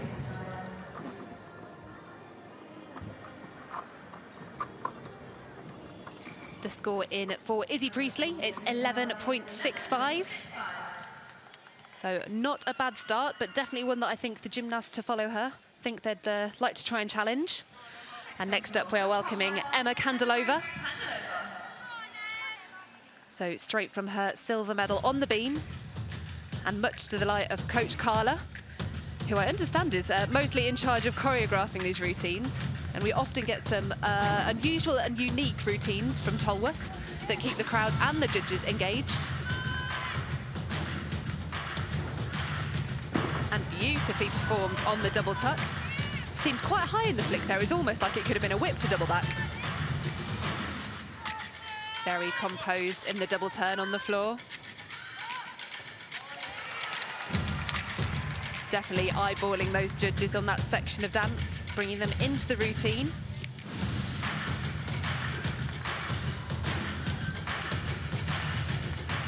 Across the floor for her combination tumble, very nicely done. 1.5 twists directly into the straight front full. Again, one of those combination bonuses can be earned with that, a direct C to C connection.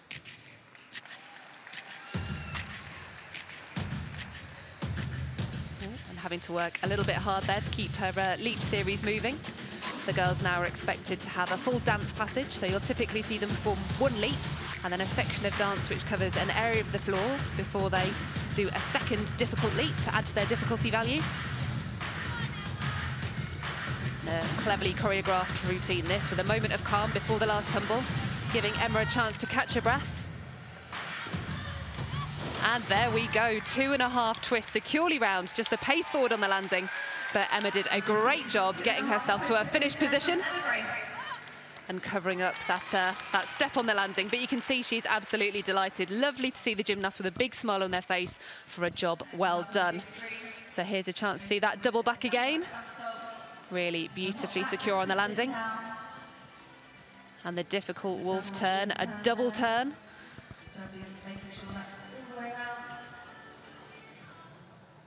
And then powering across the floor for this combination tumble. Really good on that connection, actually. You could see the chest was completely upright. There wasn't a doubt in her mind that she was going to be fully secure on that combination. So Oakley Bank scores 11.0 for his efforts on the high bar. Our next gymnast going to be Hamish Carter. We've seen him on the previous apparatus in the P-bar final. Qualified in 7th position with a score of 13.1.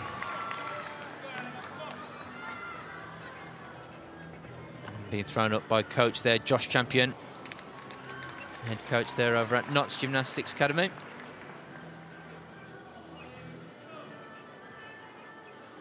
Starting his routine, Hamish. There's the squat half. Just off that handstand position slightly. There are angle deductions if not finishing in handstand. Beautiful high Kovac. Lots of height, lots of speed. Different release this time. Here's the straight catch-up. Again, nice clearance there. Good straight body position over the high bar. And then same again in the straddle position, the straddle catch-up. There's a squat dislocation, a little bit of a pause. Does ever so well. Good strength and flexibility in those shoulders. You can see here now, just started the tire, needs to relax. Builds up for the dismount. Full twisting, double straight. Just about holds onto the landing. There's quite a few hops there towards the end. You can see he's starting to tire towards the end of that routine. And his feet not quite hitting the position they need to be in that release to therefore make it all the way around. But that was beautiful then, the Kovac. Lots of height. These were locked out together the whole way through.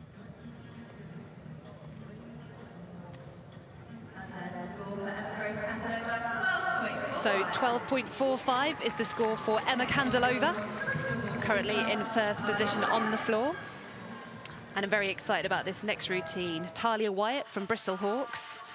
The notes that I'd written from yesterday were that she had cool choreography, so let's keep an eye on the dance.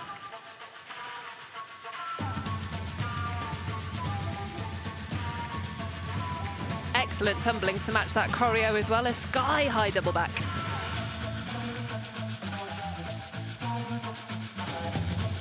The gymnasts have to demonstrate full body movement in their dance. So you should see that they're involving all of the body parts in their choreography. And great split positions in their leap series too. Cleanly round the tour jeté half.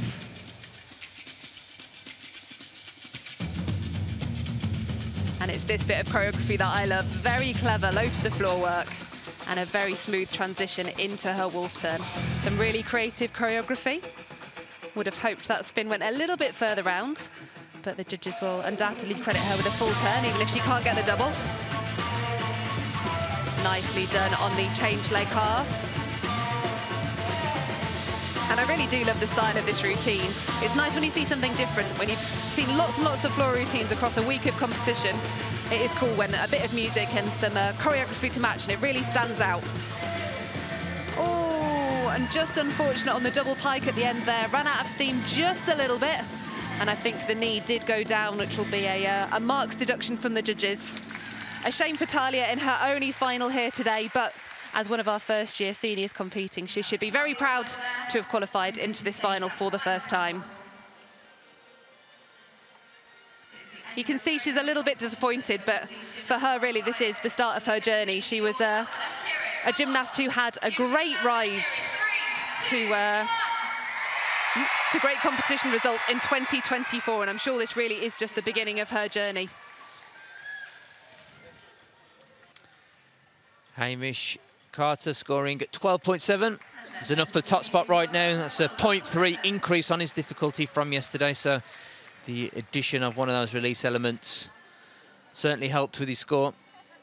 Our next gymnast, Adam Tobin, historically very good high bar worker. Beautiful lines on this apparatus.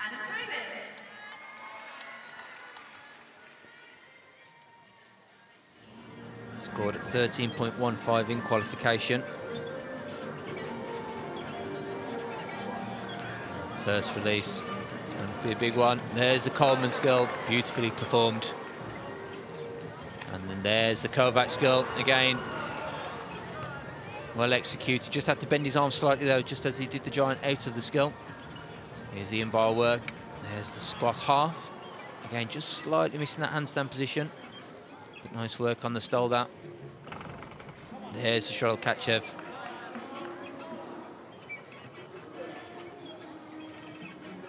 There's the Rybalko skill. Always good to see the Rybalko skill.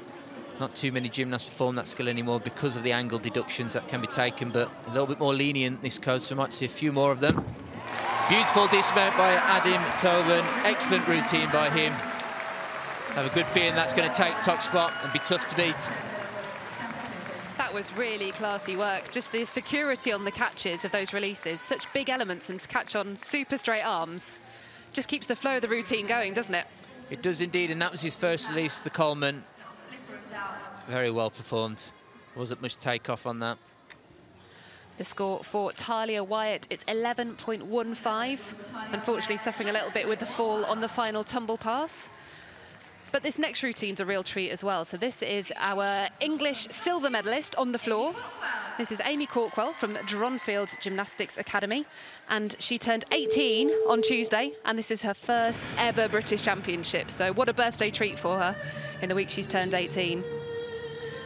She's another gymnast for whom her artistry really stands out, and this is a tremendously dramatic routine. It was choreographed by Latalia Bevan, Commonwealth floor medalist just a few years ago. And I feel like Amy really, really sells this routine.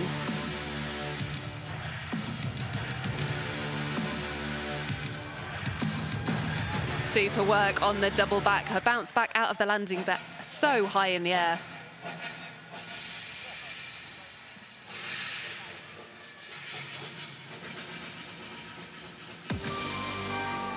Really good in the double wolf spin. Absolutely clean and precise about where she wanted that skill to finish.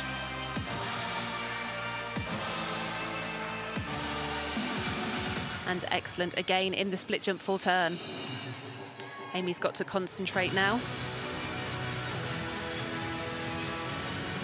Her combination pass very cleanly through, straight front, straight full. And this is where the artistic element of the routine really comes in. You can see the energy and effort that she's putting into these engaging moves. And I think it's fair to say, selling the routine beyond anything we've seen so far in this floor final. Making the absolute most of a fantastic opportunity here at her first British Championships. An incredible achievement on its own to make a final at your first British. Never mind your first senior British in the week you turn 18. And I hope she is really, really proud of that performance. Just exceptional dance. You could see there was expression and that full body movement that we've spoken about so often. It's engaging the head, the arms, right the way down to the fingertips. And Amy certainly did that throughout that routine. Well, no surprise that Adam takes the #1 top spot with a score of 13.15. Also 1/10 higher in difficulty in comparison to yesterday. Thumbs up from him. Our next gymnast representing Leeds Gymnastics Club, Michael Goddard. Scored 13.3 yesterday. Strong tradition from Leeds on the horizontal bar. Think of the likes of Noel Wilson, Olympic bronze medalist from Rio 2016. There's the first release of the Coleman. You could see he was just fingertips away. You could see as that release point, you see his feet were a little bit further over the bar where they needed to be, which then meant the skill was always pulling away from the bar. Quick discussion with the coach. Work on tactics plan. What's next? Go to reset.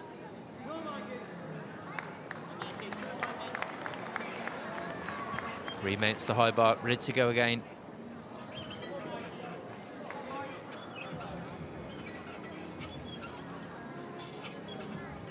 And winds up for a second time. There's the Coleman skill, beautifully performed this time. No mistake the second time round. Stoop stole that, excellent work there. Has an excellent line on the horizontal bar, particularly in those stoop positions. Very nice work there, the in-bar skills, squat dislocation, good rhythm to the routine, excellent lines throughout. There's the dismount, double twisting, double straight. You can see there, just as his feet hit the floor, his knees then collapse in front of him. Really unfortunate because minus that mistake right at the start on the Coleman skill, very, very difficult, where he went out to catch the bar. The rest of the routine was beautiful. This is his repeating the skill. Second time round was a success. And then you can see there the stoop, beautiful work. Not too many gymnasts able to perform that. And then same again, but in the straddle position.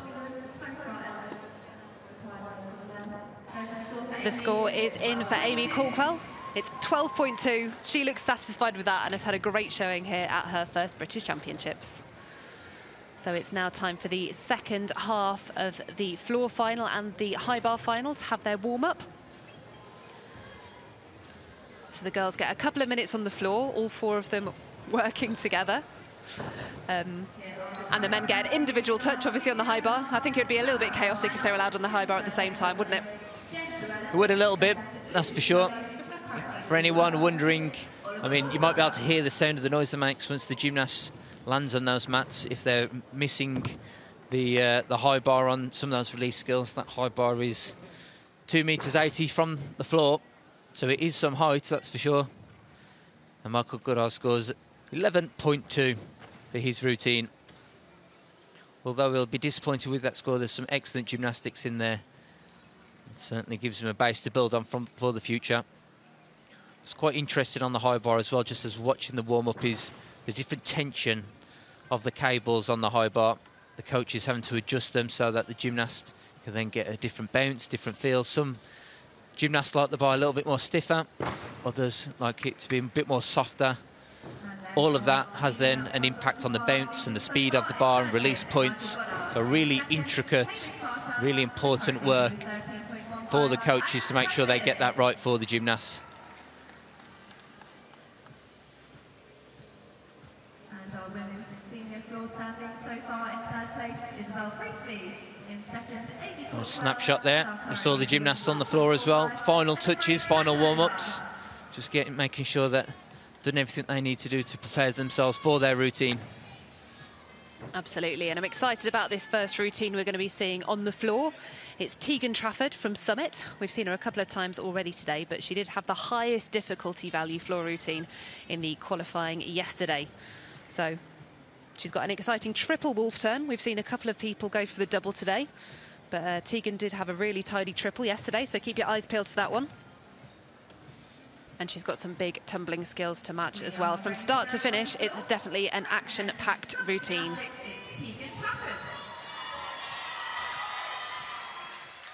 Lots of support for her here in the M&S Bank Arena. And Tegan is a gymnast who, all through her career, has had a high-energy, fast routine. And this year's effort is no different. Starting off with a big, full twisting double back and really, really secure on that landing.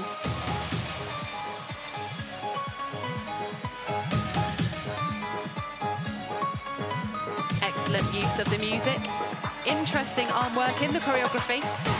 Working her way back to the corner and giving herself a second to focus before this second big effort. Tuck front walkout through two, double back. Oh, and a little bit short on that landing, but does well to save it. And using the tourgette half, walking out beautifully. into the change leg change leg full. So really building her difficulty, having an extra 10th or 2 on each of these combinations compared to the gymnasts who've gone before her. And here's that spin. Let's see, 1. Oh, not the one today, unfortunately. Would have been hoping to add an E difficulty skill, but I think it'll only be 1 that's gone round today. So that will only be worth 0.2 instead of 0.5. So that's going to make quite a significant difference to this floor routine. And then last tumble, 2.5 twist. Again, does well to keep it on her feet. Looked a little bit jelly-legged at the ends, but working hard to sell this routine right to the ends. And a dynamic finishing pose. She's going to be a little bit disappointed there because she knows she could have put an extra few tenths in. You can see the look on her face. She knows she could have done a little bit more, but it's all an experience. And we've got to put this difficulty into competition to figure it out and feel what's going to be the best thing to stick within these routines. And that first tumble was excellent. The full twisting double back, so secure, legs locked together in the air. And we said, did well to stay on her feet with the 2.5 twist. Lots of high points to take away.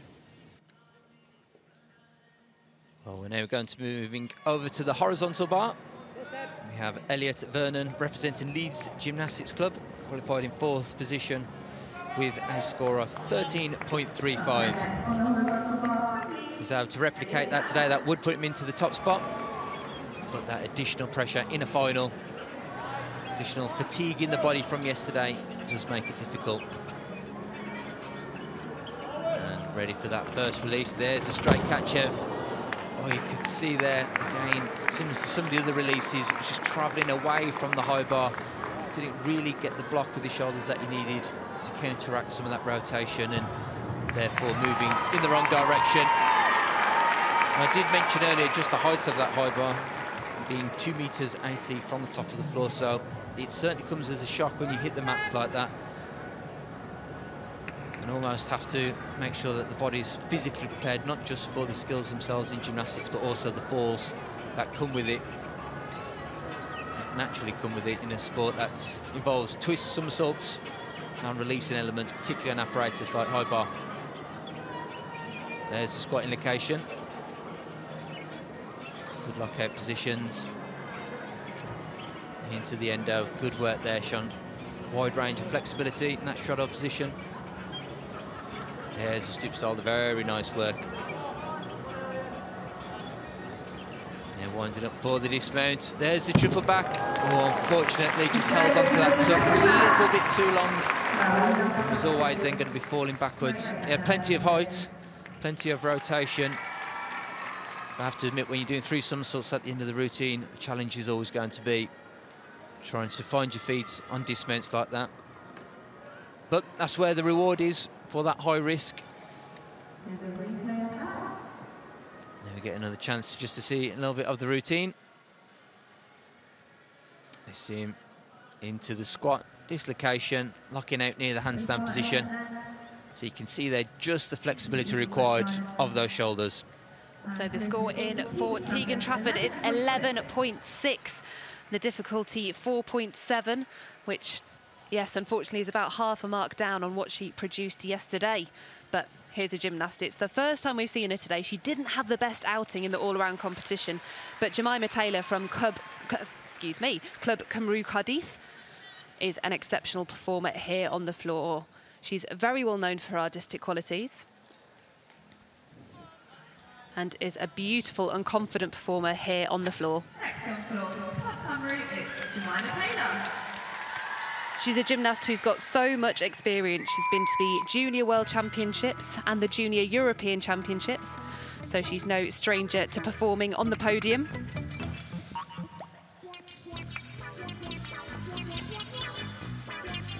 Working very well in her first tumble, the double pike. Barely anything the judges could take off there. Really clean and tidy in the air, secure on the landing. And now working hard to sell her dance to the judges. There is an expectation that the girls have facial expressions as well as full body movement in these routines. And Jemima doing a great job of drawing the judges here into this routine. Excellent combination pass, straight front, straight full. Very creative choreography with this unusual choice of music. Jemima is another one of our first-year seniors this year and is a long-standing member of the GB squad throughout the age group systems.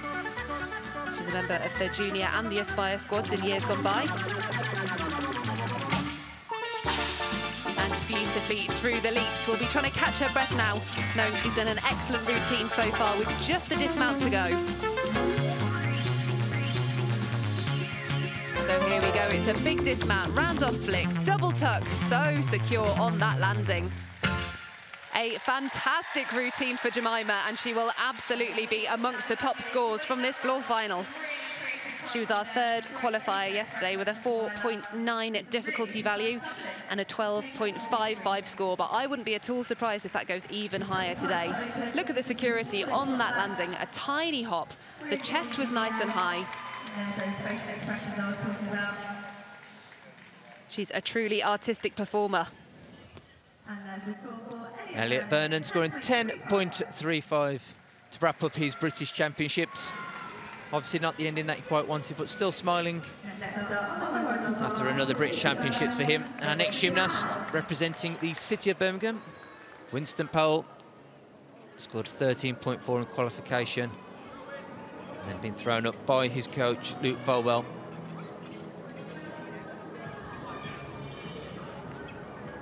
There's the squat with a full turn, catches in the undergrass position. There's the squat half into the Stolder catcher, beautiful work there. This is good, solid work by Winston. There's the release, Kovac, very nice. Toes pointed throughout that skill as well. Then the straddle Kachev, swings out that skill with straight arms as well. Judges keeping an eye on that, how you perform the skills that come after the release. And the dismount, full twisting double straight. Very, very good routine there by Winston. Good, brilliant way to finish off his British Championships. He performed fantastically under the pressure there, didn't he? He must have known that if he could just get from A to B in that routine, he'd do a great shout of a medal. And what a fantastic performance. I like this connection here, that squat half immediately into the Stolder Kachev. Don't see too many of those. Particularly just the catcher from Stolder position on its own, never mind connecting it. So there we go, Jemima Taylor, 12.9, a huge increase on what she scored yesterday. And you can see by the look on her face, she is delighted with that. Well, I'll tell you that that score would have earned her the second place on floor. So let's see what our final two competitors have to say about that. And we're in for a treat. We've got our top two from the all-around as our final competitors in this floor final. And here goes Frank Stone with her big full twisting double tuck. Does take the pace out of bounds. That'll cost her a 10th.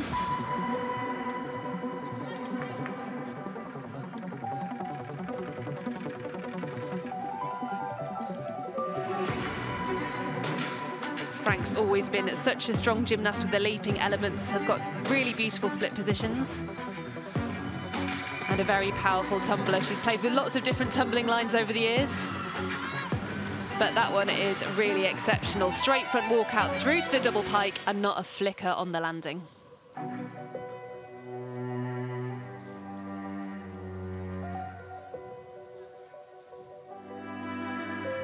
Really drawing the judges into this routine, making all-important eye contact with them, bringing them along for the journey and the story of this routine. Excellent height and dynamics on that change leg half. Just the final tumble now then to go, and it's another big one.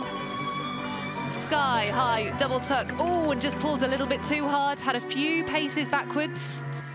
Manages to stay on her feet, but there will be a few landing deductions the judges can take there. Do you know what, though? As the youngest competitor in the competition, who placed second all-around yesterday and has competed in every single apparatus final here today, she has got to walk away from Liverpool feeling so, so proud of herself. She's done herself and her club proud, and really is just probably the most exciting standout to watch in the future years for me from these championships. I love this tumble, the straight front walkout into this sky-high double pike, plants those feet. And the score for Winston Powell is 13.2. There we have it. Winston Powell takes the #1 position, an increase in his difficulty as well by 0.1. Score there's 13.2. But we do have 2025 all-around champion Jamie Lewis next up on the high bar. Very impressive, I thought, yesterday on this apparatus. For me, this was the apparatus that helped him to secure that title and pull him away from the rest of the field. That's the squat half into handstand position we've been after. There's the Kovac, plenty of height. Slight bend of the arms on catch, but nothing too significant. There's the skill and the Coleman. Routine going well so far from Jamie. There's the Sherrill Kachev. Again, just has to adjust the giant out of the skill. Squat dislocation. Trying to aim all these skills to finish in that handstand position, which is what's difficult.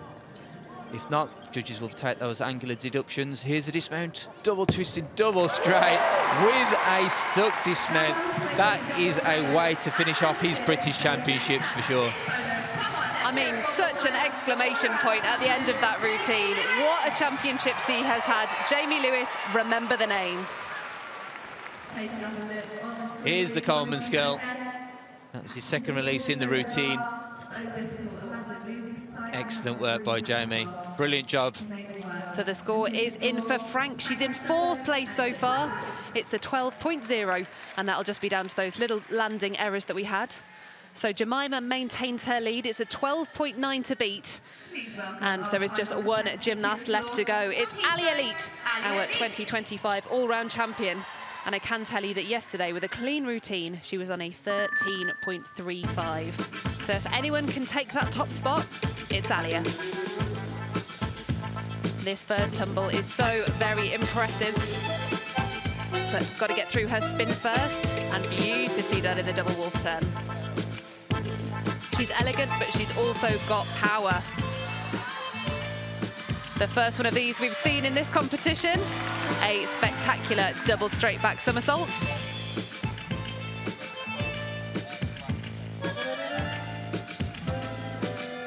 And doing what she does so well with these leaps. Her split positions are simply impeccable. There's literally nothing that the judges can take off those. She's going beyond what is required, showing oversplits in all of those skills.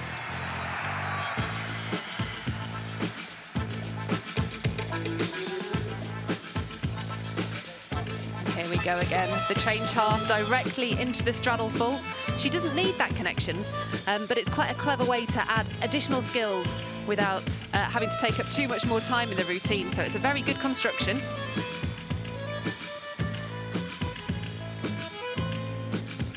So just one more tumble to do. Can our 2025 all-around champion, much like Jamie Lewis, nail this last pass and take home one more gold medal? Well, here she goes. Rounds off, flick, double pike. Oh, a little bit short on the landing. And you know what? It is going to be very close indeed. As I said, it was a 13.35 yesterday with a clean routine. There were a couple of landings where the judges might feel they can take an extra 10th or two. It is going to be very, very close between Alia and Jemima. You can see even in her choreography, using her flexibility and style so well. And this big opening tumble, the double straight. She was just a little bit under-rotated, but did a really good job to control that landing, considering. And here, the combination pass. Legs a little bit crossed from that double twist. So again, small areas where we can deduct. I'm going to be very interested to see that score. Well, one score that takes to the top spot. Mr. Jamie Lewis, 13.7 there. And you might have seen that there was a 0.1 bonus, which was for sticking that dismount as well. Always great to see. Our final gymnast on this apparatus. First time we've seen him this weekend, or sorry, today in the finals. Alexander Niskavanu, represented by South Essex Gymnastics Club. He's got a nice line, slightly taller gymnast. Swings the high bar very well. First release, there's the Coleman. Good solid catch. Nice one-arm giant there. Extremely good grip strength to be able to swing around the high bar on just the one hand. There's the in-bowl work. Squat ball into the handstand position. the squat half. It's good work. Nice in-bar work there as well. Into the dismount, 2 twists. Double twisted, double straight, just the hop backwards. It was a good routine. He's got a few tenths down on Jamie Lewis when it comes to difficulty, but execution-wise, he couldn't have done much better there. Some really, really stylish work there. Always so nice to see great lines on the high bar. You know, the releasing catches are so impressive, but when you just see really beautiful, clean work, it can stand out. As such, the Coleman that you see just there, knees together, doing a somersault over the bar with a full turn as well, and then having that awareness to open up, try and catch the high bar. And hopefully we should be ready for the score for Ali Elite on floor. Oh, I said it would be close, and it couldn't have been much closer. It's a 12.95. Taking the title out of the hands of Jemima Taylor, who was on 12.9. So goodness me, what an incredibly close finish to that floor final. And just a fitting end to this weekend that's been such a spectacular showing of gymnastics here, showing that the talent and strength and depth of British gymnastics is very much still alive, and that the next 4 years are going to be incredibly exciting. And equally excited on the high bar, Alexander Niskavanu finishing with a 13.3 and seals the silver medal behind all around and champion from Jamie Lewis.